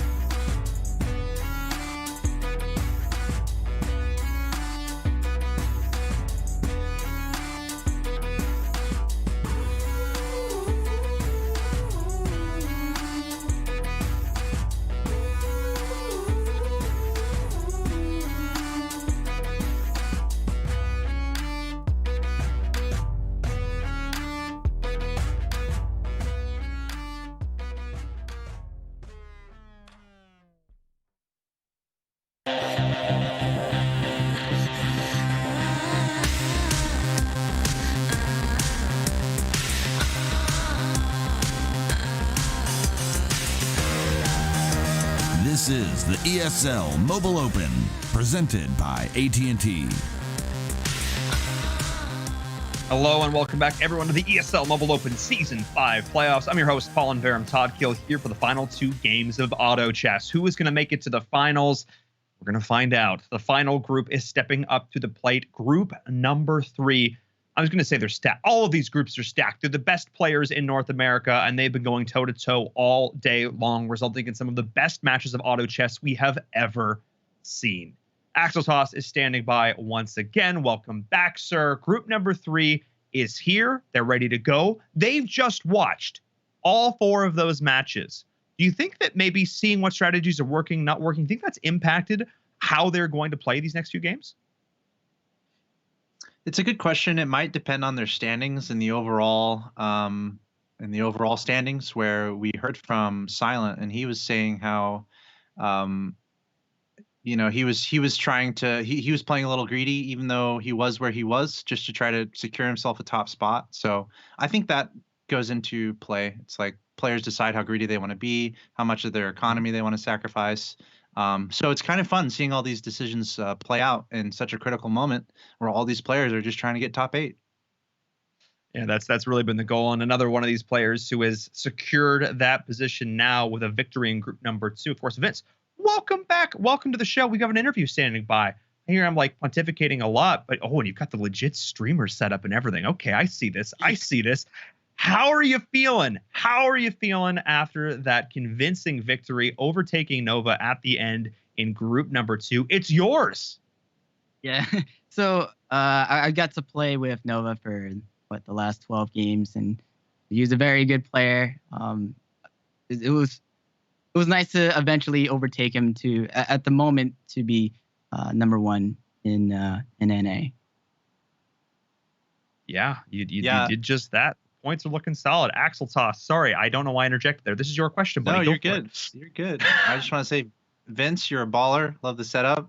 Looking forward to see you do well in the top 8. I want to ask you something similar to what I asked Silent, where consistency is such an important factor in events like this, where you're playing a lot of games and it's not necessarily about winning every game, but you want to be top 4, top 3, so on and so forth. So what's your focus to stay consistent, whether it's something that you're focusing on or something you're adjusting to based on what other players are doing? So ESL's format, we had 12 games, which honestly for a lot of other tournaments, they were like best out of 2s, best out of 4s, maybe at most best out of 6. This was by far one of the, I guess you got a lot more advantage to at least see the differences between consistent play and inconsistent play. So one thing that we, everyone in each lobby is really good, but there's definitely an aspect to the game where, or at least to the points where they reward you for doing really well and taking the risks and getting first place or second place versus getting bottom 6. So just taking advantage of the games that you do get lucky on and trying to just get 1 or 2 points when you're when you're low rolling or just a little bit unlucky. Sometimes you just have to grimace it, and it's a lot about mentality too. You can lose and tilt one game, but there's 11 more. Yeah, that's exactly it. It really just goes to show that one bad game is not going to determine whether you walk away with the win at the end of the day or the loss. It is really about taking all of them as sort of that lump sum. And clearly you were able to do that, to put the games behind you that didn't necessarily go so well. And in the end, it carries you to a really strong, dominant performance at the end in that group. So congratulations once again. We will see you in the finals. Any final words to the fans watching you on stream? Shout out to Sidori and the auto chess community. Monty's a good streamer. Claytana's a good streamer. PZ's a good streamer. There's been people that have been playing the game for the last year or so, and there's way too many to mention, but they're always in chat. And I do stream, and I'm glad to see them in chat every day. Well, there you are. I could tell you got the nice setup going. Once again, congratulations on the win, and the fans all agree. I know they're getting hyped in the chat for you. Congrats, and we will see you in the finals. Thank you. Well, all right. 2 groups in the bag. Axel Toss, all smiles. But now we Now we got to talk about group number 3. So let's take a look at it. Let's take a look at this leaderboard. Yeah. I've been shouting out Vince and Monty, so smiling about that. Monty's here, in kind of a precarious spot. So he might have to work some magic to get things working in his direction. Choke God there at the top, 68. He's in a pretty nice spot. Yeah. But then it's anyone's game, really, interestingly. At least from Devils to Ziggy at the very least. Whereas Choke God is kind of the only one who's more or less a secure spot. Devils obviously can do well in a couple games here. Probably get top 3 in both, and he'll be just fine. But I like it. I'm still looking out for Monty to make a comeback. Let's go. Haha. Yes, I mean, look, Choke God, Devils, and Flame. 2 okay games will do pretty well for them. Monty, 2 really good games could do well. And Ziggy, I think, would need 2 really miracle run lobby. Like, he'd need to win them both. Or very, very close. Top 2 to make it to the finals. So let's see. We have 5 players really in contention on this one. The rest of them, you know, are here to try and put their best foot forward in this final series of matches, these 2 games. So let's see if they're going to be able to do so. I'm really looking towards Flame. I feel like we've kind of slept on Flame, honestly, over the course of this tournament. I feel like this is a player that I've been like, we've talked about him, we haven't like really hyped them up. And I'm going to try and do that a little bit more this game because they're coming in a fantastic position. And this top 3 are really, really close to fighting for these other groups for these final spots because there's only 8. It's not 3, 3, and 3. That's not how it works. One of these groups is not going to have that advantage. So we'll see who's going to be as we get into this game. Yeah, and I'm still kind of reflecting on what Vince was saying there, and when he was talking about kind of his approach, and he pretty much said you can get lucky, you can get unlucky, and that's what we were speaking towards with high rolling and not high rolling, low rolling. So kind of what he was saying was, if you're getting lucky early, kind of like that Agarsis Ranger 3-star we saw in round 5, right? You take advantage, you go all into that, you do everything you can to put all your strength into that early luckiness, right? And that's a good way to build that consistency. And then he also said how, when you're unlucky, you just got to grimace and do what you can. So we'll see how these players approach this game, and we'll see who can get the high rolls going early. And more importantly, I'm very interested in who is not high rolling and what kind of decisions they can make to win in these very critical matches, or at least do well in these critical matches. Yeah, I think a lot of it's going to come down to not letting the nerves get to them here, and is not trying to force things too much. We've really seen a lot of players in the past. They get some of these pieces early, and today it's actually gone pretty well. Whether it be the Hell Knight, whether it be the Agarsis Ranger, it's resulted in top 3 finishes, top 2 finishes. But I think that you have to be an exceptionally skilled player to be able to back up that type of greedy play. And we talked about the idea of greed. It is a real thing in a lot of different games. I mean, you know about it from StarCraft. Man, do I take this fast expand? That'd be a little bit greedy. Yeah, we do. In the world of MOBAs. Oh, do I go and take this additional camp in their jungle? Yes, we do. But of course, this time around, it's all about trying to leverage those win streaks as you get them, early leveling to stay ahead of the curve, making sure that you're trying to look for these. Maybe it's not even early leveling. Maybe it's trying to look for these multiple 3-star units early on. So there's a lot of different ways you can play greedy in a game like auto chess, and oftentimes that can result in some pretty good success. Yeah, and even directly related to your economy in this game, you can just spend all your money and be greedy and look for the pieces that you're looking, and try to find the pieces that you're looking for. But obviously, the disadvantage there is if you don't find that piece, guess what? Your economy is in shambles. So these are the very important weighted decisions that these players have to make in a situation like this. So I'm excited to see this unfold. We have 2 games here until we're done. We're 2 games away from finding out who our top 8 players are going to be. So the pressure is there, and we'll see how this unfolds. So far, obviously something to look out for in the early game. Who's going for the win streaks? Who's going for the loss streaks? What kind of compositions are people picking up?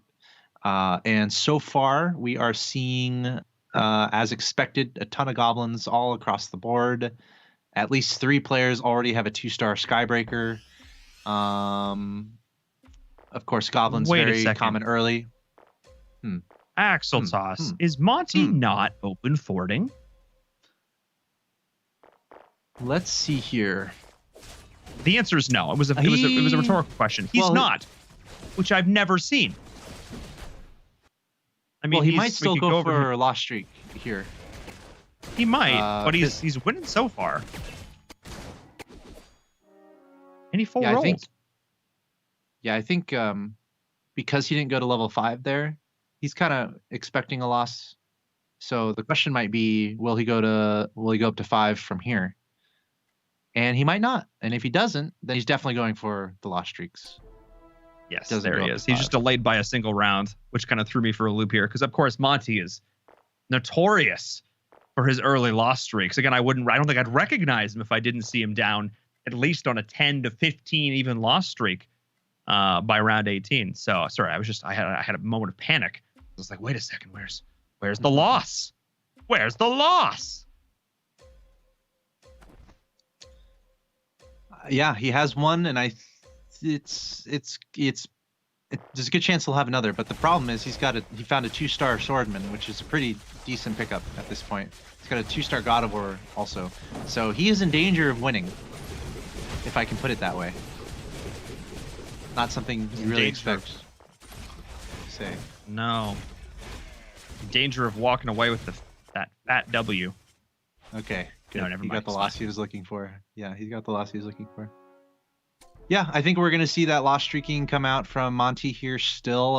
Again, if he goes up to level 5, then that would not be true. Meanwhile, Devlis, another player going for the more literal open fort, already have 3 lost streak, all the way up to 20 on his gold and his economy. So it's a really nice economy at this point. It's also a little weird to see Radical so low in HP, but not on a lost streak. I'm not sure exactly how that happened, but it's definitely not ideal to be at 83 health in round 7 without a lost streak going on, when the player above you does have a lost streak going on. So we'll keep an eye on that. I think it's just come down to how well he's, how well he's lost, quote unquote. He's been really taking those losses hard. Theirs is, I mean, Devils is going to go down beneath him now on that 4 loss streak, but maybe something happened there. 2 of these players connect. But Radical has $0.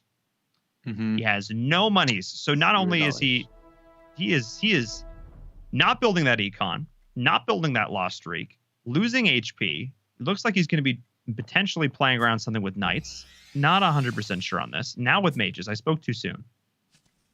Things are going to have to happen here. Figure it out.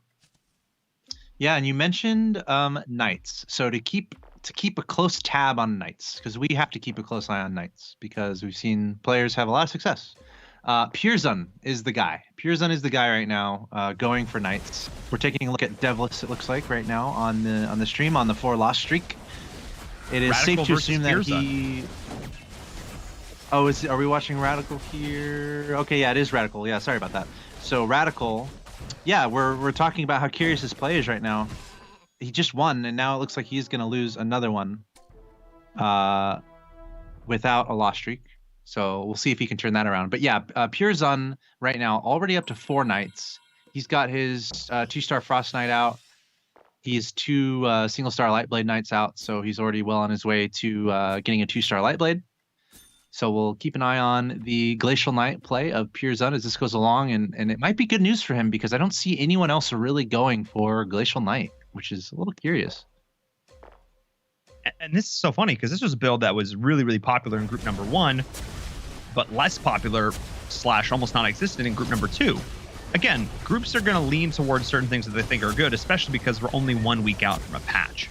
That's really the big difference maker here, I think, is the fact that this isn't some sort of well-established meta that the players have been playing on for months and they kind of know how things shake out.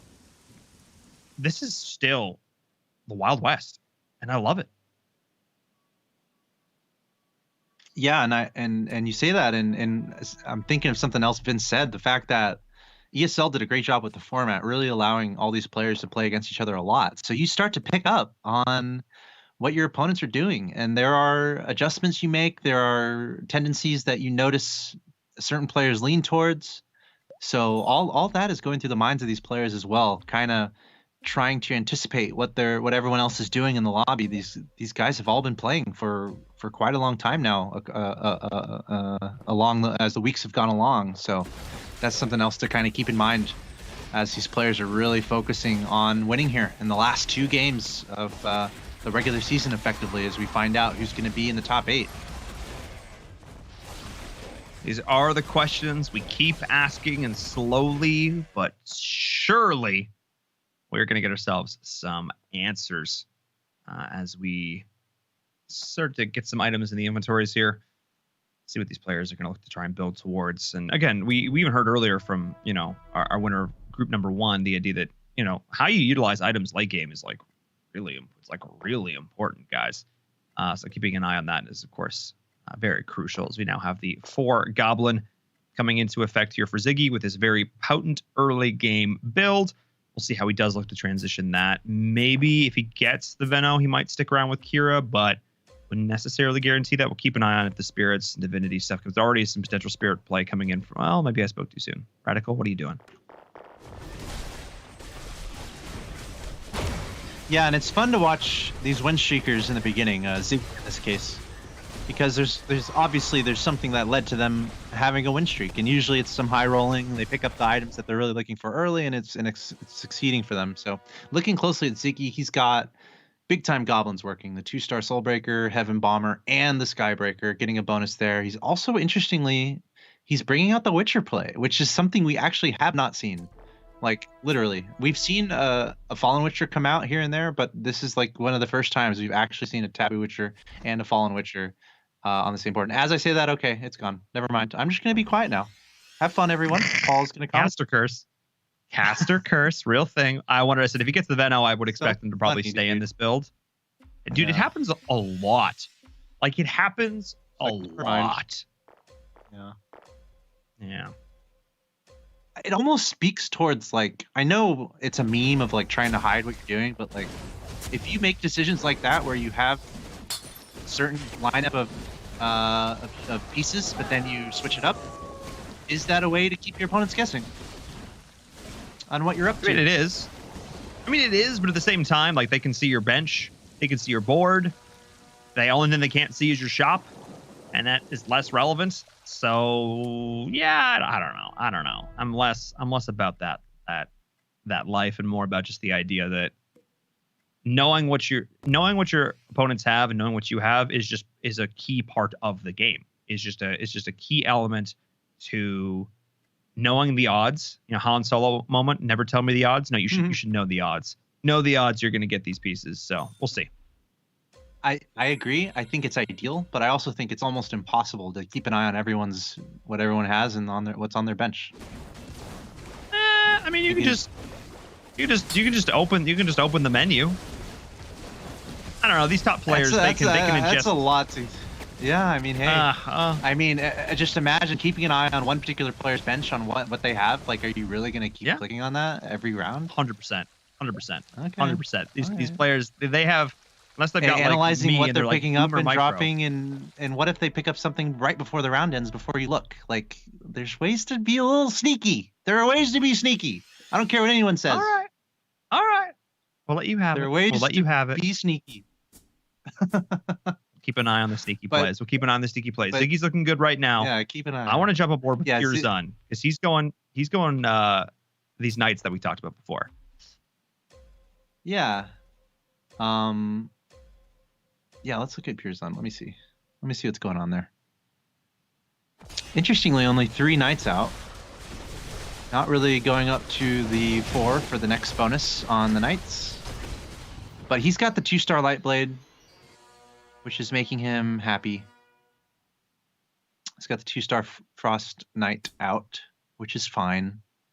But that's what we've seen throughout a few games is most of the focus on that Lightblade Knight. If you're going for some sort of knight composition, scaling that Lightblade Knight up, loading it with items, and making it a powerhouse of a carry. So we'll keep an eye on Pirzun to see if he decides to do that.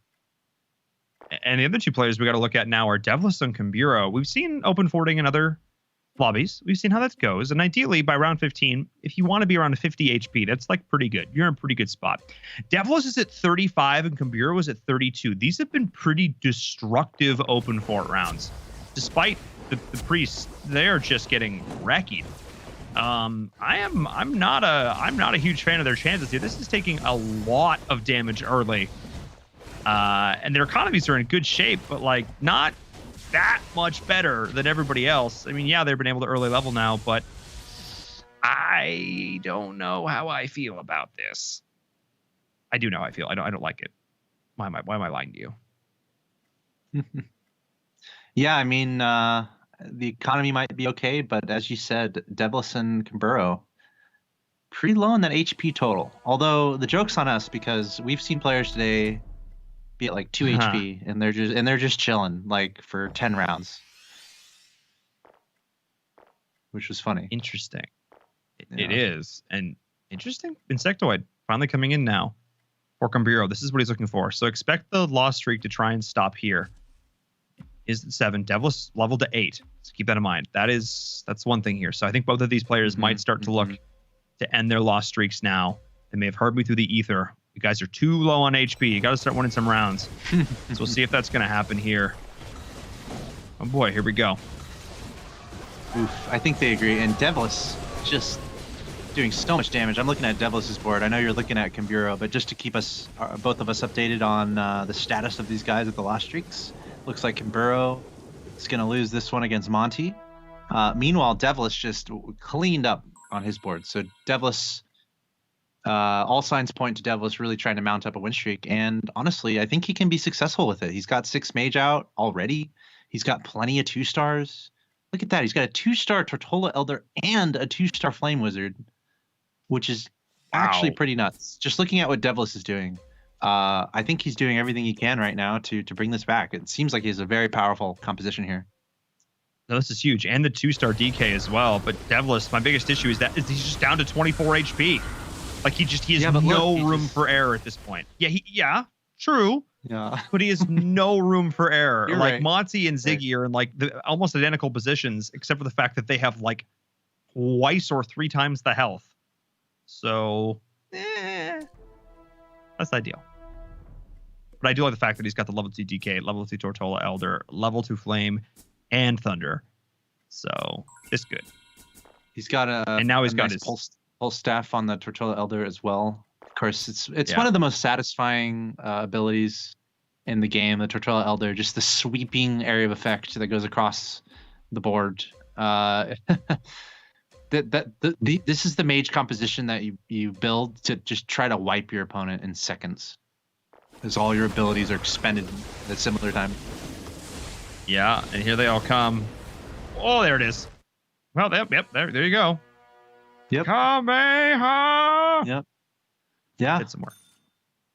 Pretty strong. So we'll keep an eye on Devlis. So the problem for Devlis, of course, we're looking at. Sorry, we're looking at Devlis. The interface sometimes confuses me. But Devlis all the way down to 4 in his bank, right? So super powerful comp, but his economy is in tatters. So that's going to be the main indication on how his game is going to go. If the units that he has now can scale well before his economy gets back in order. Meanwhile, Kamburo keeps sliding down the hill here, down to 12 HP. Yeah. He's on a 10 loss streak. He has 2 eggs on his bench, but I'm not sure what his goal is going to be here. I also want to note Ziggy and Monty both lost their win streaks.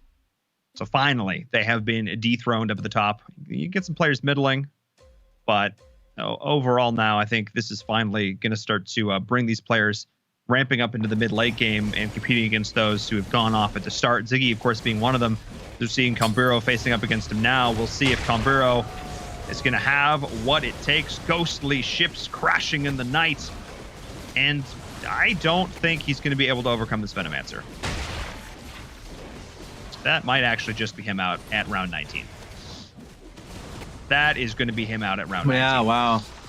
Maybe not the best draw for him, running into Ziggy while he's on his 10 loss streak at the edge of his life. Will it knock him out? Yes, it will. Yeah, just maybe a little unfortunate there that he had to go up against the top player in the lobby. But you know, that just goes to show you gotta save your health a little bit. And Kimpuro is going to be knocked out here in this game. First man out. Devless has been able to rebound decently. Remember, he's been at level 9 for a while, trying to build up his econ. We can go. Okay, we'll look one more here at. I guess we're looking at Bobula. I don't mind that. Let's see what Bobula's up to. He's got some assassins going on. The other player going assassins is Flame. So they might be competing for some pieces. Of course, the Abyssal Crawler has been the elephant in the room the entire day, it seems like, or maybe the entire series. The Abyssal Crawler a favorite for these players. So for Bobula, it's going to be between him and Flame, really trying to track down those assassin pieces. I'm gonna have to be so careful observing this game because I have a random floating quit button on my screen now that is right next to where some of these pieces are. So I'm gonna have to be real careful as we move forward with this. But yes, as I go to click on this Abyssal Crawler rather, and take a look at these items, this is already a really good start here, especially because 2-star Razor Claw, 3-star Warpwood Sage, like, oof, you're feeling real good going with this build. Except for the fact that you're facing it shouldn't be the counter, but in this case, if positioned well, it is. The mages are hit and miss against Assassin, I find. Sometimes it is. Yeah, of course, Devless, we saw him on like a 8 or 9, 10 loss streak, and we also saw his economy in tatters. So we saw there just how quickly he just dispensed of his opponent with all those mage abilities stacked on top of each other. So Devless, really cool strategy from him, getting those mages working alongside that loss streak, and also while going up to level 9 very early. So pretty cool play from Devless. But at the same time, just to talk about Flame and Bobula again, almost identical builds. I talked about the Assassins, but they also both have the level 3 Warpwood Sage, really trying to amplify the tankiness, the sustainability of the overall build. So just those curious things to keep an eye on. And the fact that Devless just beat both of them back to back. He just beat Flame and Bobula back to back convincingly. So Assassins up against Mage at this stage of the game, Mage takes that W no problem, especially when you flex in the Dragon, of course, that being a really big component of it, on the additional CC with the Spirit. Having that level 2 Dragon Knight so early for Devless allows him to stabilize. He got down. I think he lost more HP than he probably wanted to on that open fort, but he's looked really, really good ever since. Yeah, and he wants that level 2 Shining Dragon, because that would just scale that much better with what he has going on. Like what he has is just crazy AOE magic spells, and if you combine that dragon with it, the Shining Dragon with the dragon bonus, that's even more AOE that you're stacking on top of what you have going on. So Devless is a fun player to watch right now. Maybe not a fun player to go up against. Yeah, maybe not ideal. Is now Flame and Pure Zun also on a loss streak. Let's jump back on board with Pure Zun, who was the player going Knights in this lobby into the Glacier Knights build, flexing a little bit of Warlock, a little bit of Agarsis. It's got that level 3 Frost Knight, which I'm going to be honest, doesn't do a whole lot, but he's only 2 away from that level 3 Light Blade Knight, who's decently stacked right now. Still has a ways to go. Mm-hmm. Yeah, wait, no, it's level 3 Desperate Doctor. That's actually hang on. It's level 3 Desperate Doctor. I like that so much more. Doesn't change the cooldown on this, but that damage actually hurts. Yeah, I think the 3-star Desperate Doctor is just a nice little bonus to what he's doing. I think his priority is definitely scaling out the Light Blade Knight, getting his Knights going, but the 3-star Desperate Doctor is definitely great to have for Pure Zun, as we see him fight successfully against Devless without too much trouble whatsoever, actually. But Devless is still on a win streak on his own board, running into very little resistance. Yeah, both of these players, I think, are going to be in a pretty decent spot. Bobula does get knocked out in 7th place. The Assassin's just not quite able to get it done here. That Shield of Skeleton that last round did a lot to keep some of these players alive, combining that, of course, with the life extension of the Fortune Teller, just keeping some of these key damage dealers in the back through this just a little bit longer. So we'll keep an eye on Devless, Pearson as well. But I want to jump back on board with Radical and Flame. Actually, let's do Flame because Flame's the one who's really vying for this top spot here. One of these top spots. He does have the 6 Assassin, but it's still not the best items on this Abyssal Crawler. Yeah, and he has 2 Abyssal Crawlers on the bench, and he has 31 gold in the bank.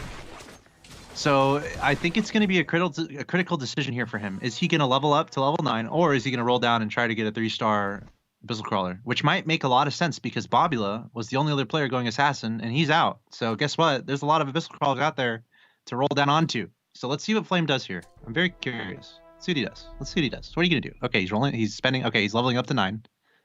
Yep. What's he going to put in? That's the question. Thinking about that. What was the plan? What was the plan here? Marine? Because the other option there is just rolling down to try to get 3 stars. You know? I don't think. I understand wanting to level and keep things up. He's now level 9, but I'm not sure he had a great plan. I think maybe just trying to get that Marine, trying to get that additional MR into the mage players that he's been just getting bopped by. Yeah. Maybe I don't hate this call. Yeah. I think it's a fine play. Let's see how it works against Ziggy, who's got pretty scary looking Dark Spirit in play. Doing a decent amount of damage. Can Flame prevail? It looks like just barely. Look at that Abyssal Crawler. The Venomancer is the last one up, but the Abyssal Crawler is going to do just fine. Thank you very much. And Flame survives. Ooh, and an egg.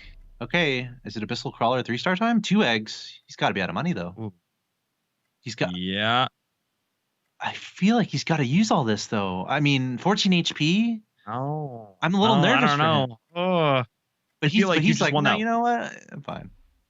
Maybe like... Playing to win versus playing to not lose. Oh, he's not doing that. He didn't listen to me. He full rolled. I was like, well, maybe don't use your egg on the Soul Breaker. He used the egg on the Soul Breaker. Okay. What do I know? Not necessarily the play I would have made, but it's definitely going to offer a lot more stability here going into these rounds. And maybe that was the difference maker to get these wins. Because you're right. You can't keep playing if you've lost. And there you go. Nicely done. Okay. All right. I see you, Flame. I appreciate that. Yeah, I think the other option he was weighing perhaps was trying to get the 3-star Abyssal Crawler out, obviously, because he's been stacking that thing like crazy, and that would just make him feel so happy. But instead, he went for the easier play, which was, I mean, he was only 1 away from the Soulbreaker 3-star, so he just threw an egg onto it. So he got his simple 3-star Soulbreaker. But this does slow down his progression towards the 3-star Abyssal Crawler. So a little bit nervous for him in that regard.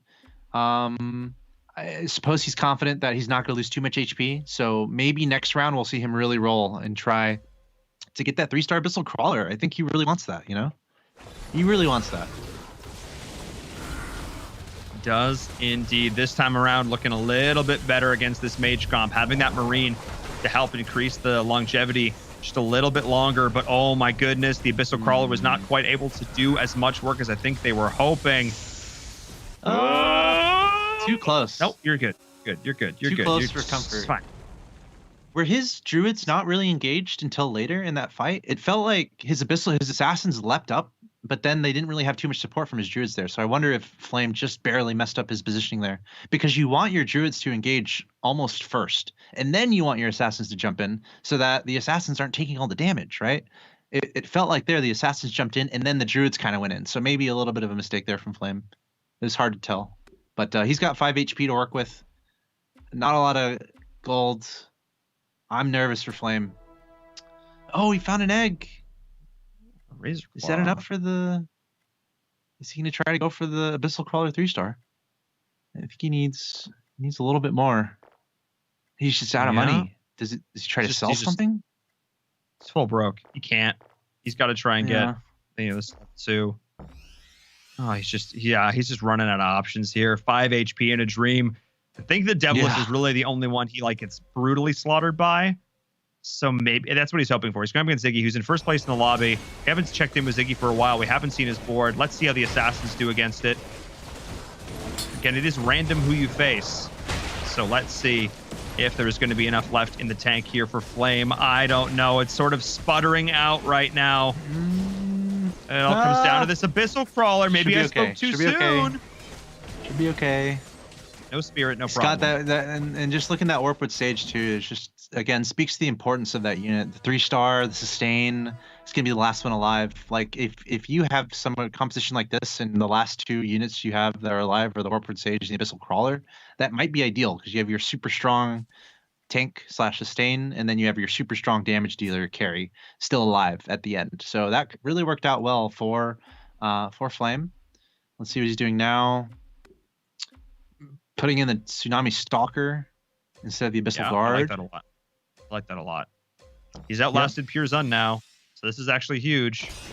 He's made it to the top 4. This was big, and these are really the players that I was talking about were the ones who are all fighting to make it to the playoffs, and pretty much all of them, or all of them, I should say, have made it to this top 4. This is actually really, really critical for all these players. It really is. And Flame showing a bit of maturity there, not spending those eggs yet. Obviously, he's going to spend them if he thinks he's going to be knocked out. Ooh, 3-star Abyssal Crawler? Yes, sir. He found Another egg. Lock it. He found the 3-star. He's going to do it. Definitely. Is he considering... Wait. There's another egg on his pack as well. What is he thinking? I know he doesn't have enough money, but this is just like, oh boy. So that's got more options for the next round if he can survive. Oh my goodness. Oh my goodness. Here we go. Oh, it's He's holding off. He's holding off. I feel like this is the one player he couldn't afford to face, and that's going to be it. Yo, what? Deciding to play for greed. I feel teased, man. We were ready for that 3-star Abyssal Crawler to come out in full force. He could have sold his Lord of Sand at least something. Man, not ideal. He had the ducks in a row for a really successful late game, but just barely not able to make it work. And there goes Flame. So we have 3 players left in this lobby: Ziggy, Monty, and Devless. And shout out to Devless. It's actually had a really cool game. Devless, remember, he started off with a crazy loss streak, really low econ, but went really quickly into the 6 mage. Ultimately got his 2-star Shining Dragon. Not quite a dragon bonus. Actually, he does have a dragon bonus going on. Yep, he's got that Winter Chiropteran in the front.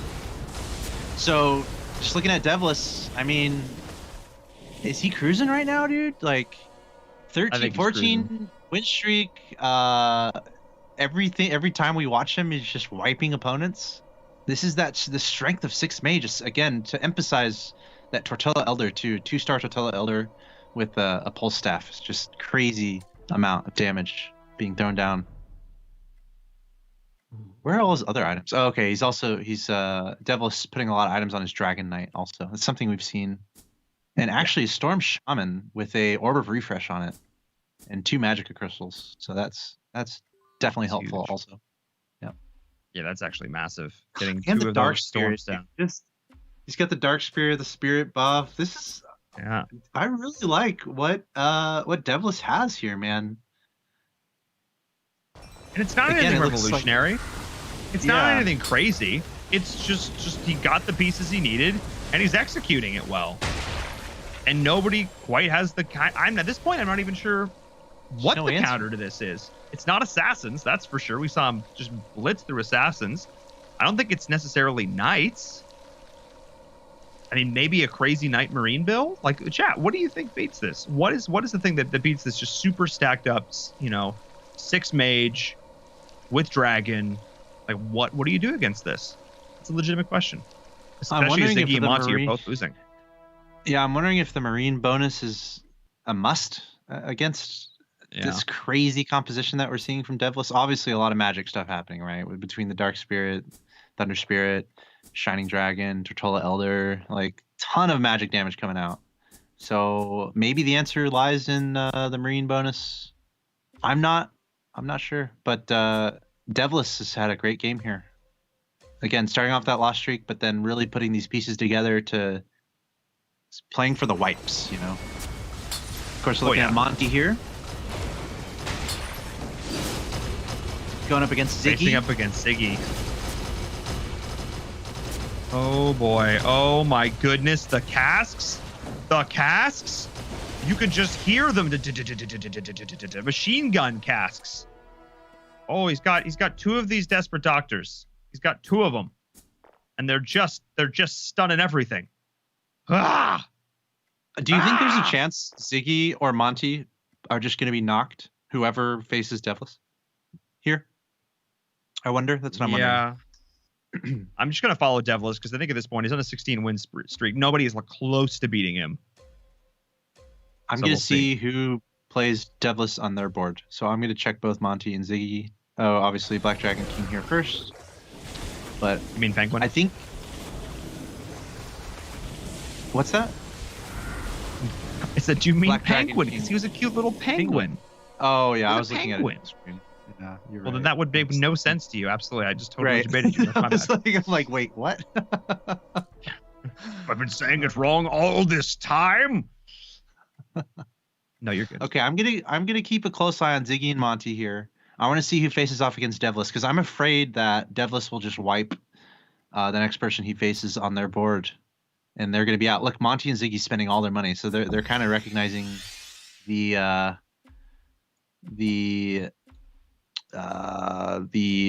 everything's on the line right now. That's what they're recognizing, the importance of the situation. Let's see what happens. Okay, Ziggy's going up against Monty. Okay, Monty is playing against Devlis on his board.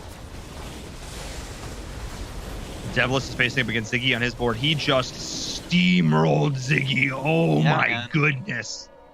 17 win And streak. That would have been the wipe. Monty might just be out. Yeah, there it is. So Devlis faced Monty on Monty's board, and Monty's just out. Whoa, both out. He faced them both. GG. Oh, we wondered if that could happen. We wondered if that could happen. Devlis with a bit of a rough start, if I'm being honest. I thought, man, he's just taking too much damage on this open fort. I don't know if he's going to be able to do this. This is a lot. The other player, open fort, just straight lost streak to a loss. But Devlis is like, no. This is how you do it. This is how we roll. And he proceeded to win 20 straight rounds, absolutely dominate, beautiful mage build. No one in chat could agree on how to beat that, other than you need claw ones and maybe some marines. That seems to be about the only consensus in the chat is that, yeah, MR would have helped. Wow. Axel Toss, walk us through that last game with our Xperia highlights. Let's take a look back. It was, for most of it, though, it was just the Devlis show. No doubt about it. Devlis, you wouldn't guess it right now, but he was the man of the match. We're going to start off with Flame, though. He's facing off against Radical. And we can see Flame here going for some early Druid play with the Assassins backing up. There we see on the other side a nice fight being put up by Radical, but Flame able to win there, getting a nice two win streak early on, and he would kind of be in the middle of the pack all the way through. Moving forward, here is Devlis. This is the guy we were talking about. This is when he was turning everything around. He was on a loss streak, and then there you see turning it into a 5-win streak. Here you see Radical, Bobula, Camburo are out, and now we're looking at Flame once again facing off against Devlis. Of course, Flame once again going for that Warp with Sage in the front. He's got a Druid in there, and he's got Assassin's backup has been the play, but just not able to stay alive long enough. And this is Devlis has just been so powerful with this mage build, bringing Flame down to 5 HP. He would eventually get eliminated in 4th place. Pierzon in 5th. Your final 3, Ziggy, Monty, and Devlis. And it was all the Devlis show. He found the build that was working. We're looking at Ziggy here, trying to face off against Devlis, getting completely destroyed. And that's pretty much what happened all the way through. Devlis on a 16-win streak. He was on 35 HP for 17 rounds straight, playing with his food. Devlis was. And coming out on top, taking out both Monty and Ziggy at the end. Thank you very much, Devlis. Well done. And that means we get to look back at the leaderboard and see where all our points are stacked. I think we're going to do that after the break, but we have one game to go, and I'm excited to see how everything is going to pan out.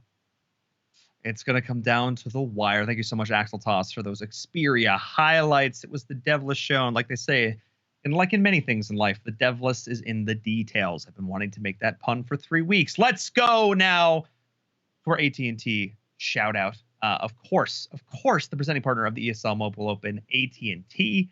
Wanting to thank them so much for joining us once again as our presenting partner. It has been a great experience having them on board from the outset, helping to support the grassroots of mobile esports, helping to give these players a platform on which to compete. We could not do this without the support that AT&T gives us. So thank you so much. If you guys want to make sure you stay up to date on all the action, you saw the little lower third down below. !social. Follow us on social media, on Twitter, on Instagram, and over, of course, on Discord. If you guys want to join in on all the conversations the community is having, that's the place to do it. Of course, be sure to follow on Twitter to stay up to date with all those highlights. We're going to go to a break. When we come back, game number 6, the last game of the playoffs. You do not want to miss it.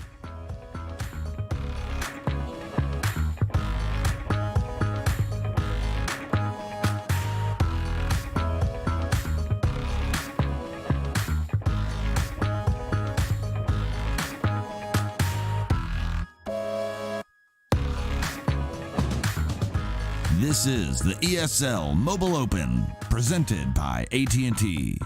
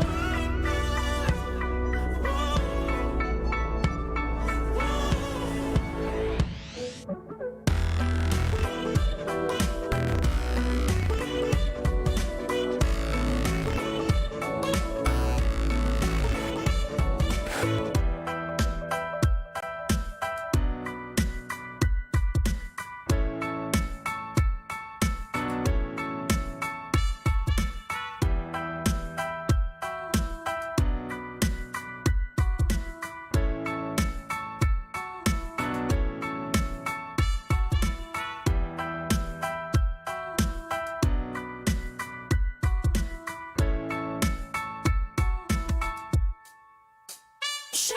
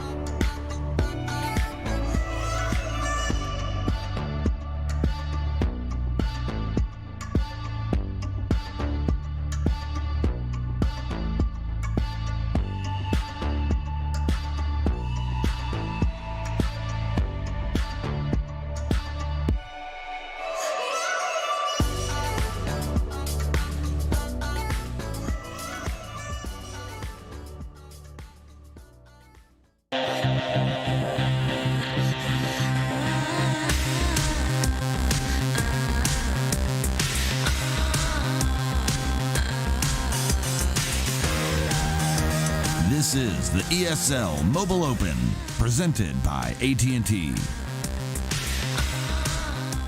Hello and welcome back, everyone, to the ESL Mobile Open Season 5 playoffs. I'm your host, Paul and Verum Toddkill, here to bring you all of the excellent, the stellar, the amazing, the fantastic auto chess action. We've seen 5 games today from all 3 groups. 2 of them, they're locked. It's set in stone. But the final group has yet to determine who'll be moving on. And actually, for all of us who will be moving on to our finals, Asphalt is here as well. And I think it's pretty safe to say, Skr, that we have seen some of the best auto chess. Period. There's no qualify. We have seen some of the best auto chess. Yeah, I think so. I think just the nature of the tournament, these are the best players in North America in the ESL Mobile Open. We are cataloging the games to find out who's going to be in the top 8. These going to be the best 8 players in North America, aside from the commentators, of course. So yeah, that's a recipe for excellent play and a delightful time for us as we see all these strategies unfold, see people try different things, and no shortage of surprises. Devlis going for a crazy loss streak early, picking up the mages he was looking for, and then just it's like a mop. It's like there's like a subreddit that's oddly satisfying, right? Or like the power washing stuff. It's just a satisfying cleanse of everyone he was facing. Yeah, he looked pretty darn unstoppable, and well, he was at the end. Let's take a look at our Group 3 leaderboards. Let's see how, after that first game, things did shake out. Devlis now tied for first. Let's go. Oh, my goodness. Oh, my goodness. Once again, nobody has shifted positions. Choke God still barely in the lead. Flame is there. Monty close behind Ziggy. I think now probably not, after that loss, going to be able to continue on through. Flame is still in the running. Monty, though, I don't even know if a first place finish would be enough. Maybe getting to 70 points. We've intentionally not been seeing the overall updated leaderboards to keep us in the dark, and I love that. Keep us in suspense. Flame still very much has a chance. I think Devlis and Choke God are in, barring something bizarre from Flame or Monty. Yeah, I think it's a 3-horse race here, right? Flame, Monty, Ziggy. It's kind of up to them to control their destiny. It's probably how this looks, which is pretty exciting. I mean, three players here really trying to outdo each other in the final game, where whoever finishes better amongst those 3 will probably be in. I think that's safe to say. Pretty exciting. Yeah, stuff. I think it is. It's just the fact that it's so close, and it's so close, and it's so close. Like, every group has kept us guessing right up until the very last moment. No one is wanting to let these playoffs slip through their fingers. We are seeing every single competitor give it their all, time and time again. And after 12 games of competition for each group, we will finally see who will walk out, not only on top, but to make it, period, exclamation point, finally, to our finale, our finals. And that's going to be a whole lot of fun. We are loading on into the lobby now. Things are looking ready to go. So let's get into it. The last game of the playoffs. Axeltoss, who do you want to see?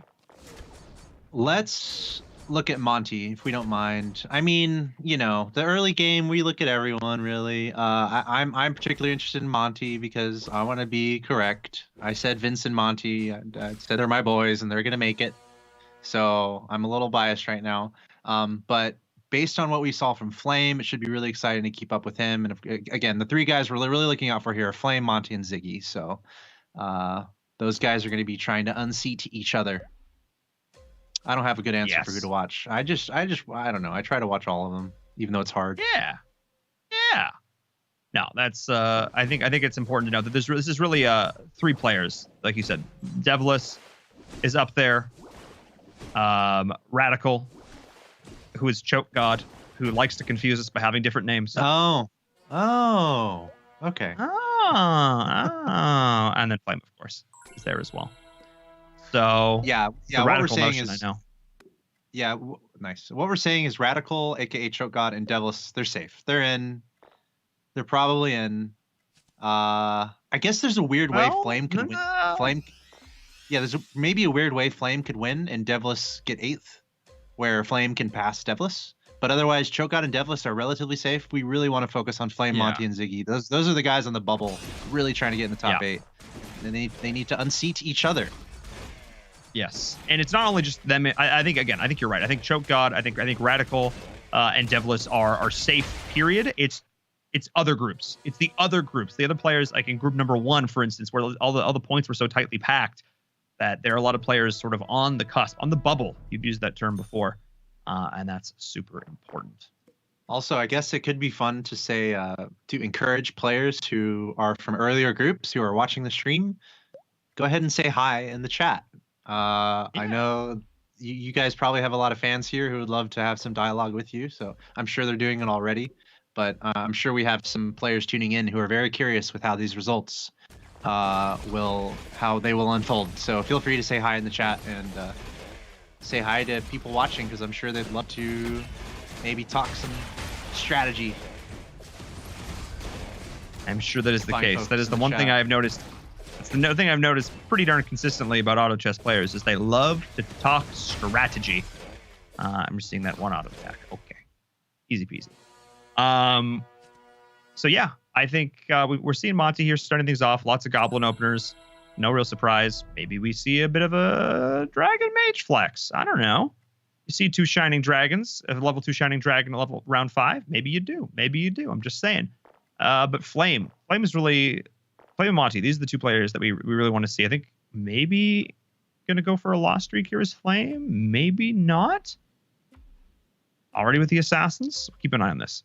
Yeah, it's tricky. He already went to level 5, so it's not obvious on what. I mean, that almost indicates he wants to win a little bit. We'll keep an eye. Let's see, Flame going up against Monty here, who is still at level 4. Easy. Yep. Easy. Yep. Flame going up to 5, so he's going to be working on a win streak. It looks like. Got some assassins in play. Decide. Yeah, I was gonna say players now are gonna decide who's gonna go, who's gonna try. We haven't had a game yet where at least 2 players haven't open for it, haven't gone for a lost streak. So we'll see. We'll see if this game. Well, I would laugh if like nobody decides to and everybody's middling and like nobody's gonna win. That would be just Wild West. That'd be wild. We've seen some wild things.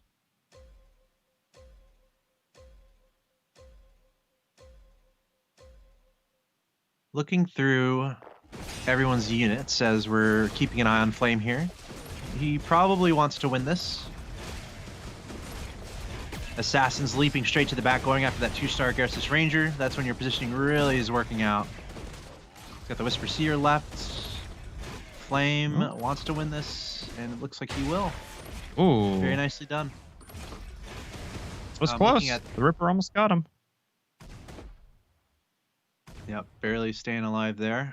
Meanwhile, Ziggy and Monty, remember 2 of the players that we're really looking at here who are trying to make it in the top 8. They are working on lost streaks, and we've kind of discussed that. It takes a lot of confidence and mental fortitude, I suppose, to go into lost streaks when the stakes are this high. You know, you're about to potentially qualify for top 8, and you're asking me to go for a huge lost streak and go down to 50, 60, maybe lower HP. That's tough to really do when so much is on the line. So we'll see how well Ziggy can handle this. Already leaning into that lost streak up to 3. Meanwhile, Ziggy has a God of War. He's staying at level 4. So is Monty. So it's pretty clear what Ziggy and Monty are both trying to do here with those losses. Both not willing to upgrade to level 5 at the moment to keep those losses going. Nothing too crazy going on amongst our players. Level 2 Water Spirit for Purzon is kind of good, while 3 other players are going for Water Spirit. It's crazy, man. The assassins are really everyone loves them. Everyone loves the assassin spirit play. It is a strategical favoritism that we see across all these players, it seems like. I think it's just because it just synergizes so beautifully. You've got the Petrify that comes out with all these assassins who are already hitting really hard, but what's their biggest weakness is they're squishy. So anytime that you can impede, you can slow down, you can crowd control your opponent, keep them stunned up, locked up a little longer, is that time that you're dishing out that incredibly potent DPS. So it makes a lot of sense just so I'm seeing those 2 to go toe-to-toe. But Spirits, I think, have just been a general staple all in all because they just shut down, unlike that, unless that one game in some situations with that Light Blade Knight hard shuffle carry. They are very good at shutting down things like the Venomancer, like these big heavy melee carry compositions. But again, we've seen mages come more into the fore. We've seen Storm Shamans do their work. We've seen Knights with Light Blade Knight, the range carry, which is less impacted by that. So again, it's that quote unquote rock, paper, scissors kind of element. You know, certain builds are stronger against other builds. I'm going to ask a controversial question. Yes. I wonder if we should see a Spirit nerf. I wonder about that because of how popular it is and because of how much damage we've all seen it, the Dark Spirit does as it scales into the late game. Because I'm wondering if that's kind of what's on the mind of these guys. It's like, all right, that Dark Spirit doing 30k damage. I think I want that later. So I'll invest a little bit into Spirits now in case that happens. So that's my controversial question of the day. Should we see a nerf? I mean, I could potentially see. I don't even know necessarily because we haven't. It's not like Spirit has been part of every single winning composition by any stretch. And there again, certain boards it just doesn't seem to do as well. I think there's a time and a place. Some we're talking a few percentage tweaks here and there, maybe. I wouldn't necessarily rule it out. But I don't think it's necessarily the most. It's not like day one where we saw every 6 out of 8 people in the lobby trying to go for that Kira build. I don't think it's necessarily or even close to that level per se. I think that was definitely required. And I think people general consensus was that Kira nerf was pretty spot on. Oh, what fun. That's always something that everyone keeps an eye on, from the community to pro players, obviously developers, is what changes are happening to the game as you continue forward. Last game we saw so much success with the mage play combined with the Dark Spirit play, which was just nutty from Devless. So we'll see if anything like that pops back up. Right now we're still looking at Monty. He's currently on a 5 loss streak, definitely on purpose, trying to build up that econ. Down to 67 HP. How on purpose though? I don't think he was. Okay, yeah, I think he. Yeah, I did. I think he wanted to beat the neutral round for sure. Yeah, we just are gonna pretend we didn't see that. Let's go back up now to Devless, who once again is sitting up at the top of the leaderboards. He's dead even in terms of economy, ahead in levels to Monty, and he has 30 more HP. I understand it's hard to get a quote-unquote win streak going. Actually, nobody has. It's a bit of middling right now. I mean, these guys, obviously him and Radical, have been doing pretty well. I think we'll start to see the win streaks come out next round. But, I mean, I would just... I don't feel like it's... I don't feel like I have it in me, Axel Toss. I don't feel like I'm the kind of player who can open for it. I just ain't about that life. It's just not who I am. I see this and I see them winning and I go, yeah, I want to win. I want to win. Yeah, that's one of the fun, realizations you almost have in auto chess. Whenever players are winning or losing, it's most of the time it is on purpose. Like we see from Monty here, just focusing on this loss streak, really trying to keep this loss streak together. And it's such a bizarre thing that doesn't really exist in other games. So it's fun to see how you kind of approach it. And it's definitely, I agree. It's like, it doesn't feel all that right. It's like, wait a second, going on a loss streak here is helpful. But speaking for myself, that moment where you do make the loss streak really work for your economy and for the build that you're going for, it is so satisfying when you're able to turn it around. Kind of like what we saw with Devless in the last game.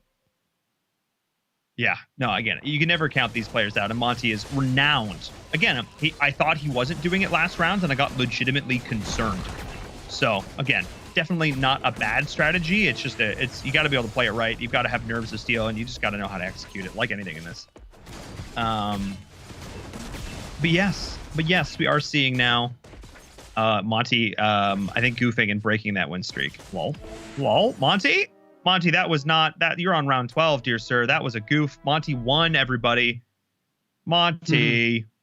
Well, now you got to win. Yeah, I'm pretty sure he went from level 5 to level 6 there with a single click. And it was weird because he was at 7 out of 8 and then he upgraded. He went a level up to be 3 out of 16, and now he's 4 out of 16, which means in theory he could go to the next level again. So yeah, it does make you wonder: is he going for a win streak now? Because if he was going for an absolute win streak, maybe he would level up to level 7 right now if he really wanted to double down on reversing the loss streak. So let's see what happens Well, here. we'll see. Big question mark. Man, that God of War does some decent. I guess He smacks. Yeah, I guess it's win streak time for Monty. All right. Maybe a little early. Kambiro! Can you roll your R's, Axel Toss?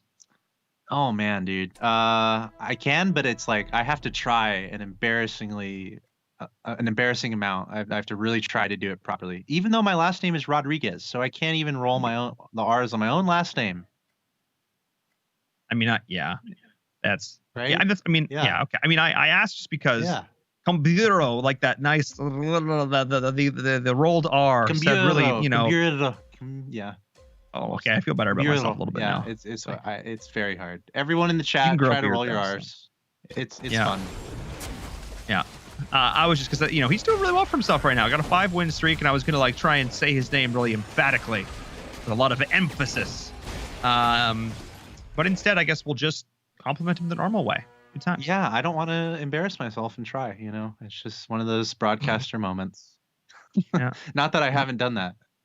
Embarrassed myself plenty while being a broadcaster on the internets. I feel like embarrassing myself is just on brand. Yeah, people like it. It's like endearing, right? We'll go with that. Devlis working on another loss streak. 3 players with loss streaks: Devlis, Ziggy, and Bobula. Remember, we're looking at Monty, Ziggy, and Flame mostly. Radical and Devlis, we've more or less agreed, are probably in. So Flame, Ziggy, and Monty, again, for those of you just tuning in, they're trying to get into the top 8 of our player pool to advance to the finals.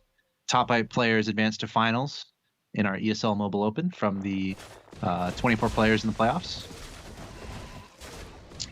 And that's huge because the amount of prizing you get from like top 8, top 16, it's a pretty substantial difference. Quite a bit of money up for grabs for these players. So we'll definitely keep an eye on what. Please don't lose to neutrals again. Okay, you're good. All right, be chill. We got this.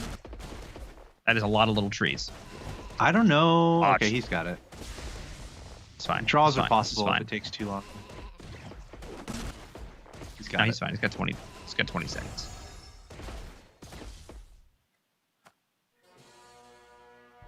Woo! So Devlis, again, somebody we know can play towards these hella cool loss streaks. Maybe now with leveling up this win range. No, he's just going to commit to continue to this. Okay. I don't necessarily know what build he's going for here. He might be going to go for some Hunter or Garrus's play, but he needs more of a front line than just these 2 Argali Knights. He really wants, I think, maybe to flex into... I mean, Divinity would have made some sense with the God of War if he could have gotten those leveled early, but he didn't opt for that. There's no Warriors. Knights is not really an option. He's got Mages on his board. Potentially some... I don't know what Devlis is doing, if I'm being honest. Yeah, I think this is a moment where you give it a couple rounds and then it might come together. So maybe check back in on Devlis, because I agree, man. It's kind of he's got Hunter going, but that's it. And Hunter definitely doesn't work well on its own. So we'll see. Maybe there is a case for an Evil Knight coming out and having a Knight buff with the Agarsis to help with the Agarsis Ranger and supplement well with the Hunter composition. So keep an eye on that. Meanwhile, I'm looking at Flame a little bit, just kind of trying to see what he's up to.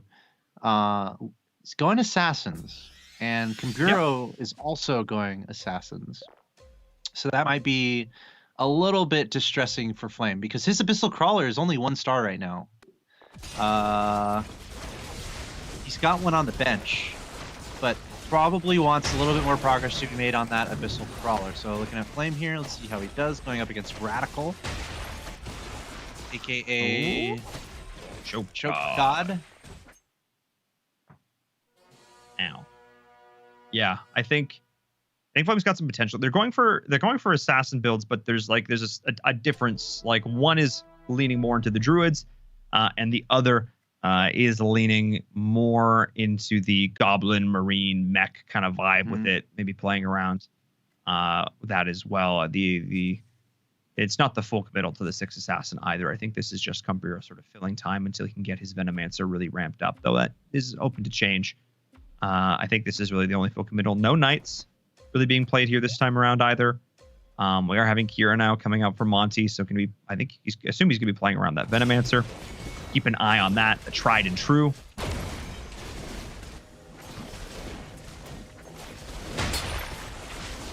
Flame trying to hang in there. He's got the Warpwood Sage in front, kind of the classic Warpwood Sage assassin build.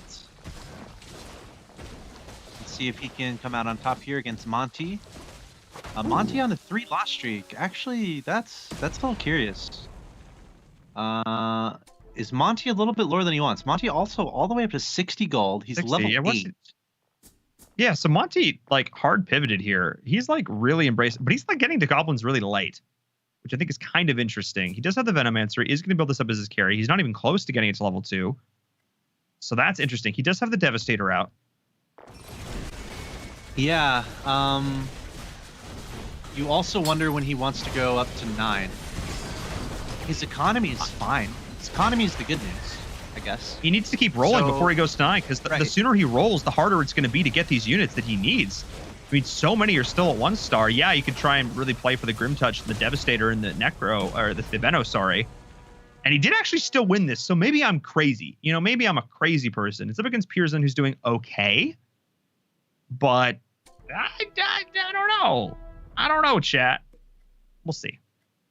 So we have a neutral round upcoming here for Monty. So, whoa, what? He just... Okay, that's weird. He just leveled up to 19 out of 32. If you look at Monty's experience at the bottom. Yeah. It's a little strange. Yeah. Like, usually you don't buy it unless you're getting it, you know? So he basically didn't want to roll. He's staying above 51, so he's keeping the 5 interest. He doesn't have a win streak going, so that's really his only way to earn additional income. So he's half buying this round, so he can half buy that. He's not in really risk of losing a ton of HP, so he doesn't need to fast level and break his econ. The reason he's doing this is because, again, he realizes that the units he needs to fish for, rolling for that right now doesn't make a whole lot of sense. The way he's going to get on a win streak is not from the level of his units, by the volume of them. So I would expect him to go up to level 9 now. And then also roll down, maybe, right? Let's see what he does. Okay, yeah. There we see the level up to 9. And now, how much of his money is he going to spend?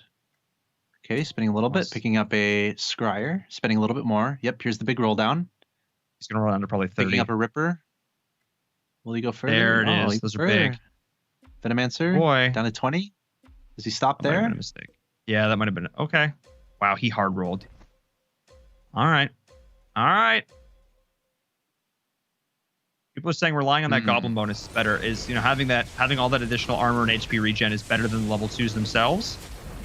Don't know if I fully agree with that, but I can definitely see that point of view. Partially when things like this happen. I think to your point too, like, imagine if he had gone for it earlier, because he went for something else and then just completely changed into it. So it's just like he's a little late, maybe, right, to the point that you were making there. So I think the answer really is both. Both is the answer. Like, Monty definitely wants his goblins to be stronger. I mean, it is nice he's got the 6 goblin bonus going on, but he would love to make these into 2 stars, all these goblins. So that's what he's looking for right now, for sure. Yeah, just needs the economy to do. Yeah, there's one. Axel Toss, look at the left side of our screen right now. 62, 58, 57, 55, 50, 46, 41. 25 HP separates 2nd and 8th right now. We are around 22. No win streaks, no loss streaks. Everybody is just giving it their all right now. This is a very interesting lobby. We haven't quite seen anything like it. There's nobody. Everybody's just trading blows back and forth. And I love it. I love it. It means the state of the meta is in a really good spot. The fact that we're seeing this variability of builds as well. So I am a fan. That is for sure. We see Monty against Ziggy here. 2 of the players we're keeping a very close eye on. Looks like Monty is barely going to come out on top. Monty's definitely looking for a win streak here. His economy is in shatters. He just spent so much money trying to get these additional units out. Also going up to level 9. He's at the bottom of the lobby. So the impetus is definitely on Monty right now to really scale into a big win streak here. He almost has to, but he is low on money. Okay, good news. Look, okay, we have a level 2. Yeah, 2-star Skybreaker. He's got his 2-star Ripper now. 2-star Venomancer. Thank you very much. 2-star Soulbreaker. Now Monty is really finding what he's looking for. And also he has a fair amount of items stacked onto that Metamancer, so I think Monty's should be okay here. It feels like he's been able to strengthen up the core of his composition.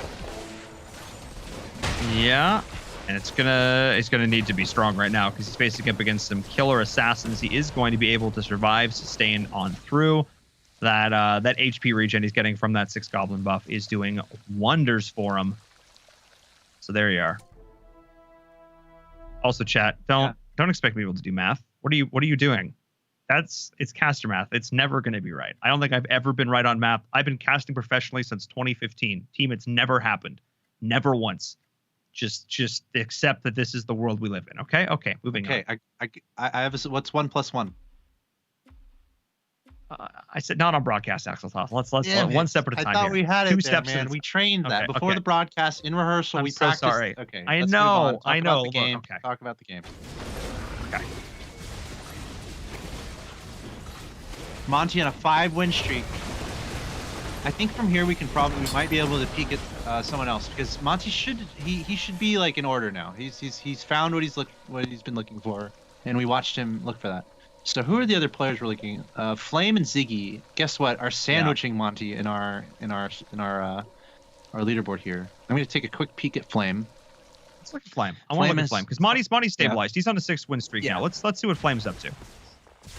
So Flame has found his 3-star Warpwood Sage, which is integral in this assassin build that we've been seeing from these players.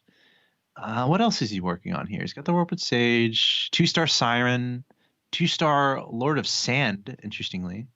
He's put a lot of items on his 2-star Abyssal Crawler, not too many surprises there. And looking at his bench, he's got a lot of Soul Breakers and 1 Abyssal Crawler. So I would say Flame's in an okay spot. The problem is he's 1 gold in the bank. So he might be in struggle town right now, actually, with no economy compared to everyone around him. Devlis 50, Kumburo 51, Bobula 58. So let's see how Flame turns this around because he needs to find money. He needs money. Yeah. He needs to have that Mr. Krabs moment. Is money. He needs to try and get his pincers on some. So, oh boy, especially because Devlis and Bobula, like in Kumburo, so good in terms of econ, and they're that good in terms of econ. And Devlis is level 9 for the record as well. And their HP totals aren't. I almost said like the Brits. The HP totals are still in really good shape, and that's not the level 3 Soulbreaker. So that's actually a pretty big deal here for Flame. That's what he needed. Didn't have a whole lot of money to spend, but spend it, I guess, wisely in this situation. So now he's got the front line. He's got the Warpwood Sage. It's going to aggro, take a lot of time. He's going to have the additional CC from the Siren, and then he's going to be able to these assassins doing their work. And he's also flexing a potential Marines into the mages. So I like the things that are happening. Yeah, it's just the economy that is scaring me a little bit for Flame. Like, just 1 gold. It's only round 26.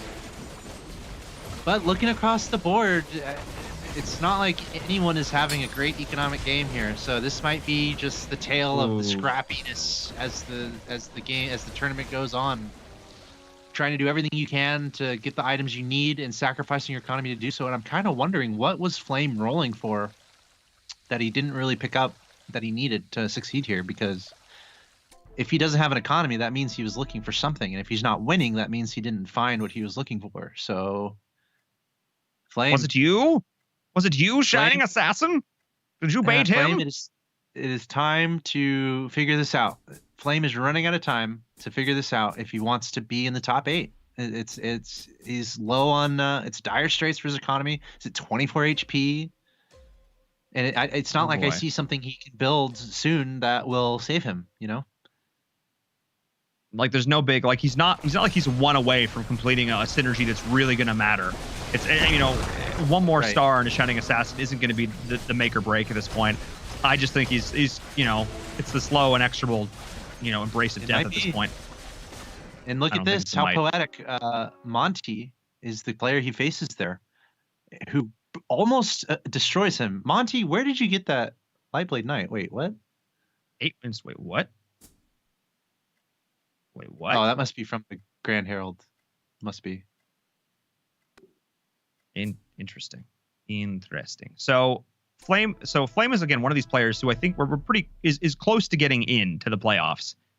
Again, I don't remember all the math. It's not guaranteed. However, the other big thing that Flame can do is he can play spoilers to players in other lobbies. Him going out in 8th here actually opens up It's true. so many doors for players in groups 2 and 1. I don't know why I said it in that order, but here we are. And this is going to be, if you're a player who's sort of like on the cusp, on the bubble, as we say, holding on, watching with bated breath, Flame going out in 8th may actually be the difference maker in whether or not you make it to the to the finals. Yeah, and once again, can he survive? A little closer, but no. He's gonna lose some more HP. He's not completely out of it yet. Abyssal Crawler desperately trying to keep his master alive. Flame down to 5 HP. And to remind everyone, coming into this game, Flame was at 63. So any players who are watching this from other lobbies can do the math while not on Wait, broadcast. he actually... Yeah, no, Flame, like, 63, that's not enough. That's not enough. Right. And it wasn't actually Monty. He did lose to Pierzon, I think.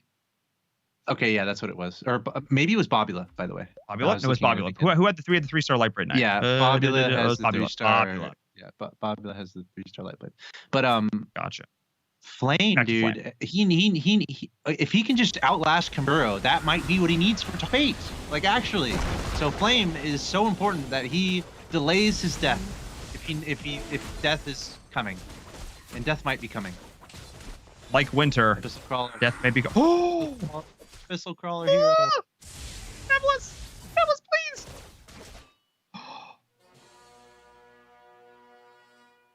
Oh my goodness. Okay. We're getting a little stressed here, guys. If I'm being honest, if I'm being real with you, the pressure is real.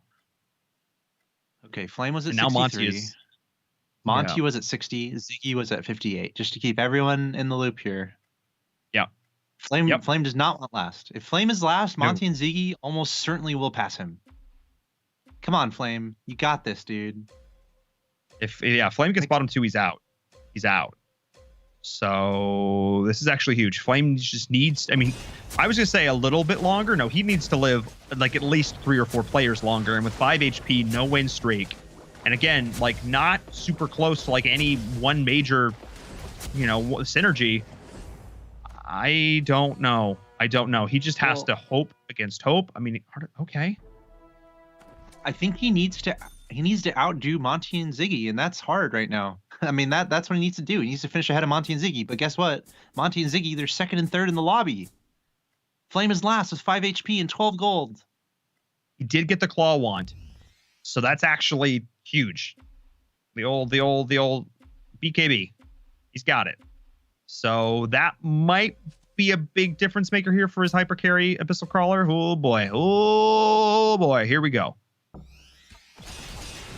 Assassin versus Assassin.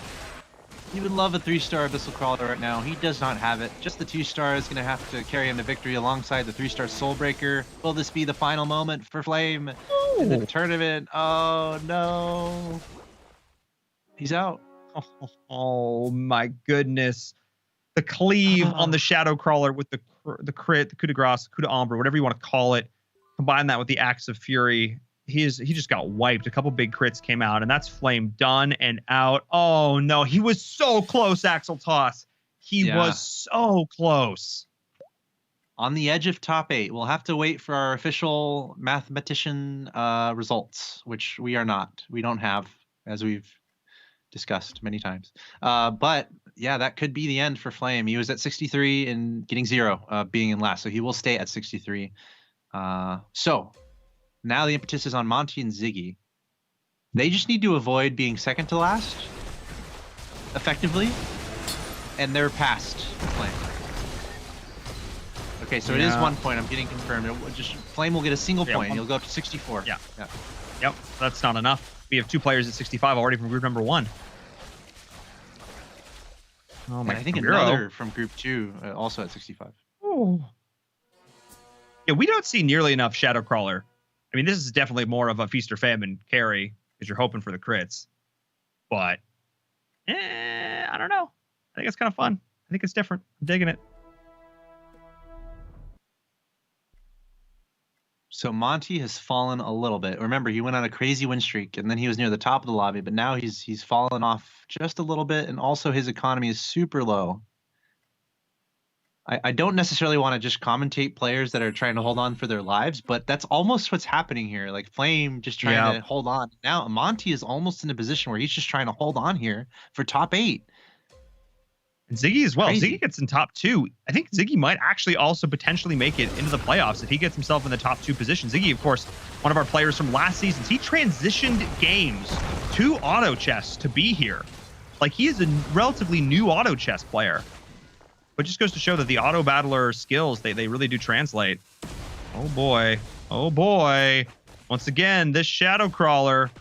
Hard carry. Yep. This is so close, Axel toss. Oh my goodness. This is quite close. Let's see here. I mean, Let's Bobula's on the see win here. streak. He's the one who's got this, not even that stacked Lightblade Knight. He's got a Hell Knight, actually, that's got most of the items. Looking to try and get this up to level. He's also got a, this is a very weird thing happening here for Bobula. I'm not exactly sure what's happening, if I'm being honest. He's trying to get the Hell Knight to level 3. But let's jump back on with Monty. Let's see how Monty's doing here. Because Monty and Ziggy, those are the 2 players we're really looking towards here. Yeah, Monty, a little bit of everything going on. You know, he has 1 3-star. That's it. And the Soulbreaker. He's got the hero bonus working. He's got the Dark Spirit in play. We could see most of the damage coming out from his Soulbreaker, his 3-star Soulbreaker, getting up above 5k. Nothing crazy, but good amount of supplemental damage happening for the rest of the composition from Monty. So he doesn't need a crazy carry. Just has a lot of good damage on a few critical pieces. And he's back up to top 2. And to your point earlier, I mean, this has just been so close. 29, 28, 17, 15, 14, 5 is the HP of our remaining 6 players. Devlis at the bottom, trying to get rid of a lost streak. Devlis is effectively safe into the top 8. Yep. Yeah, Radical and Devlis have secured those spots for this group. Pretty much regardless of what happens in this round. Though Devlis going out here would, of course, be kind of disastrous. Not disaster, but kind of rough at this point. And it could have more repercussions for other groups as well. He is, of course, committing to this mage builds. Tortola Elder's already got that to 2, so that's not a huge... What's he looking for? What is he rolling for? He's rolling... Yeah, that's got it. He's rolling for a Tsunami Stalker. Okay. So he's got what he wants. This is like... Devlis looking at him. I think this is the opportunity for him to maybe try and turn this around. Okay. Okay. He has to. Can't afford another loss. Basically. He's got the Dragon Knight in there too. The Dragon bonus is going on. I mean, this is something he did last game. I mean, how similar is it, right? Like 6 mage, he's got the Dragon bonus. If it ain't broke. I don't know how the phrase goes, but he's doing it. It almost looks like... Are we watching the same game as last time? The call down, Stay the alive. level 2 helicopter. Oh, that's it. Pure Not this Zun time, and Devlis. Devlis are out, but he, oh man, he made it in 6th while Pure Zun was in 5th. Bobula holds on. Oh man. I think this is now a dogfight between Monty and Ziggy, straight up. It's almost like a 1v1 between these 2 guys. I almost want to say for top 8, but obviously that's where the big math comes in. But that is again, it's such an important moment here for Monty and Ziggy. They both want to outlast each other because they are so close on the overall leaderboard and trying to break into the top 8. This is huge. This is a big deal here. We're watching Ziggy right now. He's got the big old God of War out in front. He's going a Mage, Spirit, and Divinity, which is a very popular build. He only has his level 1 Dark Spirit, but not the end of the world here. He's got the Blade Mail up on that God of War, which is going to be dishing and taking quite a lot of damage up at the front. And then once all these spells go through, that's really the big moment of truth, and here they come. Yeah, going up against Monty, we can see all the damage just dispensed across the army. The Lightblade Knight is going to be the last remaining. The Lightblade Knight and the Hell Knight, and it is going to prevail for Monty. We've seen this combo utilized so well. Bobula is out. We're down to our final 3 in this final game. Monty, Radical, aka Choke God, and Ziggy. And I guess the Knights player is gone, even though we saw pretty good play there from Crush Bobula. Ziggy. He lost on his own board, so he's out. So the Knights go to the nether of emptiness. No other players going Knights to really take advantage of that. And that could actually be huge for Ziggy here, because that's really, I think, the last build that really countered him. Again, we're going to see it this time up against Radical, who's going for a very similar build. See which one's going to be able to come out on top. You can hear the lightning striking, but that call down, oh man, once again from this helicopter, just so impactful. Let Ziggy out. Top 3, Wow. and I'm not sure that was enough, Axel Toss. I'm not sure that was enough. Oh boy. How many points do you get for third again? He asked in an open question. I think it's 10-8-6. I think he gets 6, so he's up to 54, 64. He's a 64, I think, with that. Ziggy, with third place, unconfirmed, which we've presumed. We've seen 65 and above. Man, Ziggy might literally have missed out by 1. So we're gonna keep an eye on that. Stay tuned. The point here, though, Monty, what a game from this hero. I've been hyping him up. I've been the caster who's been putting his neck on the line, hyping this guy up. And is it something about just loving the pressure and like needing to step up in these moments? Because Monty, he's cruising, man. He's doing exactly what he needs to do. Yeah, something tells me something tells me that he's not sweating at all. He's like, all right, whatever. I'll just get first in this one and get in the top 8. There it is. Yep. As I accidentally, right at the game ends, actually clicked that additional button just to take us to the menu screens. Sorry, production team. That's on me. That's a Paul problem. Wow. What a finale. Axel Toss, what a finish. Chad is already making opinions. Chad is already predicting how our top 8 has played out. I don't know yet. Okay. I haven't necessarily kept track of the math. I don't 100% know how this has worked. People are saying that certain players are in, certain players are out. I think there's tiebreakers involved, so I don't know. I'll laugh if my 65 number that I predicted at the start of the day / took from my producer predicted at the start of the day is correct, and that might actually be the cutoff. That would be pretty fantastic. But let's take a look back at this final match of the playoffs. Axel Toss, walk us through it with our Xperia highlights. Of course. Final game of the day. We've been repeating it. It all really comes down to this for Flame, for Monty, and for Ziggy. And we started off here with watching Flame. Of course, he found himself not really much of anything. It's a situation where he just needed to do something, and unfortunately not finding the pieces that he needed, and Flame would eventually be knocked out. But not before scraping away a win here, I believe, and his Abyssal Crawler. But you can see the 3-star Soulbreaker. I kind of wonder if he preferred that 3-star to be on that Abyssal Crawler. Ultimately, it would not matter. Flame did not find what he was looking for, and he was out in 8th place. Here we are looking at Radical, and he's going up against Pure Zun here. 3-star Water Spirit from Pure Zun, you could see going to town, able to get the better of Radical there, aka Choke God. And now we move on to Devlis, who was our MVP of the last game, having a crazy game. Devlis is in the top 8, should be just fine. And we can see him here going up against Choke God. And Choke God just had such a powerful force the entire way through, would end up knocking out Devlis just barely before Pure Zun was also knocked out. And this moves us on to Monty. Monty started off with a loss streak, was making us nervous, losing a lot in the early part of this round. Not making me nervous, though. And he would turn it around, and he would, what I think, do exactly what he wanted to do. I think this is the game plan from Monty, and he succeeded. There we see him succeeding. Bobula out, Ziggy out.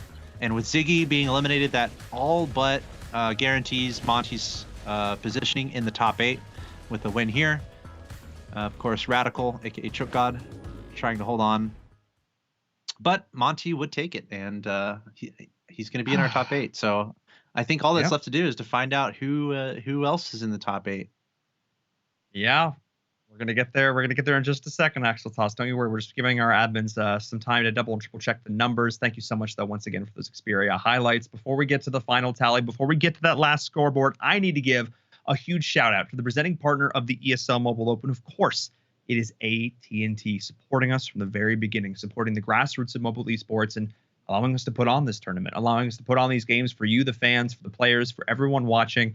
Could not do this without the support of AT&T. So thank you so very much for being our presenting partner. And another thank you, another shout out I have to give, of course, goes to this device here next to me. Of course, it's Xperia. They've been with us now for the last 2 seasons, and it's been amazing to talk about this phone and see the community's reaction to it, whether it be me talking about the 21:9 cinema-wide display, the 4K OLED screen, the stellar battery life, the amazing processor, the super stereo sound. Doesn't really matter what it is. I'm definitely going to be hyping up this phone quite a lot. And again, if you guys actually want to get $150 off yours, you can do that right now. Exclamation point Xperia in the chat. So thank you so much, Xperia, our official mobile partner. I need to welcome you back now, Axel Toss, because we are about to look at, if everything's ready, if everything's good to go, we're going to take a look at our final leaderboard. Who made it to our finals? Let's take a look. I was trying to drum roll. I don't know if that came through. Vince in Nope, first not at with all. 83. Choke God 79. Nova 78. Silent 76. Devless 74. Vivo 71. Monty 70. What's going on at 8, 9, and 10? Tied We at have a 65. 3-way tie. We have a 3-way tie. I knew it. So I'm gonna ask into the ether, into the void that is me talking to my producer. We are working on the tie. Zath wins. It's Zath. Zath, wait! I'm just getting word. Zath actually, according to tiebreaker, Zath actually overtakes Betiao. Zath has made it in clutch, the final moment to make it into our top 8. Oh my goodness. You know the community like that one. Sorry. Oh, wow. A 3-way tie though, Fraith. That's just wild. 3-way tiebreaker, and Zath is going to be winning in the tiebreaker conditions over Betiao and Dogbun. I know a lot of people were rooting on Dogbun. I was kind of rooting on Dogbun. Now I'm getting hungry. But Zath was able to win, as we see the swift move in the positionings there. Zath wins on tiebreaker. And there's our top 8. Vince, Radical, Nova, Silent, Devless, Vivo, Monty, and Zath. The 65 prediction coming in from our stellar producer, Robert, absolutely correct. And the players seem to know it because they were fighting for that spot. The gap is huge after that. It's 70 and above is the next one. Really, it was this clown fiesta at this rank 8 spot, but barely Zath was able to claw his way in. Oh my goodness. Oh my goodness. And now can we also take a look at the final leaderboards once again for group number 3? I'm just curious to how exactly the math worked out. If we can as well. I'm just curious to see what that final leaderboard looked like, because it really did come down to the wire with a lot of the stuff for those groups. And this was the final tally here. Flame and Ziggy 64. They were so close. Axel Toss, they were so close. Yeah, and not to emphasize it, but Flame, he got last in that lobby. You know, if he is able to get 7th, he's at 65.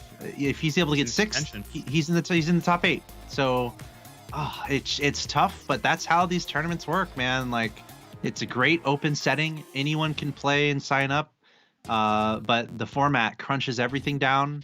And we eventually find out who's in the top 8. And these are the best players in North America. So, of course, absolutely, it's going to be close. It is absolutely going to be close. It's always going to be dramatic. It's always going to be dramatic in settings like this. So I definitely feel for those guys who are on the edge, but I'm thrilled for all of our top 8 players. Yeah, they 100%. After 12 incredibly difficult games, they 100% deserve to make it to our finals. But looking at that last group, looking at how it all fell down, Choke God, Radical, up at the top of the leaderboards in our final interview of the day. Good thing I can still talk. Welcome to the broadcast. How are you feeling? Hello. Did you ever doubt? Did you ever doubt you were going to get first? I was pretty confident in my standing, at least getting top 8 going into the day. So, yeah, I mean, again, Awesome. You look pretty solid. There were a couple moments where we were a little bit unsure, just a touch. But how do you feel that the shift in the meta has impacted your ability to continue playing? Because obviously we saw, I'm pretty sure the same strategy didn't win twice in any of our 6 games today. How do you feel that your ability to adapt to the changes allowed you to get away with first place? So I really like this meta for like if you're able to play for top 4, I think it's very balanced because there's a lot of compositions that can really do well. But if you have to play for first, you can really get screwed hard because if other players high roll certain comps, there's absolutely nothing you can do. So Cool. Yeah, I agree with that. Chokad, congratulations. You're in the top 8. Looking forward a little bit.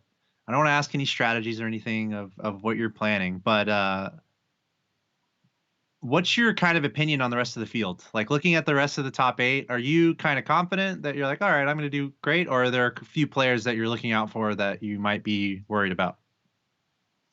There's a lot of really good players that made it.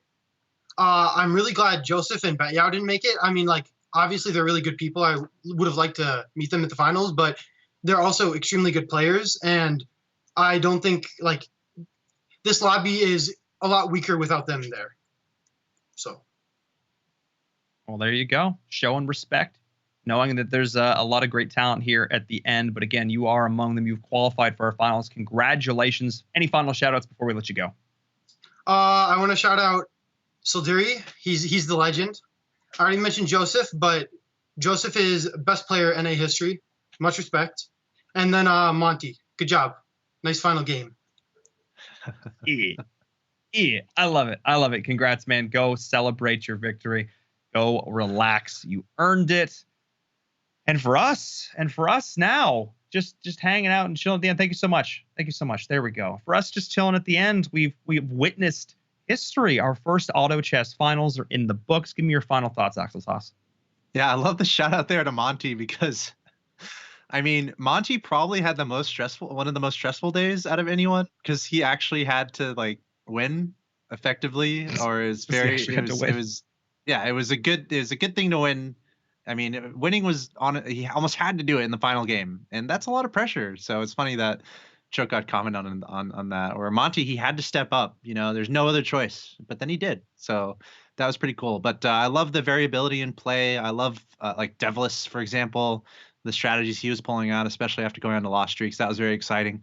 And obviously, I'm left wanting more, which is good because that's the whole point. So I'm excited we've seen all these great players in separate lobbies, but guess what? We're going to put them all in one lobby, and then we're going to find out who our champion is. So I can't wait. That's how it works. Taking all the best player, throwing them into a free-for-all. It will be a gladiatorial arena of epic proportions, but we'll save that for our finals. Thank you so much, Axel Toss, for joining us for the playoffs. We will see you at the finals. It's going to be a lot of fun. So yes, have a great night, man. Relax. It's been a long day. You've earned it as well. Take it easy. Thanks, Paul. All right, ladies and gents, I now get the final task, the duty of the day, to go tell you to follow things. ! Social. Do it. Do it right now. I'm not joking. You should go on Twitter. Probably have a Twitter. You maybe use Twitter. You should use Twitter. All our Instagram, Discord. Go join the Discord. Go do that. If you want to get involved in future seasons, signups are going to be more info on that soon. So keep an eye on that. And then, of course, if you're not following us on Twitch, if you're watching us on Twitch, follow on Twitch. If you're watching this on YouTube, hello, YouTube. Hit subscribe on YouTube because this is where the finals are going to be. This is where you're going to want to tune in. We're going to have more info on the dates, the times, all that good stuff coming soon. So make sure you're following on social to stay up to date on that. You do not want to miss it. You've been watching us for the last hours or weeks. Get here. So definitely go do that. And with that, I'm done. That's the end of it for me. Thank you so much. For myself and Verum, from the cast and crew, from all of us here at ESL, thank you so much for joining us. We'll see you at the finals.